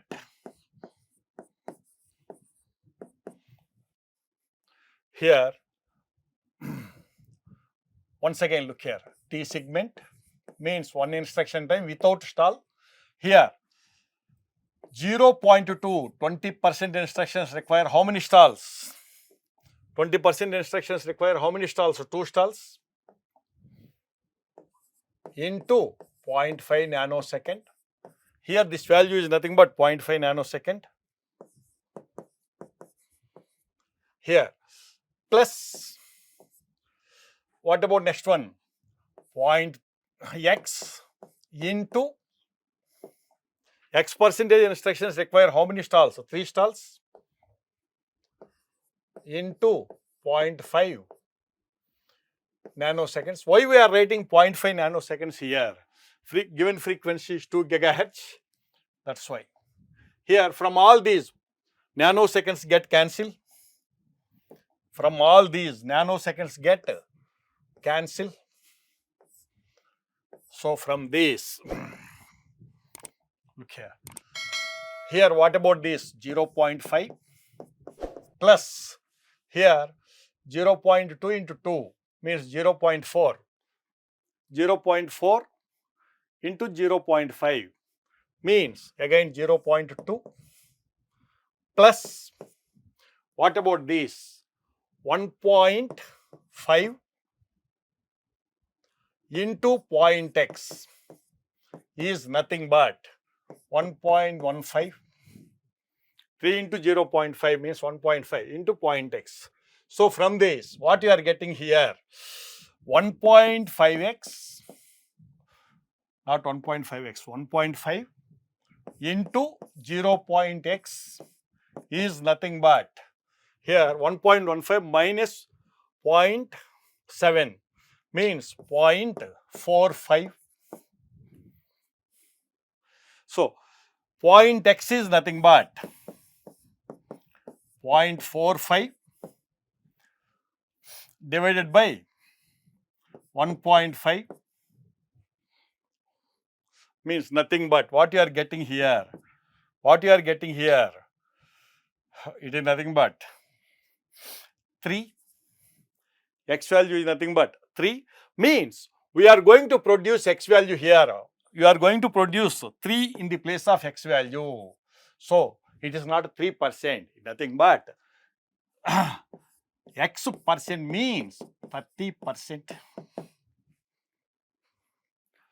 If you take X is equal to 3, then you have to write here not 0.3 here, 0.03, then this answer cannot satisfy us. Otherwise, if you have any doubt in this, self-check is there. If you have any doubt in this, self-check is there.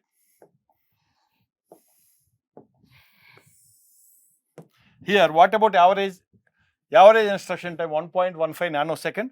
For this, 0.5 nanoseconds means this one plus 20% instructions require 2 stalls. What about 1 stall cycle time, segment time? Plus, from this, we got the 30%, that's why 30% means 0.3. If you take 3%, it becomes 0.03. So, 0.3 into 3 cycles into 0.5 nanosecond. If you get computation for this, nothing. 0.5 nanoseconds plus 0.2 into 2, 0.4, 0.4 into 5, nothing but here 0.5 into 2 means 1.2 nanosecond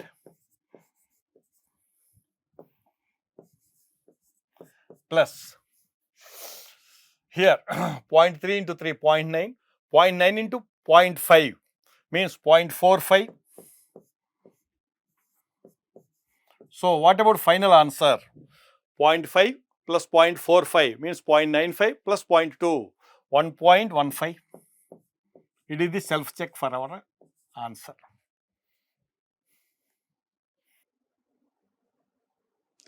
So coming to this question, this is the question from operating system subject. So coming to this question statement, consider the following 2 threads T1 and T2 that update 2 shared variables A and B. Assume that initially A is equals to B is equals to 1. Through context switching between the threads can happen at any time. Each statement, thread 1 or thread 2 executed atomically without interruption. So if x is the number of different values that a can take and y is the different values that b can take, then what is that x plus y? So here you are having two cases here, like one is non-preemption case and other one is preemption case. So in non-preemption case, again you are having sub-cases like case 1. What I can do, first I will finish T1 and then I will come to T2. Then what is the value of A and what is the value of B, we can have a look. So first A, you know that A is equals to B is equals to 1.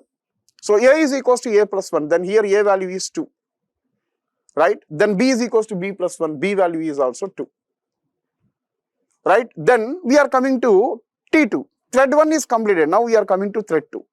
B is equals to 2 into B. What is the B value? 2. So that B value is updated as 4 and A is equals to 2 into A. What is the A value? 2. 2 into 2 which is 4. So at the end you are having A value is 4 and B value is 4 here. Next, case 2. What is the case 2? What you can do now? First you can execute T2 and then you can execute T1. Then what will happen? Have a look. So first if you can execute T2,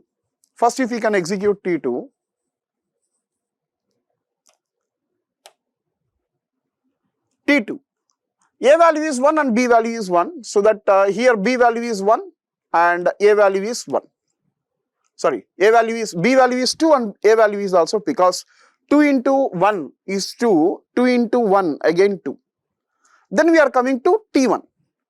So then A is equals to A plus 1. What is the A value? 2. 2 plus 1, 3. A value is 3. Then B is equals to B plus 1. B is 2. So that B value is also 3. So at the end, with this execution, you are having A value is 3 and B value is also 3. Right? So this is what you are non-preemptive.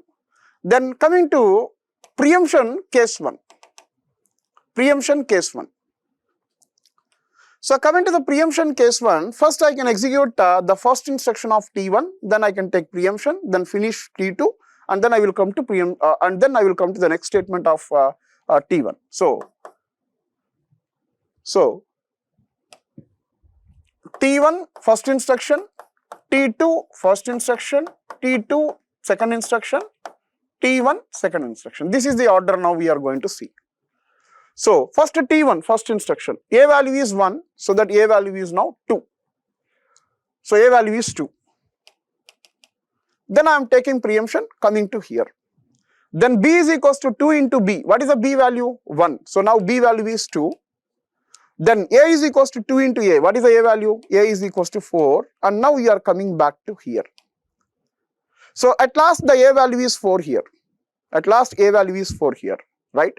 Then B is equals to B plus 1. What is the B value? 2. 2 plus 1, 3. So at last your A value is going to have 4 and your B value is going to have 3. So A value is 4 and B value is 3.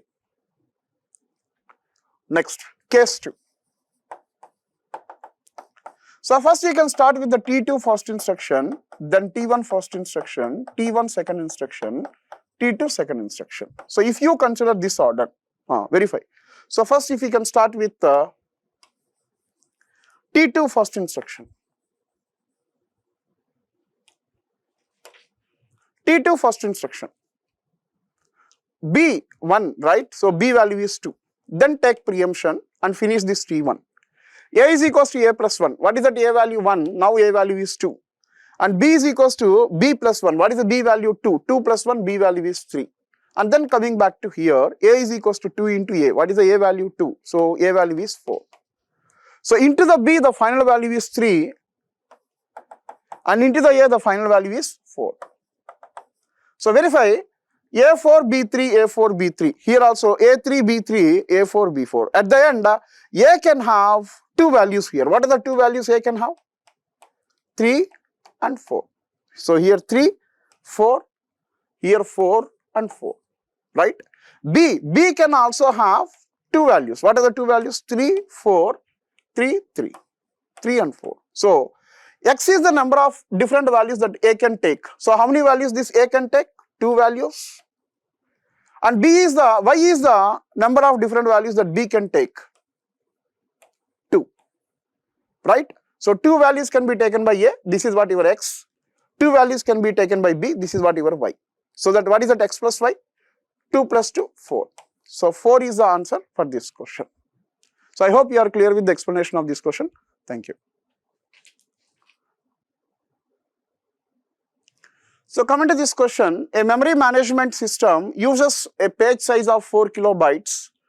Assume that both physical and virtual addresses starts from 0. Pages 0, 1, 2 and 3 are mapped to page frames 2, 0, 3 and 1 respectively. What is the physical address in decimal format corresponds to virtual address 500 in decimal format? So according to this given information, this is the page table. What is the page table? You are having 4 pages information here. So pages 0, 1, 2, 3, these are the page numbers and these are the frame numbers. What are the frame numbers? 2, 0, 3 and 1, right. So the logical address is 5000 in decimal.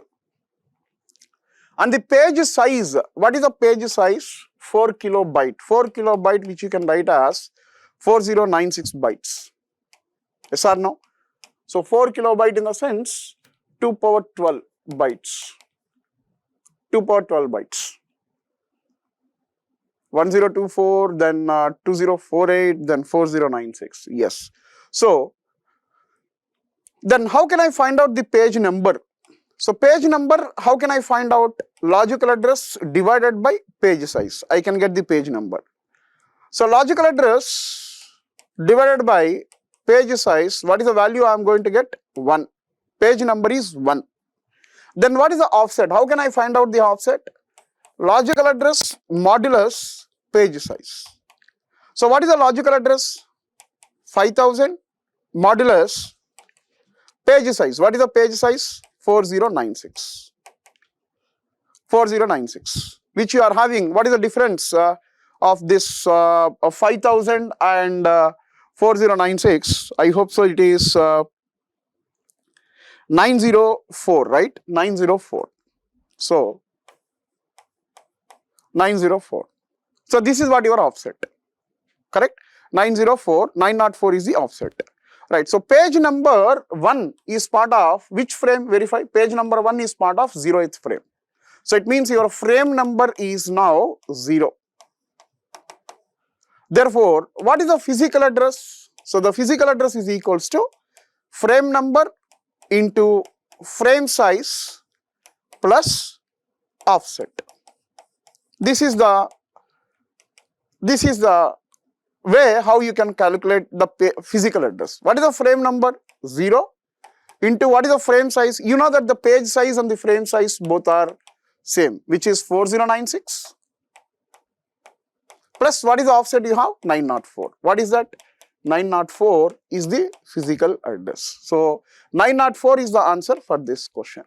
So I hope you are clear with the explanation of this question. Thank you. So this is another question we have from operating system.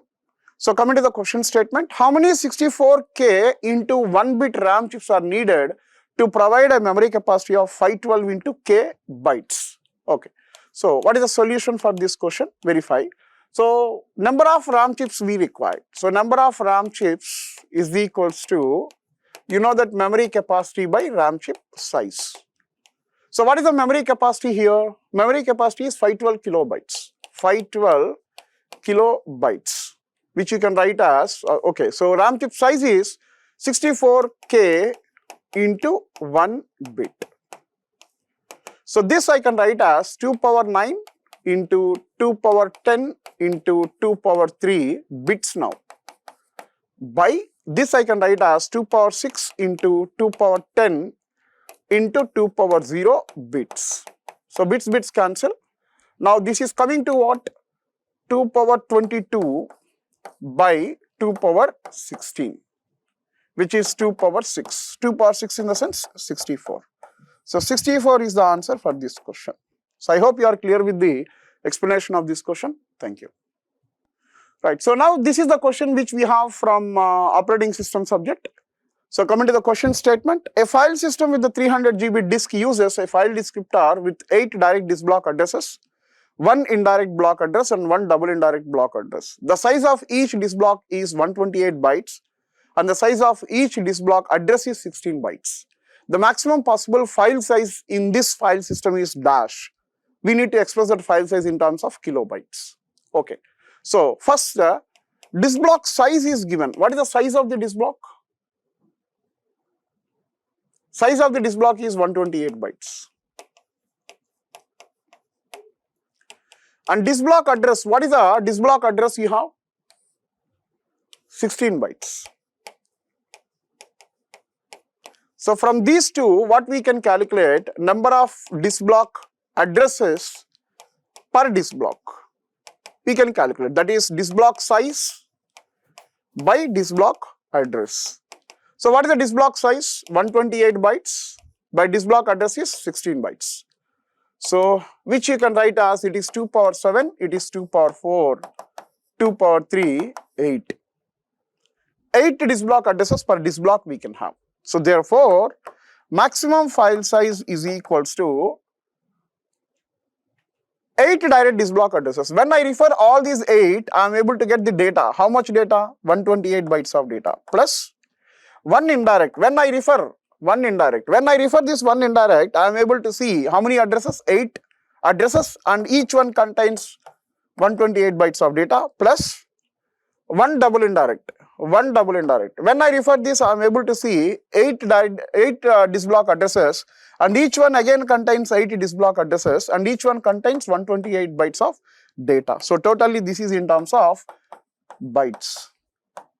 So then this you can write as 2 power 3 into 2 power 7 plus 2 power 3 into 2 power 7 plus,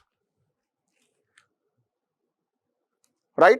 So this you can write as 2 power 3 into 2 power 3 into 2 power 7. Totally this is in terms of bytes again. Right. So this is 2 power 10 plus this is also 2 power 10 plus this is 2 power 13 bytes. So if you make it common off, because the question is asking you in terms of kilobytes, make it common off 2 power 10. So 1 plus 1 plus, here you can have 2 power 3 which is 8 kilobyte. So 10 kilobyte is the answer for this question, 10 kilobyte. So I hope you are clear with the explanation of this question. Thank you.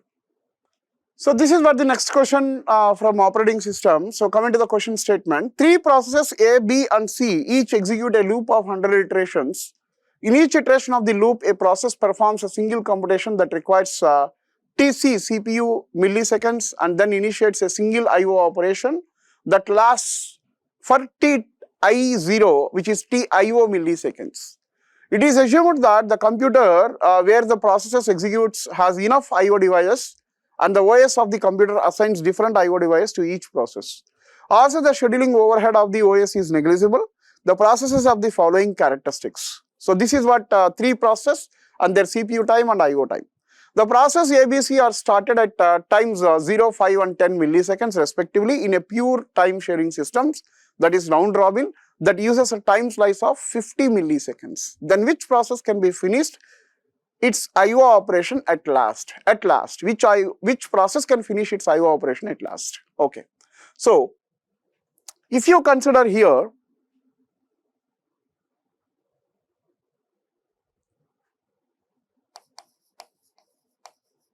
first the ready queue implementation if you do, at 0 A is entered. On the Gantt chart if we can start,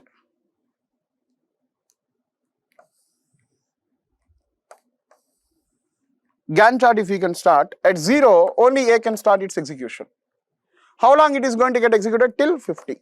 By 50, remaining 2 processes are coming. So it means B and C are being part of your ready queue. And with this execution, A is not finished. Again, this A can be added back to ready queue. Then the first process that I am having B, which is going to be executed till 100. With this execution, B is not finished. So that again, this B can be added back to ready queue. Then C is the next process which is coming to 150. With this execution, C is not finished. Again, this C can be added back to ready queue.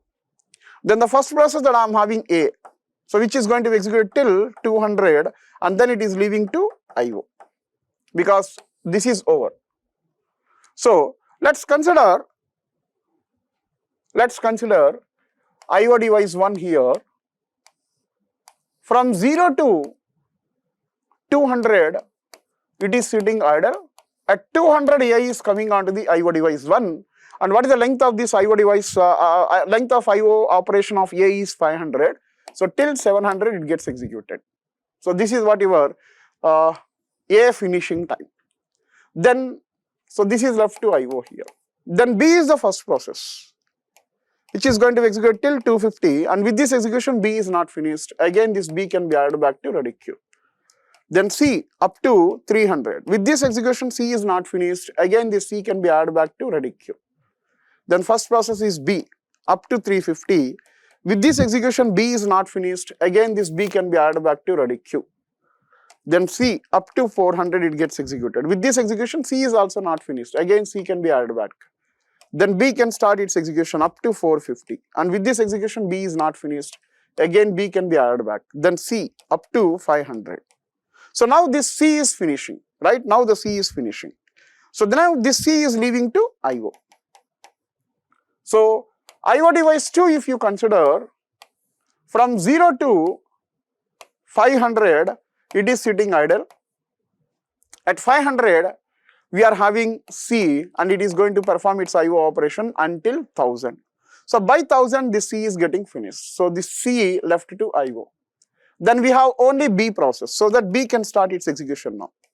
Up to 550, it gets executed. And with this execution, B is not finished. Again, B can be added back. So far, how many times the B is being added? 1, 2, 3, 4, 5. 5 into 50, 250. Still it is having 100. So it means, again, this B can be added back to ready queue. Up to 600, it gets executed, right? And with this execution, is the B is finished? No. Again, this B can be added back. So now again B. So now 650. So verify how many times B is being done. 1, 2, 3, 4, 5, 6, 7. So 7 into 50, 750.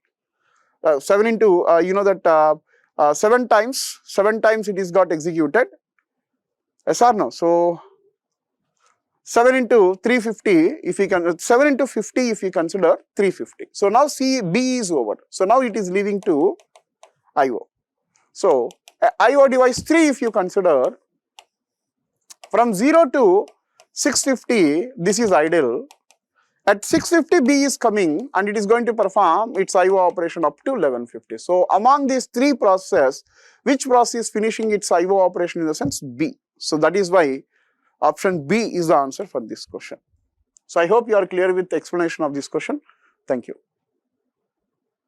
So this is the question from again operating system. So coming to this question statement, consider a uniprocess system executing the three tasks T1, T2 and T3, each of which is composed of an infinite sequence of jobs which arrive periodically at intervals of 3, 7 and 20 milliseconds respectively. The priority of each task is the reverse of its period and the available tasks are scheduled in the order of priority, with the highest priority task scheduled first. Each instance of T1, T2 and T3 requires an execution time of 1, 2, 4 and milliseconds respectively. Given that all tasks initially arrive at the beginning of the first millisecond and the task preemptions are allowed, what is the idle time of the CPU by the completion time of fourth instance of T2 in millisecond? Okay. So the question is clearly mentioned that there are three tasks. So T1,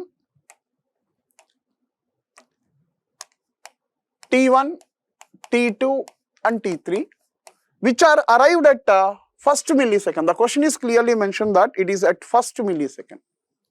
So first millisecond, in the sense you have to consider it is 0 only, but it is not mentioned as 1 millisecond. Please mind this. It is given first millisecond.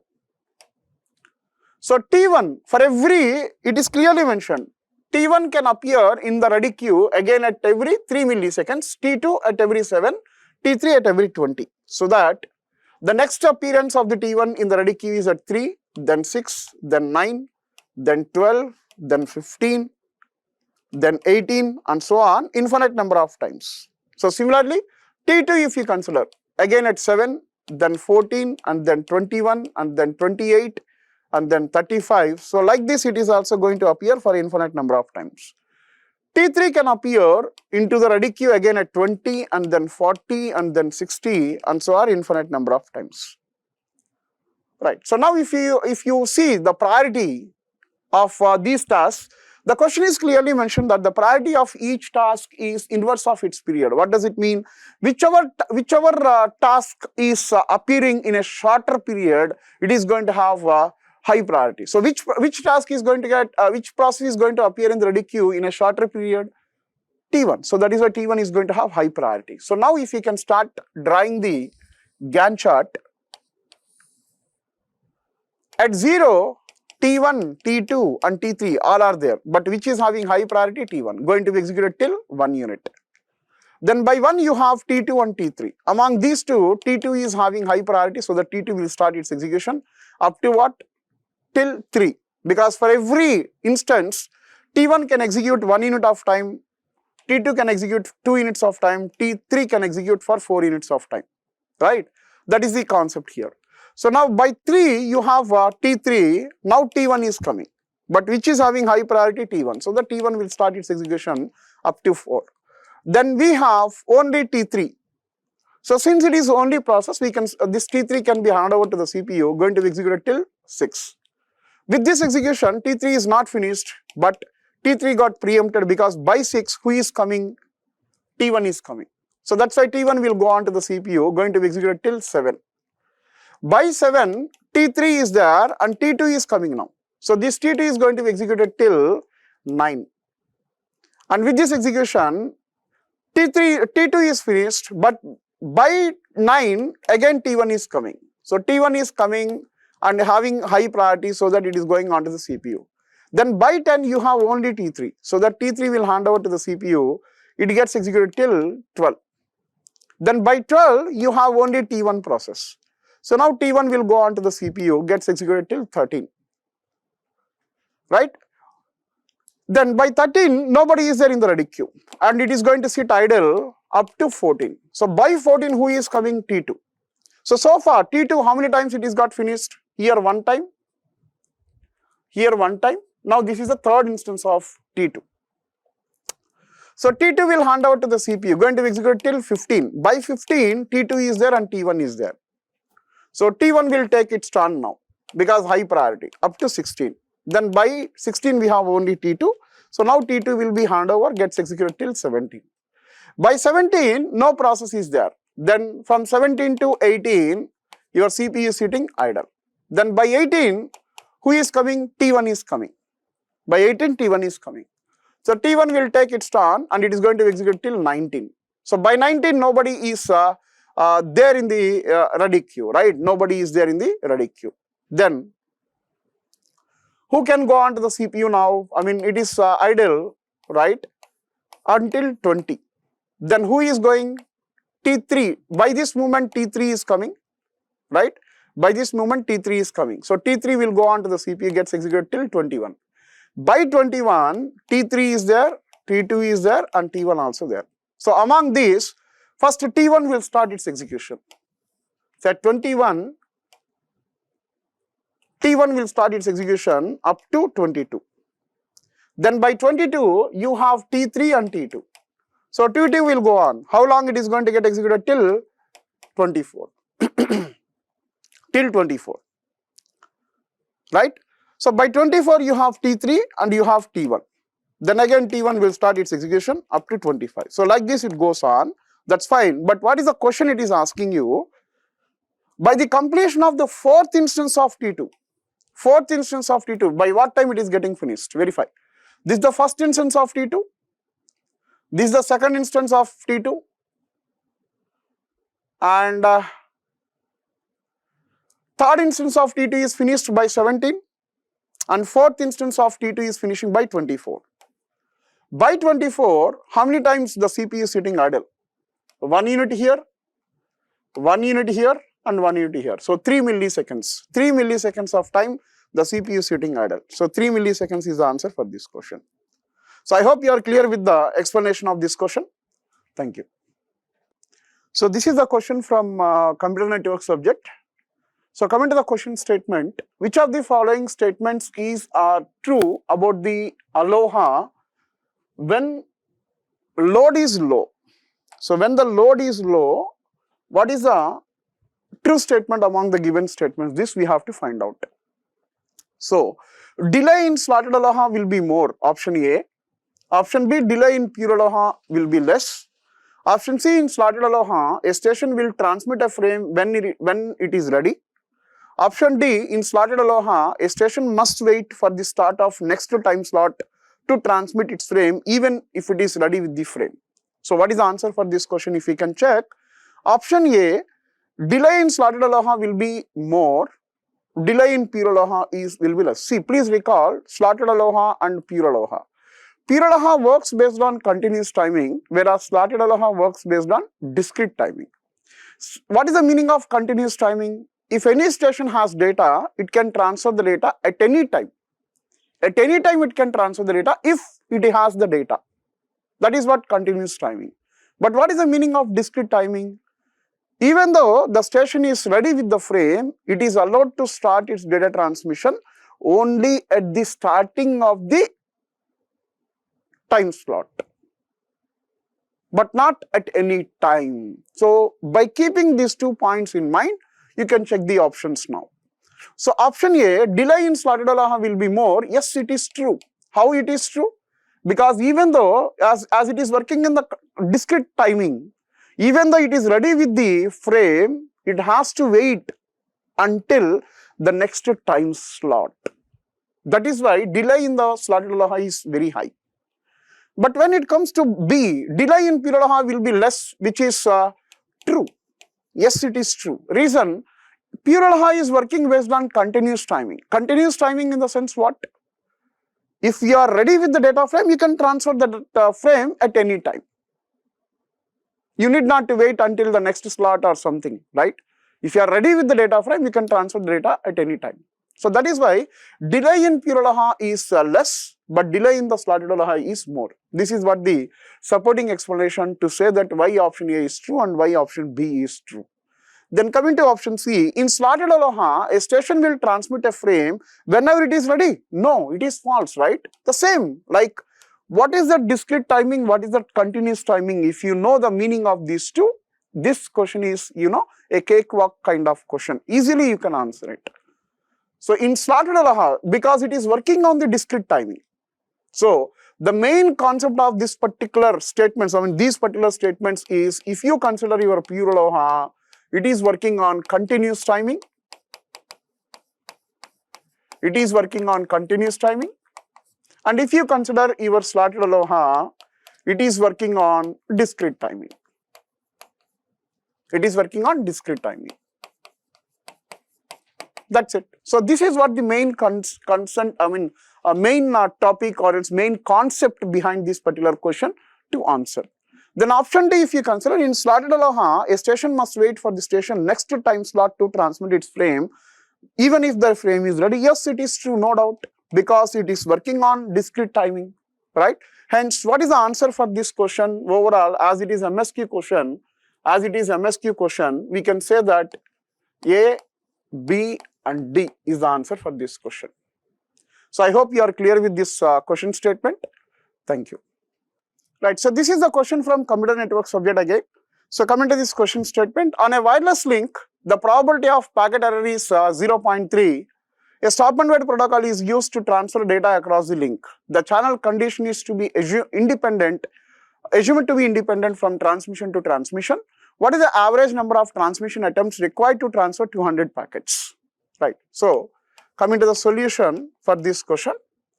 So you know that using stop and wait, we can transfer in one attempt, one packet we can transfer.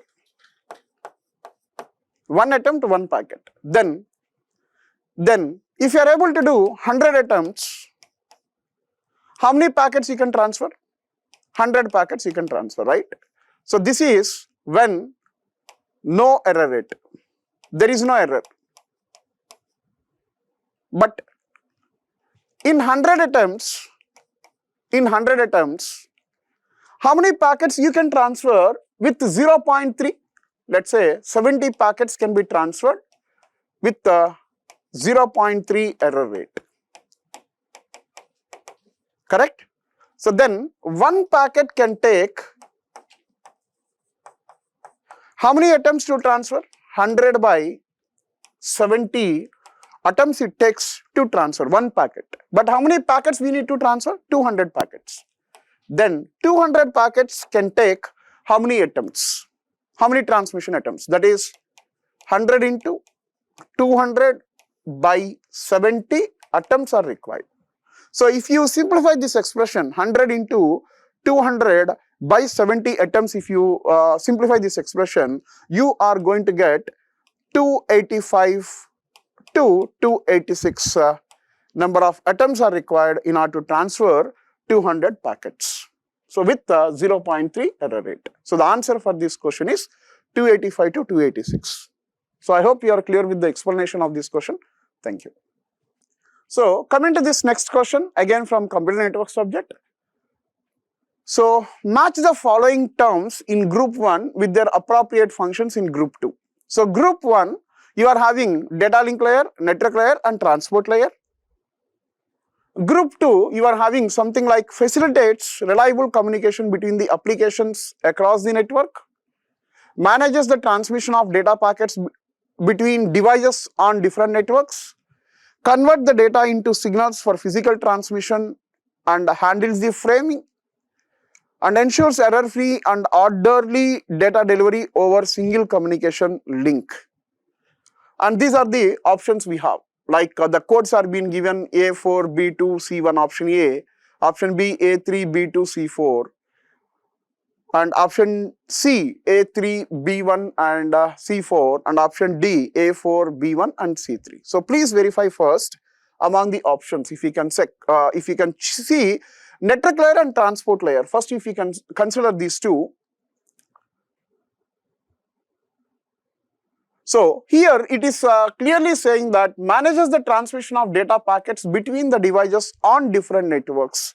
This is the functionality of your network layer. So it means 2 and B2 is one option you have, B2. Then ensures error-free and orderly delivery over a single communication link, and facilitates the reliable communication between the applications across the network. So it is clearly mentioned facilitates the reliable communication between the applications across a network. So this is the functionality of your transport layer. It means this transport layer C goes to 1, C1, B2, C1. And then you are having data link layer. So data link layer ensures error-free and orderly data delivery over a single communication link is your data link layer. But 3, if you can see, converts the data into signals for physical transmission. This is encoding. This is done by your physical layer, but not any of this transport layer, network layer and data link layer. So that D, data link layer is what? What is the code of data link layer? A. So A goes to 4. A4, B2 and C1, A4, B2 and C1, A4, B2 and C1, option A is the answer for this question, right? I hope you are clear with this question. Thank you. So coming to the next question, this is what your question from computer network subject. So coming to this question statement, an error correcting code has the following code words. If X is the maximum number of bits that can be corrected and Y is the minimum Hamming distance, then what is that X plus Y? So what we can do, first we are going to calculate Hamming distance, minimum Hamming distance. So we are having 4 zeros and then 4 zeros, okay, 8 zeros. First we are considering these two, 0, 0, 4 ones, 0, 0. What is the Hamming distance here? 4, right? Then this and this, if I consider 8 zeros and 0, 1, 0, 1, 0, 1, 0, 1. Here also the Hamming distance is what? 4. Then 4 zeros and another 4 zeros. 1 0 1 0 1 0 1 0. How many what is the Hamming distance? 4, right? Then these 2. So 8 zeros, 4 ones, 4 zeros. What is the Hamming distance? Here also 4. Then consider these 2. So 0 0, 4 ones, 0 0, 0 1, 0 1, 0 1, 0 1. So verify 1, 2, 3 and 4. Here also Hamming distance is 4. Next, 0 0, 4 times of 1, 0 0, considering these 2. 1 0, 1 0, 1 0, 1 0, like this. Then 1, 2, 3 and 4. Here also Hamming distance is 4. Then considering these 2. So 0 0, 1 1, 1 1, 0 0, 4 ones, 4 zeros. Then 1, 2, 3, 4. So here also Hamming distance is 4. Right. So then coming to these 2. So 0 1 0 1, 0 1 0 1, 1 0 1 0, 1 0 1 0. So Hamming distance is what? 8. Next, considering these 2. So 0 1 0 1, 0 1, 4 ones, 4 zeros. 1, 2, 3 and 4. Hamming distance is 4. Okay. Then considering these 2. 1 0 1 0 1 0 1 0, 4 times of 1, 4 times of 0. 1, 2, 3 and 4. So here also Hamming distance is 4. So the question is asking about the minimum Hamming distance. What is the minimum Hamming distance? Y. So Y value is 4 here. And how many maximum number of bits that can be corrected? So the maximum number of bits that can be corrected, what is the formula? We have D minimum minus 1 by 2. What is the D minimum? 4 minus 1 by 2. And you know that this is the floor value, which is 3 by 2, 1.5 of floor, which is 1. So this is your x value. So x is 1 and y is 4, which is x plus y. Therefore, the x plus y is equals to 1 plus 4, 5. So 5 is the answer for this question. So I hope you are clear with this question and its corresponding explanation. Thank you. So this is the question we have from computer network subject. So coming to the question statement. Host X sends a UDP datagram containing 5400 bytes of user data to host Y over the Ethernet LAN.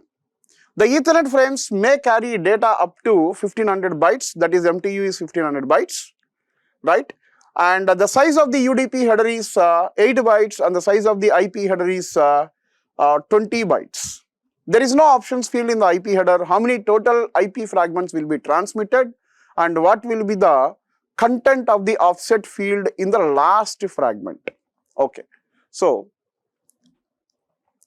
here this is what your transport layer having UDP header 8 bytes and UDP data 5400. So now this is what your internet layer. Here you have IP. So into the IP you are having 20 bytes of header and totally this is comes under your data portion, that is 5408. So this particular packet is being forwarded to the router. So now this is what your router. So this is coming to your router via this interface. Now this router needs to forward this packet onto some interface. What is that interface we are having? That interface is having MTU of 1500 bytes. It is having 1500 bytes.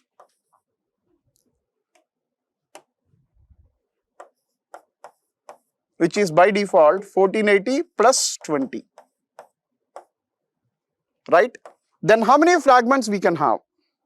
So you are going to divide this 5408 with 1480. So therefore the number of fragments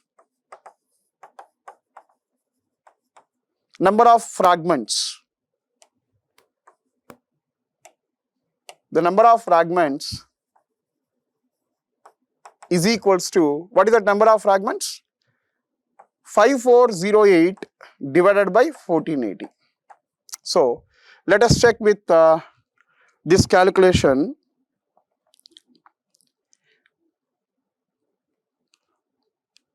So 5408 divided by 1480, if you can check, you are getting 3.65, and it is, you know, that seal value. Number of fragments is always seal value. It means 4 fragments you have. 4 fragments.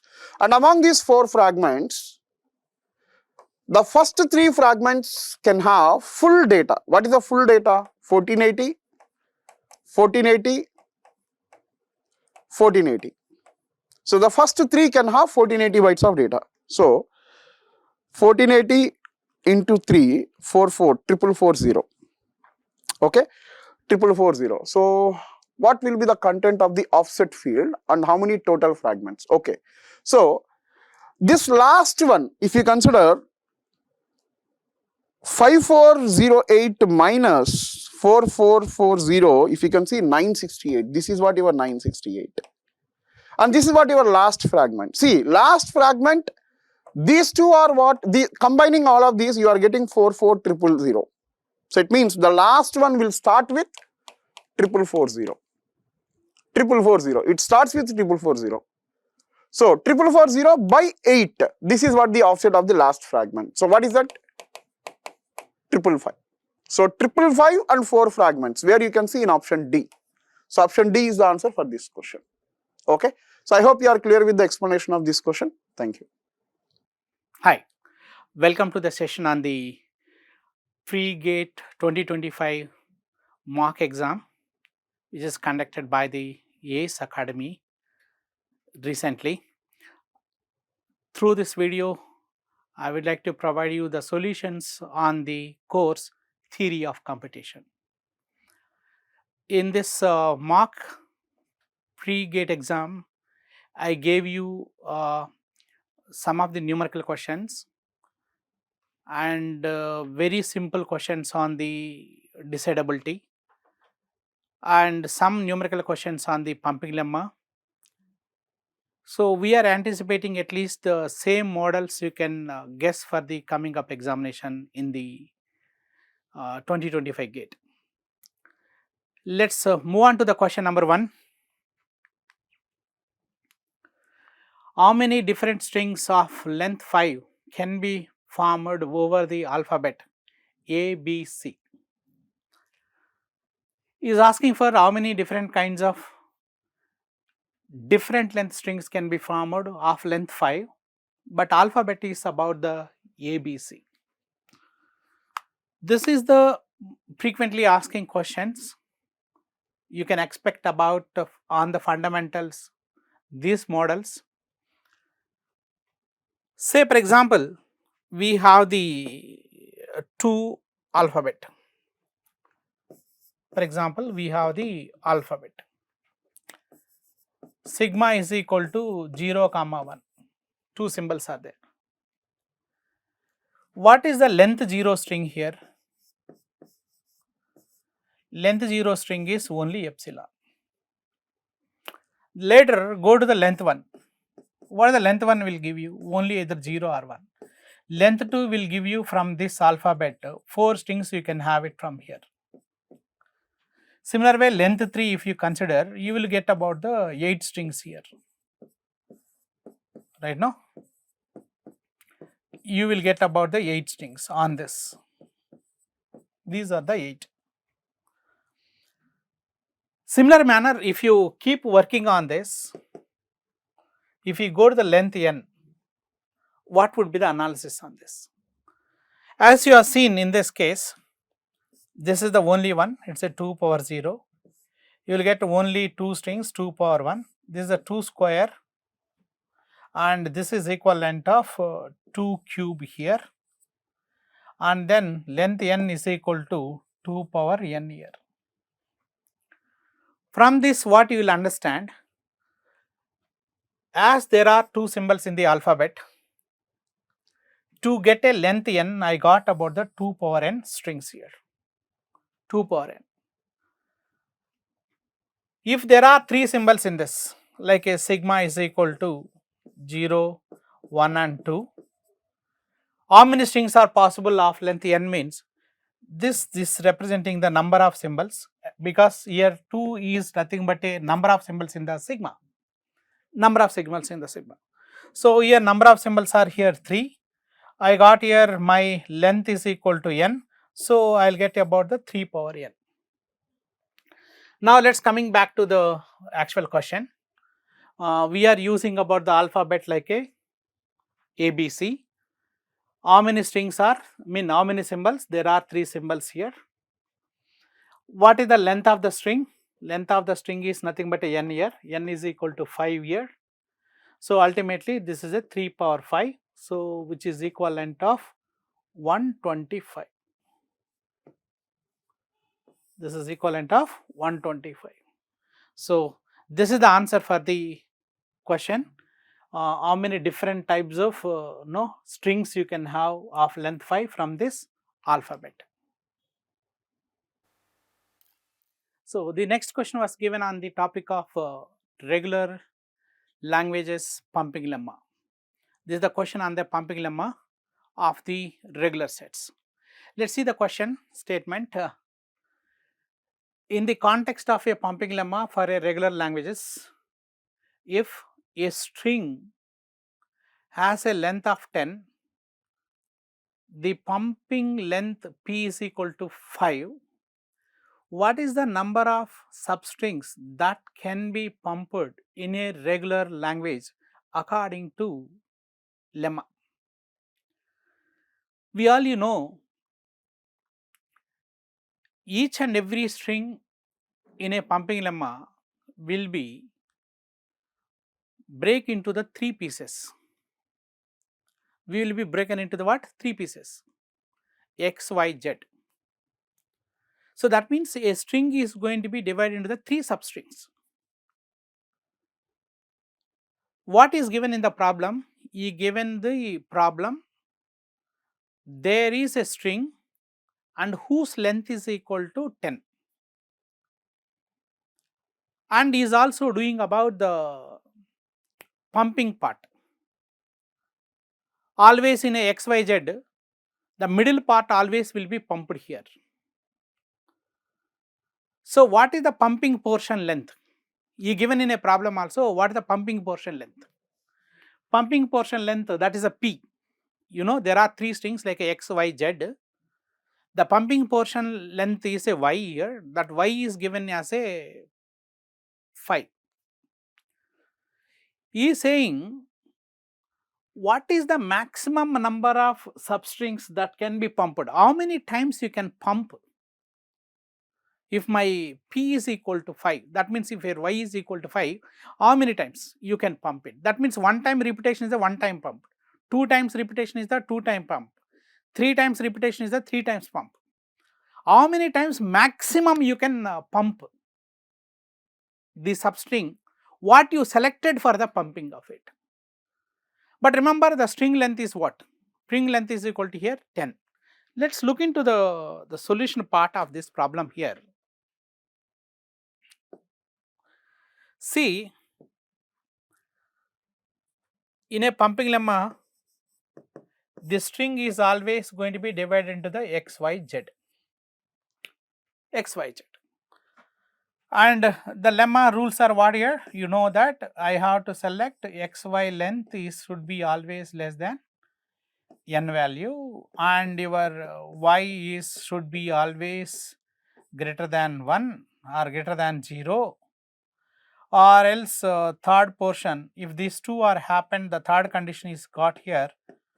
What is the x, y power I and z belongs to the not belongs to the L, that is what you have to prove it. You have to remember this x, y power I and z you are selecting. We all know that this x value, z value can be belongs to the epsilon here. This can be epsilon sometimes, but y cannot be the epsilon. Y cannot be the epsilon. What he mentioned, there is a string with us. So, for example, there is a string like a something is there like that, like no A1, A2, A3, A4, right? A5 up to A10, right? You have a string like this. What he mentioned, this string only you are splitting into 3 pieces. See, for example, if this is a x for me up to A3 and up to what I do up to A9, yeah, this is the up to A8 I take it as a y, and say for example this is a z for you. Right now, this is what the breakup. What he mentioned, the string itself is a splitted into this way. Now what he mentioned the exact point, you have to select your p is a minimum 5. The p value is 5. So I selected here up to A1, A2, A3 as a x and A9 as a A9 and A10 as a z here, and this is the 5 here. So this y is taken as a, that is what your p now is a 5 length. Suppose if even this is fixed, even you select here any other combination, but you cannot do the more than this many according to this splitting. According to this splitting, only one time you can pump. But according to the question, there is no point here what you wanted to select as a x, what you wanted to select as a y, it is not a matter at all. But if my length is equal to 10, how many times you can maximum split here, or you can maximum you can pump here. Say for example, I select here my x is equal to epsilon, z is equal to epsilon, okay. If z is equal to epsilon, x is equal to epsilon, z also epsilon here. Then this p is equal to 5 is the minimum, but what I can do, as this entire thing become a 10, this I can do here y square, that means 2 times you can pump here.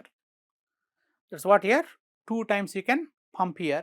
So whenever you take these 2 as a epsilon, this length string whatever you have here, that can be repeated for the 2 times. X can be repeated for the 2 times. So that means whatever you selected as a first 5, like a A1, A2, A3, A2 up to A5 is the suppose x, sorry y, then my y square is nothing but a y into y here. Y square is what? Y into y. So that means this can be like what? A1, A2 up to A5 is a 1. After that again the same thing can be A1, A2, A3, A5 can be the one more side. So maximum 2 times you can pump. That is a possibility. That is also when it is possible. That is also possible if and if only if my x as well as the z value is suppose epsilon, then only I can maximum get the 2 choices for the pumping of the p. Otherwise you will get here only one choice. Otherwise only one choice. In a question is asking here how many times, maximum times you can pump that particular substring here. That particular substring I can pump it for the only 2 times. Right. So now let us look into another question. This is the question on the concept of NFA.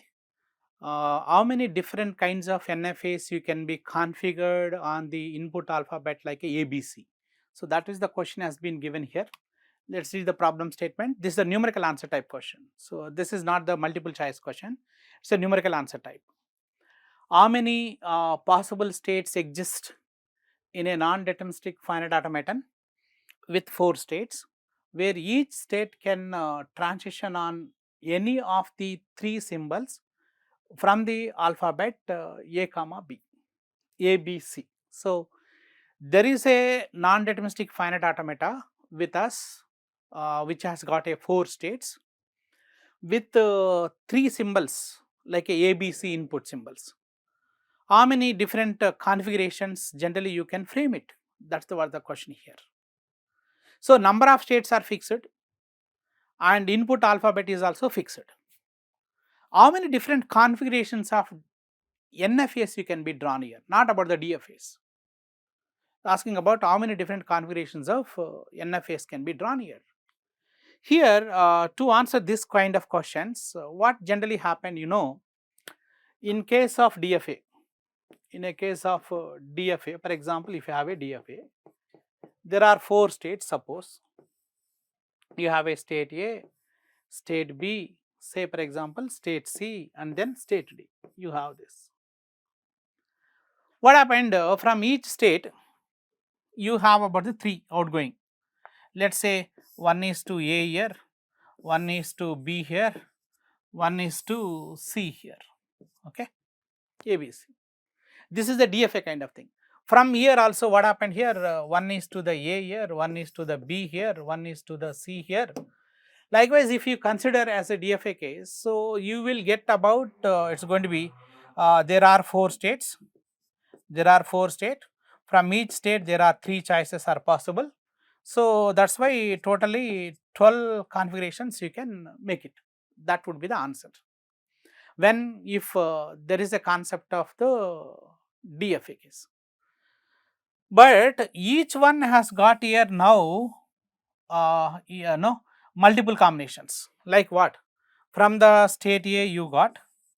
From the state A, with A only you can go to the B. With A only you can go to the C. And with A only you can go to the D here. Like A, B, B, and this is the one.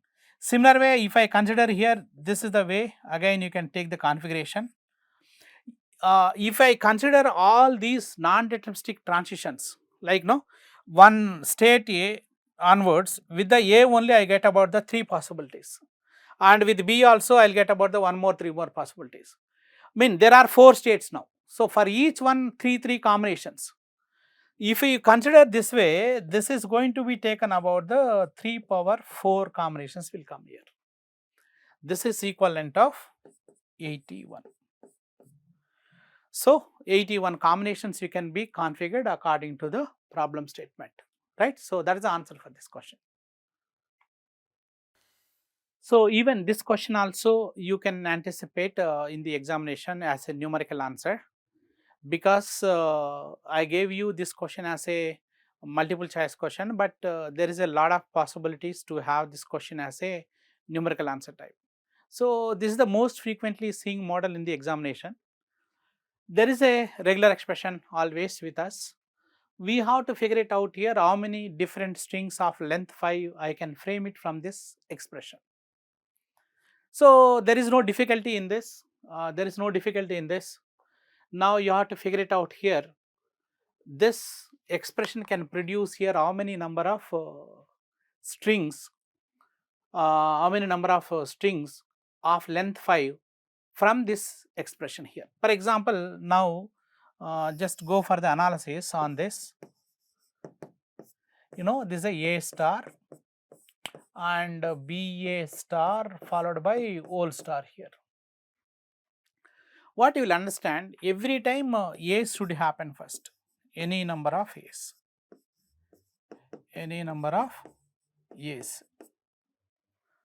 followed by BA star and whole star. What is the BA star again? This BA star is says like a X here. When I take this is like a X, this will give you X, or else it will also give you XX. What is this? A star is equal to just A. I can take as a 1A. For example, I take this is like a 4 A's. My X can have here only BA star. So that I can have a one string is a triple A, 4A, triple A and 4 A's, and then 1B I can have it. This is the one of the string of length 5. Okay. So similar manner, if you take similar way 2 times if you written here, like a from this one A 2 times. I have to write about the 2 times here. I need to write. So what is that? BA star BA star here. We can consider this is a BA star. We take A followed by BA star, then again BA star will come. So this is going to be repeated for the 2 times or 3 times, whatever number of times you do it. But you can also take one example as a one more time. From here A, B also possible. BB also possible. Similar manner, if you keep tracking about this, you also can have a one of the string like a, BA also possible, BA also possible here. As you said here, BBAA is possible. If you keep trapping like this, you also remember all B's also possible here. So if you identify for these kind of questions, you don't have here any kind of shortcuts. You don't expect here any kind of shortcuts. Only thing is here you have to keep writing about all such a strings, then trace it. You guys, suppose if you keep working like that, altogether 12 number of strings you can be frame here. But in every string, what is the point you can notice? First A's only should happen, or only B's you can have. But if you look into this language, at least one B should be there in each and every string here. At least one B should be there in each and every string. So that is the kind of thing. So that's why we are going to be have from here 12 different strings you can frame it from here. 12 different strings here. Alright. So 12 different strings you can have it from here. Alright. So now let us see the question on the undecidability. So this concept is expected one for the coming up examination. Which of the following is a correct property of the decidability? Regarding the decidability, which property you can consider as a correct statement? I read the options.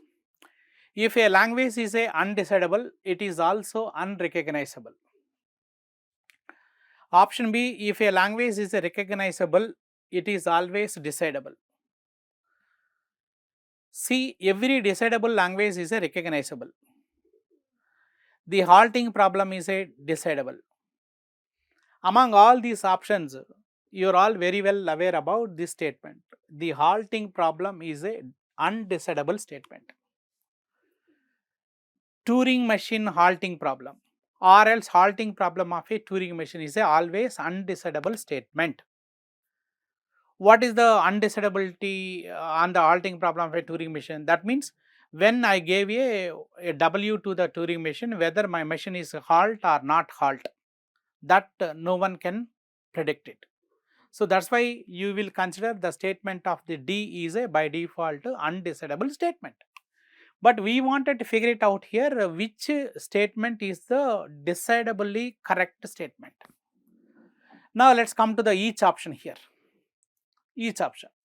If language is a undecidable, it is also unrecognizable. Option B is what here? A language is a recognizable, it is always decidable. What do you mean by first of all recognizable? Recognizable means there is a problem, for that one there is a Turing machine to solve it.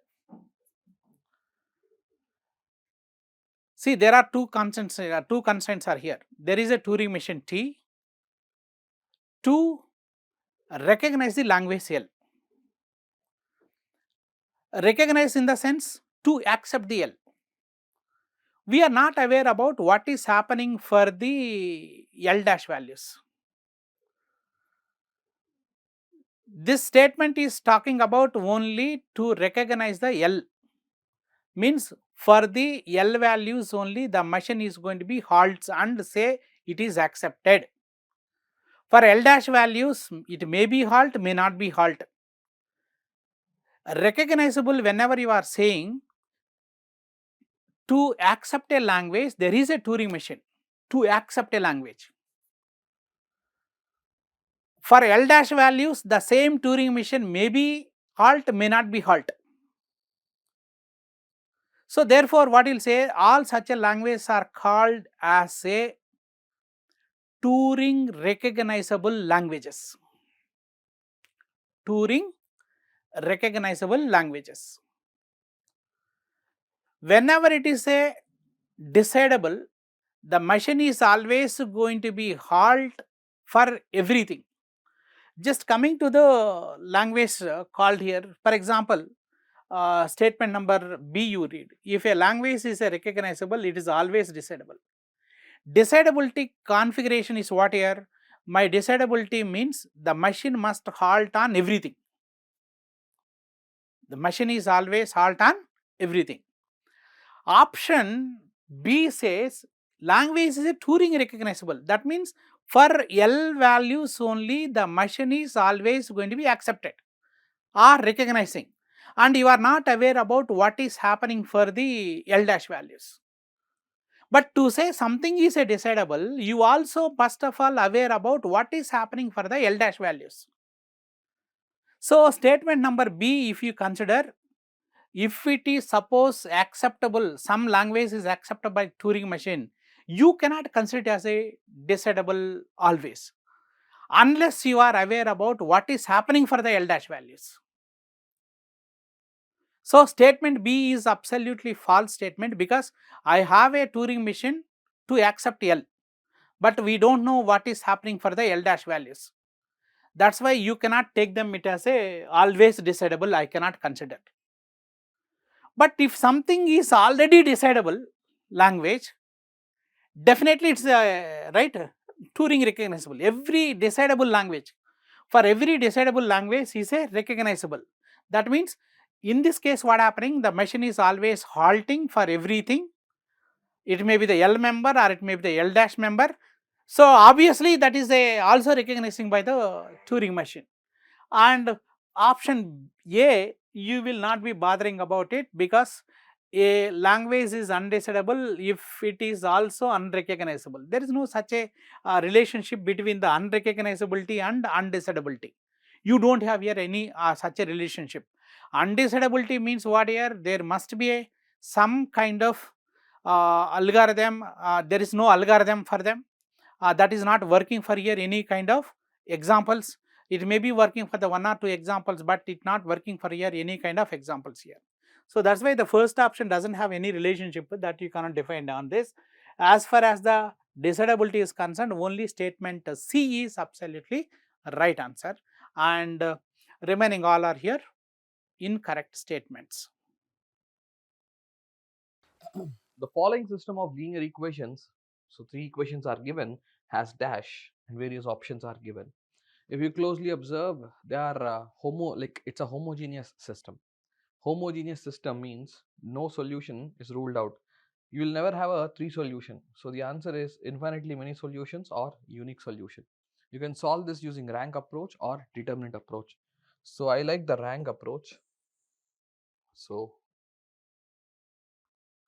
if I write this, 7 will be in the first row. I don't like that. So I'll write this in the first row. 1 minus 1 minus 1. So can we write like that? Yes, there is no problem in writing like that. So next, 3 minus 1 1, 7 minus 3 1. So you can use the rank approach or determinant approach, it is up to you. Let me use the rank approach. So R2 replaced with R2 minus 3 R1, R3 replaced with R3 minus 7 R1. So what are the new elements? 1 minus 1 minus 1, 0. Next, minus 1 plus 3. Minus 1 plus 3 is 2 na. 1 plus 3 is 4. Next, this is 0. Minus 3 plus 7 is 4. 1 plus 7 is 8. Use this and make this 0. R3 is replaced with R3 minus 2R2. Will that be okay? So with this entire row becomes 0. The rank is 2. The rank is less than the number of variables. It leads to infinitely many solutions because 3 variables are involved, x, y, z. Let me complete this.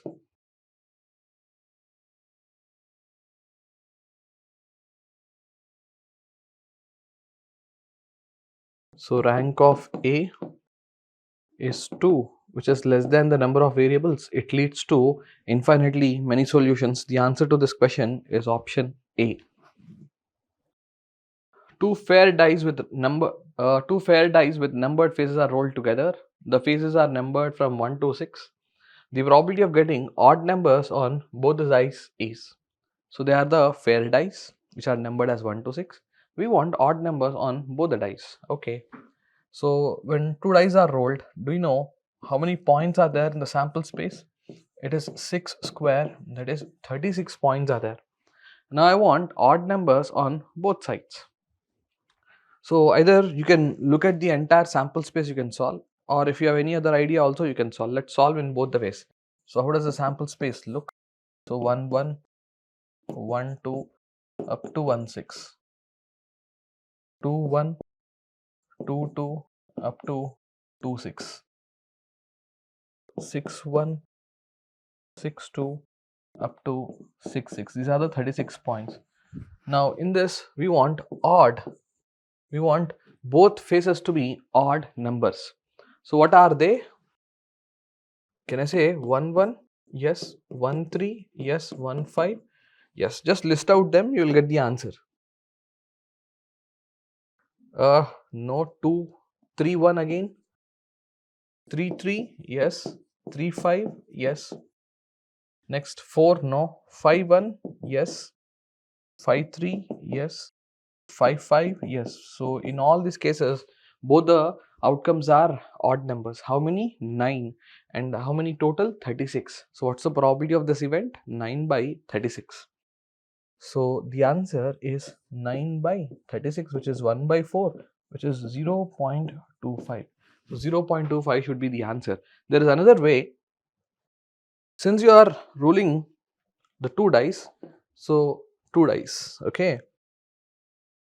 So you can put any odd number here, you can put any odd number here. How many odd numbers are there from 1 to 6? There are 3 odd numbers. Here also you can put any of the odd number, you can do like this. So 3 into 3 is 9. So you'll have 9 favorable cases and the total cases are 36. Like that also you can solve. And the final answer to this problem is 0.25. A group of 4 people were residing together when a new virus was detected. If the probability of each person being infected is 0.1, the probability that at least 2 of them are infected is dash. So the probability that each person infected is 0.1. So the probability that is not infected is 1 minus 0.1, which is 0.9. Here I see there are only 2 outcomes. Either the person is infected with the disease or not infected. And there are 4 such persons. Clearly this is a binomial random variable problem. Let me write the probability mass function of a binomial random variable. So if I want k success, then it is nck p power k 1 minus p whole power n minus k. Here n is the number of times you have number of trials, p is the probability of success, 1 minus p is the probability of failure, and you need k success. Here what's the question? The probability that at least 2 of them are infected. So the infected probability, I am just taking the infected probability as 0.1. And what do you want? At least 2 of them are infected. You need to find the probability that x is greater than or equal to 2. This is the meaning of at least 2 of them are infected. If you write this, then this is nothing but x equal to 2 plus x equal to 3 plus x equal to 4. So you need to find this. We already said for x taking k, the probability is this. Do you know what is n? Yes, there are 4 persons here, so n is 4. You can substitute this here. It is 4c2. P, the probability of getting infected is 0.1. So 0.1 whole power 2. And then 1 minus 0.1, it is 0.9 students, 0.9 power n minus k, that is 4 minus 2 is also 2, plus 4c3, 0.1 whole power 3, 1 minus 0.1, this is 0.9 whole power, 4 minus 3 is 1, plus 4c4, 0.1 whole power 4, 0.9, okay, into 0.9 power 4 minus 4. You need to use your virtual calculator to get this answer. So I am just leaving this to you. I hope you have understood the procedure. So he says consider the function f of x equal to x square for x less than 0, x for x greater than or equal to 0, where x is a real number. Which of the following statements are correct? The function is continuous for all the values of x. The derivative of the function is discontinuous at x equal to 0. The derivative of the function is continuous at x equal to 1. The function is discontinuous at x equal to 0. So in the options, it is about the continuity, it is about the differentiability. So let us analyze them one by one. It is a MSQ, so you have to be a little careful. So let's check the continuity. He says the function is continuous for all values of x. Now in this kind of problems, you see, for x less than 0, it is x square, and for x greater than or equal to 0, it is x. If you can verify the continuity at 0, so you will be able to solve the problem easily. So I'll write like this: at x equal to 0, let's find the left limit. Limit x tends to 0 minus f of x. That is, limit x tends to 0 minus. For 0 minus, the function is x square. So 0 square is 0. Similarly, let's find limit x tends to 0 plus f of x. For 0 plus, what is f of x, students? It is x. So substitute 0, then it is 0. So far the left and the right limits are equal, and please also see what is f of 0. When x is 0, it is x, so it is clearly 0. Therefore, the function is continuous at 0. But in the option A, he says the function is continuous for all the values of x. See here, there is a problem only at x equal to 0. For x less than 0, x square is a polynomial which is continuous everywhere. For x greater than 0, again x is a polynomial, so I have no issues.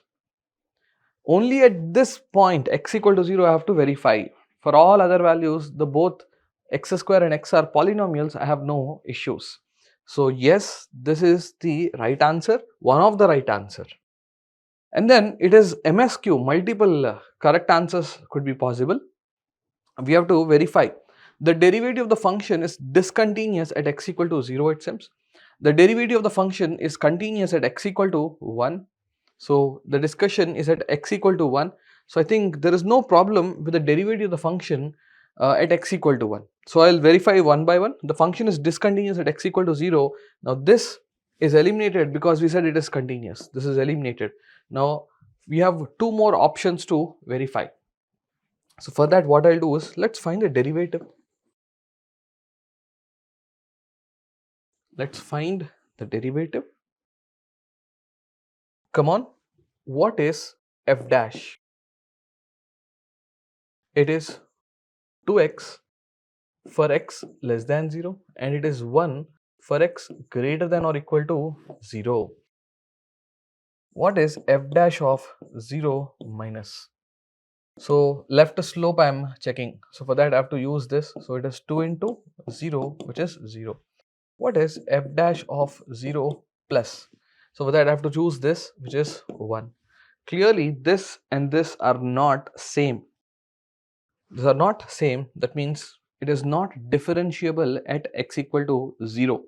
And also we can say the derivative of the function is discontinuous at x equal to 0. Yes, look, the left limit is not equal to the right limit. So we can say, I am not saying the function is discontinuous. I am talking about the derivative. Are the two quantities same? No. So the derivative is discontinuous at x equal to 0. So he also says the same thing. The derivative of the function is discontinuous at x equal to 0. This is also a true statement. And then he says the derivative of the function is continuous at x equal to 1. At x equal to 1. So x equal to 1 means it comes under this interval. So this is the constant function. We have no issues with that. It is continuous. So still if you have a problem, then what is f dash of 1 minus? It is 1. What is f dash of 1 plus? It is 1. what is f dash of 1? It is also 1. There is no issue at x equal to 1. Where does the issue rise? Issue arises at x equal to 0. So this has no issue at all. This is also the correct answer. Therefore, the right answers are A, B, C. Consider the matrix A, which is 5 minus 4k minus 1, where k is a constant. If the determinant of A is 3, then the ratio of largest eigenvalue of A to the constant k is. Okay. So we need to find the largest eigenvalue and then the ratio of the largest eigenvalue to the constant k. They gave the determinant of A is 3. Okay. So what is determinant of A? Minus 5 plus 4k, correct? Minus 5 plus 4k, this has to be equal to what? 3. So from this, what is 4k? It is 8. From this, the value of k is 2. So this is one breakthrough. And next, you have to find the eigenvalues. How do you find the eigenvalues? You can first substitute A. What is A now? Substitute k. So A is 5 minus 4, 2 minus 1. Next, the procedure to find the eigenvalues is the determinant of A minus lambda I will be equated to 0. So 5 minus lambda minus 4, 2 minus 1 minus lambda, equate the determinant of this to 0. So it is 5 minus lambda into minus 1 minus lambda plus 8 equal to 0. You have to find the two eigenvalues and then see what's the largest eigenvalue. This is minus 5 lambda plus lambda square plus 8 equal to 0. So this is lambda square minus 4 lambda plus 3 equal to 0. Factorize lambda square minus 3 lambda minus lambda plus 3 equal to 0. Lambda common, lambda minus 3 minus 1 common, lambda minus 3. The factors are lambda minus 3 and lambda minus 1 equal to 0. This suggests that the eigenvalues are 1 and 3. The largest eigenvalue is 3 divided by the constant k is 2, which is 1.5. So 1.5 is the answer for this question. Hello friends, let's have a look at the solutions of general aptitude. I'm dealing with numerical ability and logical reasoning part. In that one, first one that is given is find the remainder when 2 power 101 is divided by 5. There are different methods of attacking this problem. I'll deal with one simple technique here, that is concept of negative remainder. Or you try to adjust the power of 2 in such a way that when you are dividing that with 5, you are going to get a remainder of either plus 1 or minus 1. You try to adjust in that manner. Like if you check it that way, so this can be written as 2 to the power of, when you know, like 2 when divided by 5, remainder will be 2. 2 square when divided by 5, remainder will be 4. Or I can also call it as minus 1. Because when you divide 4 with 5, remainder can be either 4 or minus 1. Keep that in mind. Now, if you can understand this one, so solving this problem becomes very easy. Now, going ahead with this 2 power 101 divided by 5 is what we are looking for. So, you simply write it as remainder of 2 power 101 can be written as 2 square whole to the power of 50, that is 2 power 100 into 2 power 1. This is what I can say. So, remainder of when you are dividing that with 5. So, it is as simple as when you are dividing this 2 square with 5, remainder is nothing but minus 1, you know. When you divide this 2 square with 5, remainder will be minus 1. When you are dividing the number which is to the power of 50 for that, the remainder will be minus 1 to the power of 50. Into, when you divide 2 power 1 with 5, remainder will be 2. So, effectively remainder will be minus 1 to the power of 50 will give you 1 into 2. So, that will give you a remainder of how much? 2. I repeat, whenever you are dividing a particular number, you try to adjust the number in such a way that it is either 1 more or 1 less than power of 5 or multiple of 5, I can say. So, I am just writing this 2 power 1 as 2 power 101 as 2 power 1 is 2, remainder will be 2 when I am dividing it with 5. 2 square when divided by 5, remainder will be either plus 4 or minus 1. This is called as concept of negative remainder. Now you try to write it in such a way that this is to the power of 2 square only, such that the remainder will give you -1. When you divide this 2 square with 5, remainder will be -1. -1 to the power of 50 will give you 1 only into 2. So 1 into 2 will give you 2. Say suppose you are having an odd power over here, you will get -1 here. If your answer you are getting here is negative, you add it to the divisor. So that is 5. If you are getting -2 here, you add -2 with 5, that will give you 3 as the remainder. If you are getting a positive remainder, so that will be your answer. So hence your answer has to be what? 2 here. It can also be done by a method called as concept of cyclicity also. By cyclicity method also this can be done, right? So coming to that method of cyclicity over here, So what is that method of cyclicity? Let's understand that also. So coming to second method. When you are dividing 2 power 1 with 5, remainder will be 2. 2 square when divided by 5, remainder will be 4. 2 cube when you divide it with 5, remainder will be 3.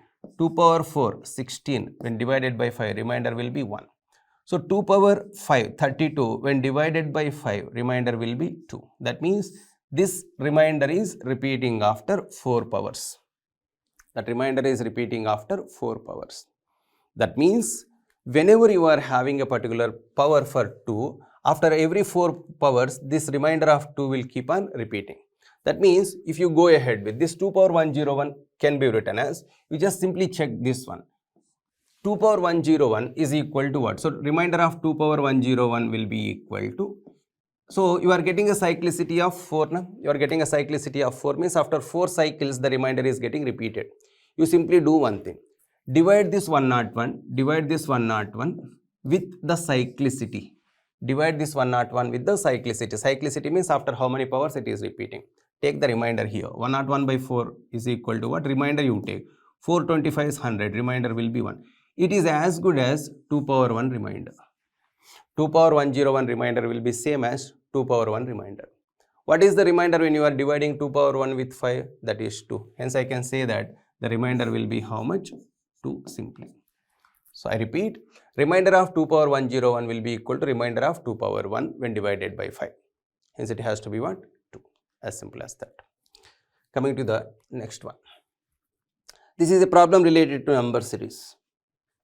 Right? Going ahead with 10, 30, 68, 130, 222. The next term in the given series is what? So 10 can be written as, if you are having an idea about, as I said in the classes, as we generally suggest when discussing number series, try to know the squares and cubes of the numbers up to 25. That will help you a lot in cracking the problems related to number series. So here 10 is nothing but, I can simply write it as 2 cube plus 2 is 10. 3 cube plus 3 is 30, 4 cube plus 4 is 68, 5 cube plus 5 is 130, 6 cube plus 6 is 222, hence it has to be, next one is what? 7 cube plus 7. We know that 7 cube is 343, 343 plus 7, 343 plus 7 should give you how much? 350. Hence it has to be option D here, right? As simple as that. So please be aware of that squares, cubes. So if you are aware of that squares and cubes, it is easy for you to identify that is related to which particular number. If you are not learning that squares and cubes, you will always have a doubt. See, the fundamental mistake that many people do here is, they will try to look at the difference or multiplication always. And so not always the series may be having difference or multiplication property, right? Keep that in mind. Let's go ahead with the next one. These two are for given for 1 mark each. Next one. There is a window which is in the shape of a semicircle fixed on a square. There is a semicircle which is fixed on a particular square. The side of the square shape is 14 meters. So the side of the square shape is given as 14 meters. Then find the area of the window. So area of the window is nothing but area of the square plus area of the semicircle is what I can say, right? So if you observe this entire thing for the circle will become the diameter of the circle. If the diameter of the circle is 14, radius will be 7. So radius of that circle will be 7. So area of the window is nothing but area of the semicircle plus area of the square is what I can say, area of the semicircle plus area of the square. Now going ahead with area of a semicircle is nothing but half of pi r square. Half of pi r square is the formula for the area of a semicircle, plus area of the square is nothing but side square. So half of pi r square. Now going ahead with half into pi is nothing but 22 by 7 into r square is nothing but, don't take 7 square 49, you write it as 7 into 7, plus side is 14 square, that is this is the area of the square. Now going ahead with now, so here 7 gets cancelled, here 2 11 times, 11 7s are 77, plus 14 square is 196, 196 plus 77 adds up to 273, hence it has to be option A. So here the area is a combination of the area of the square plus area of the semicircle. That's the only point that you have to be aware of, right? So let's have a look at the next one. This is a problem related to data interpretation part over here, which is a combination of one pie chart, the other one table. So it's a combination of pie chart and a table put together. Now going ahead with the following pie chart shows the number of employees falling under different categories based on their work, and a table shows ratio of male to female in particular category. So pie chart is given. So they are talking about different types of people who are lazy, hardworking, skilled and efficient, and in every category the ratio of the male and female is also mentioned over here. Now number of employees in the company is given as 22,500. This entire number of employees is corresponding to 22,500, which is nothing but 100% is 22,500. Now going ahead with, then the number of skilled male employees exceeds the number of lazy male employees by how much? Number of skilled male employees. So skilled male employees, first of all, how many people are there in skilled? 20% are there in skilled. Out of the 20% of the total, male and female are in the ratio 2:3. Hence I can say that number of male employees who are skilled is nothing but 2 parts out of 5 parts. So this total is adding up to 5 parts. So divide that into 5 parts. So 2 out of 5 I can say, 2 out of 5 of 20% of 22,500. 22,500. That represents the number of skilled male employees. Number of skilled male employees is corresponding to this much. So 20% of this is nothing but 10% is 2,250, 20% is 4,500. That is as simple as 2/5 of 4,500, which is nothing but 1,800. That is the number of skilled male employees. Number of skilled male employees. Coming to the number of lazy male employees. Total lazy employees are how much? 30% of the total. 30% of the total are lazy. Out of that lazy people, how many are male? So ratio of male and female is 1:4. That means divide this into 5 parts. Out of that, 1 part is male. Hence I can say that 1 out of 5 out of 30% of 22,500. 30% of 22,500. Right? Now going ahead with, so here if you go ahead with 10% of this is nothing but 2,250. 30% is nothing but 3 times of that, which is 6,750. So 1/5 of 6,750. So if you go ahead by cancelling this one, this will give you how much, dear? If you cancel it with this one, that will give you 1,350. So this is 1,350, this is 1,800. The question is, what is the difference between those two values? What is the difference over here? 1,800 here, 1,350 here. The difference is coming out to be 450. Hence it has to be option A. Right? Next. This is a problem based on spatial aptitude, where they are talking about the mirror image. Right, going ahead with, which of the following option is right image of prayer with respect to y-axis? With respect to y-axis means here is the mirror. Mirror is located over here. Just remember one thing, whenever you are looking at the mirror, left will become right, right will become left, left will become right, right will become left. Whenever you are looking into the water, top will become bottom, bottom will become top. The difference, if you can understand handling this, is very simple. Now if this is prayer, if this is looking at the mirror over here, left will become right, right will become left. So you can say that P is here, so that P looks like this in the mirror, P looks like that in the mirror. So if you observe the options over there, so it starts like this, P, so ending one will be P, so after that R will come, so R will look like this. So look at the option which is having that way. There is only one option which is satisfying that, hence it has to be here.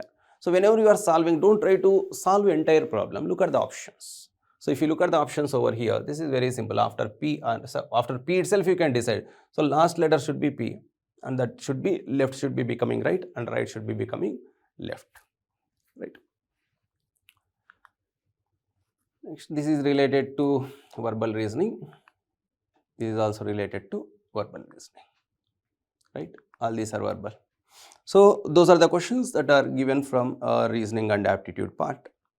Thank you and wish you all the best. Hi guys, let's look at the solutions. Read this. It will take time for the higher rates to feed dash to investors. It's a phrasal verb. He has given a verb asking you to supply the tail particle we called.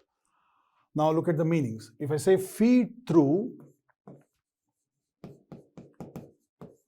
convince, feed up, giving large amount of food,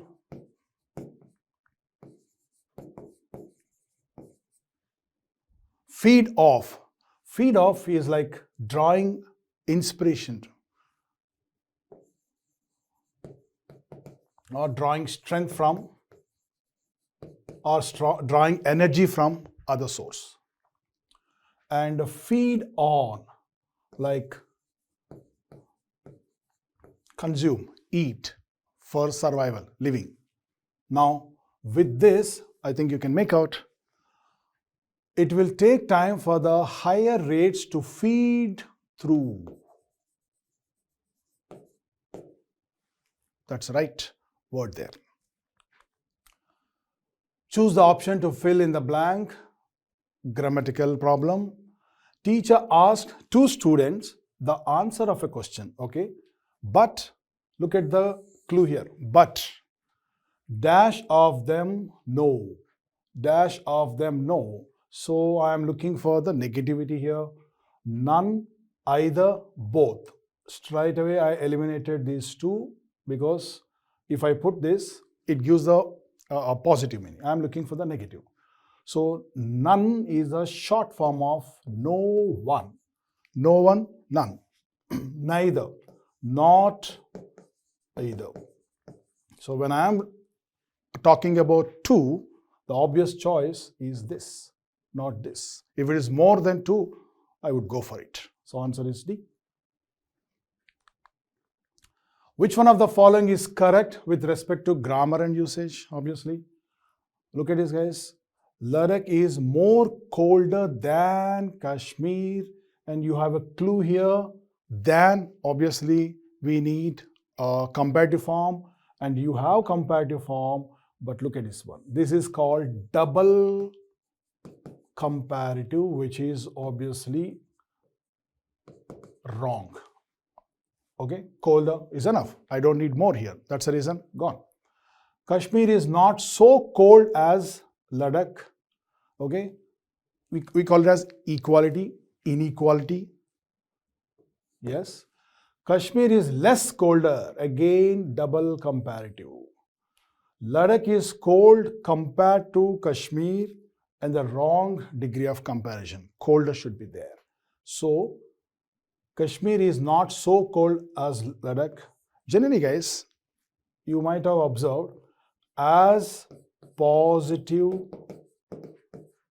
degree as. Suppose if I want to say in another way, Kashmir is as cold as Ladakh. If you want to say equality, here only focus on the grammatical part. If it is inequality, yes, you say so positive degree as not. this structure is accepted. If it is equality, you say as positive degree as. If it is inequality like this, not so positive degree as. That's a right construction, it's right.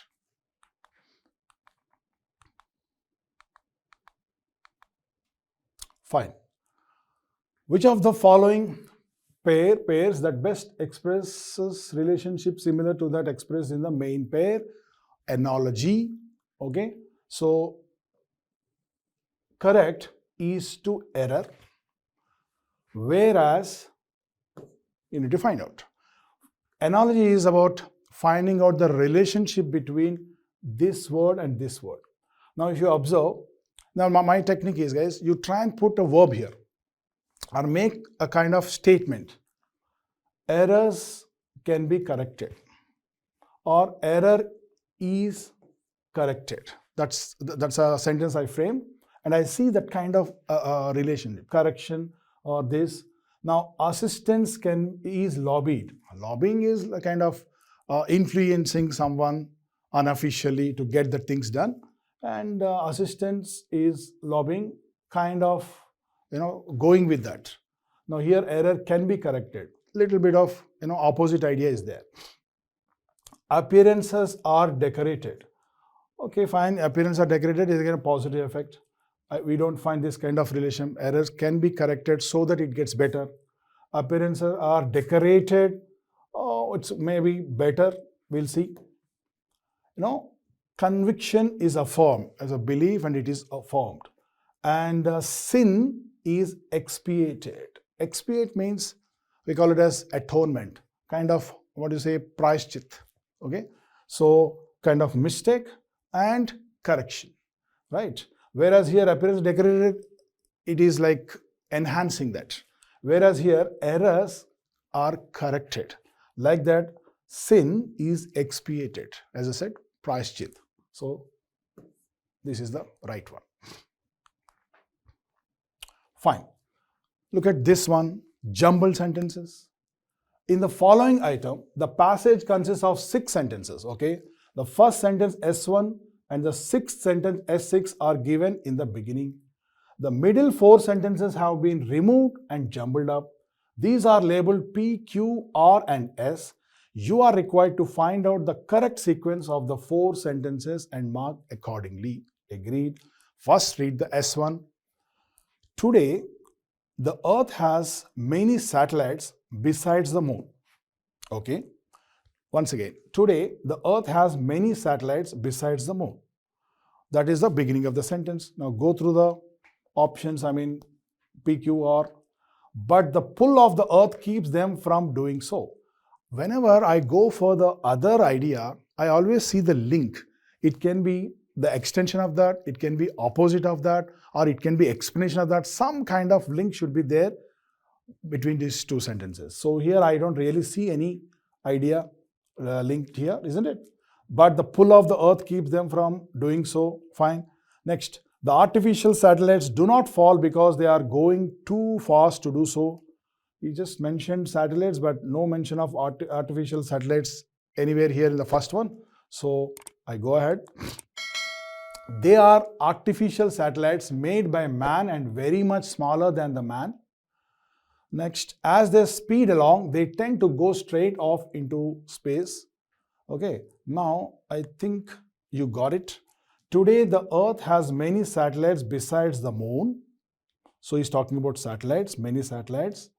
Then, they are artificial satellites made by man and very much smaller than the man. Immediately, he is talking about they. They refers to, many satellites besides the moon. So, immediately we know are. So here, this is examination point of view. You don't have to really go through all the sentences first. Find out the options where I have are in the beginning. P, Q, R, S. I think work is done. You don't have to really, rack your brain. This one. I don't have any other option where it is competing with this. R, Q, S, P. They are artificial satellites made by man and very much smaller than the man. Q. Where's Q? The artificial satellites do not fall because they are going too fast to do so. There's a link still talking about, then that's an extension of that. And S, where's S? P, Q, or S.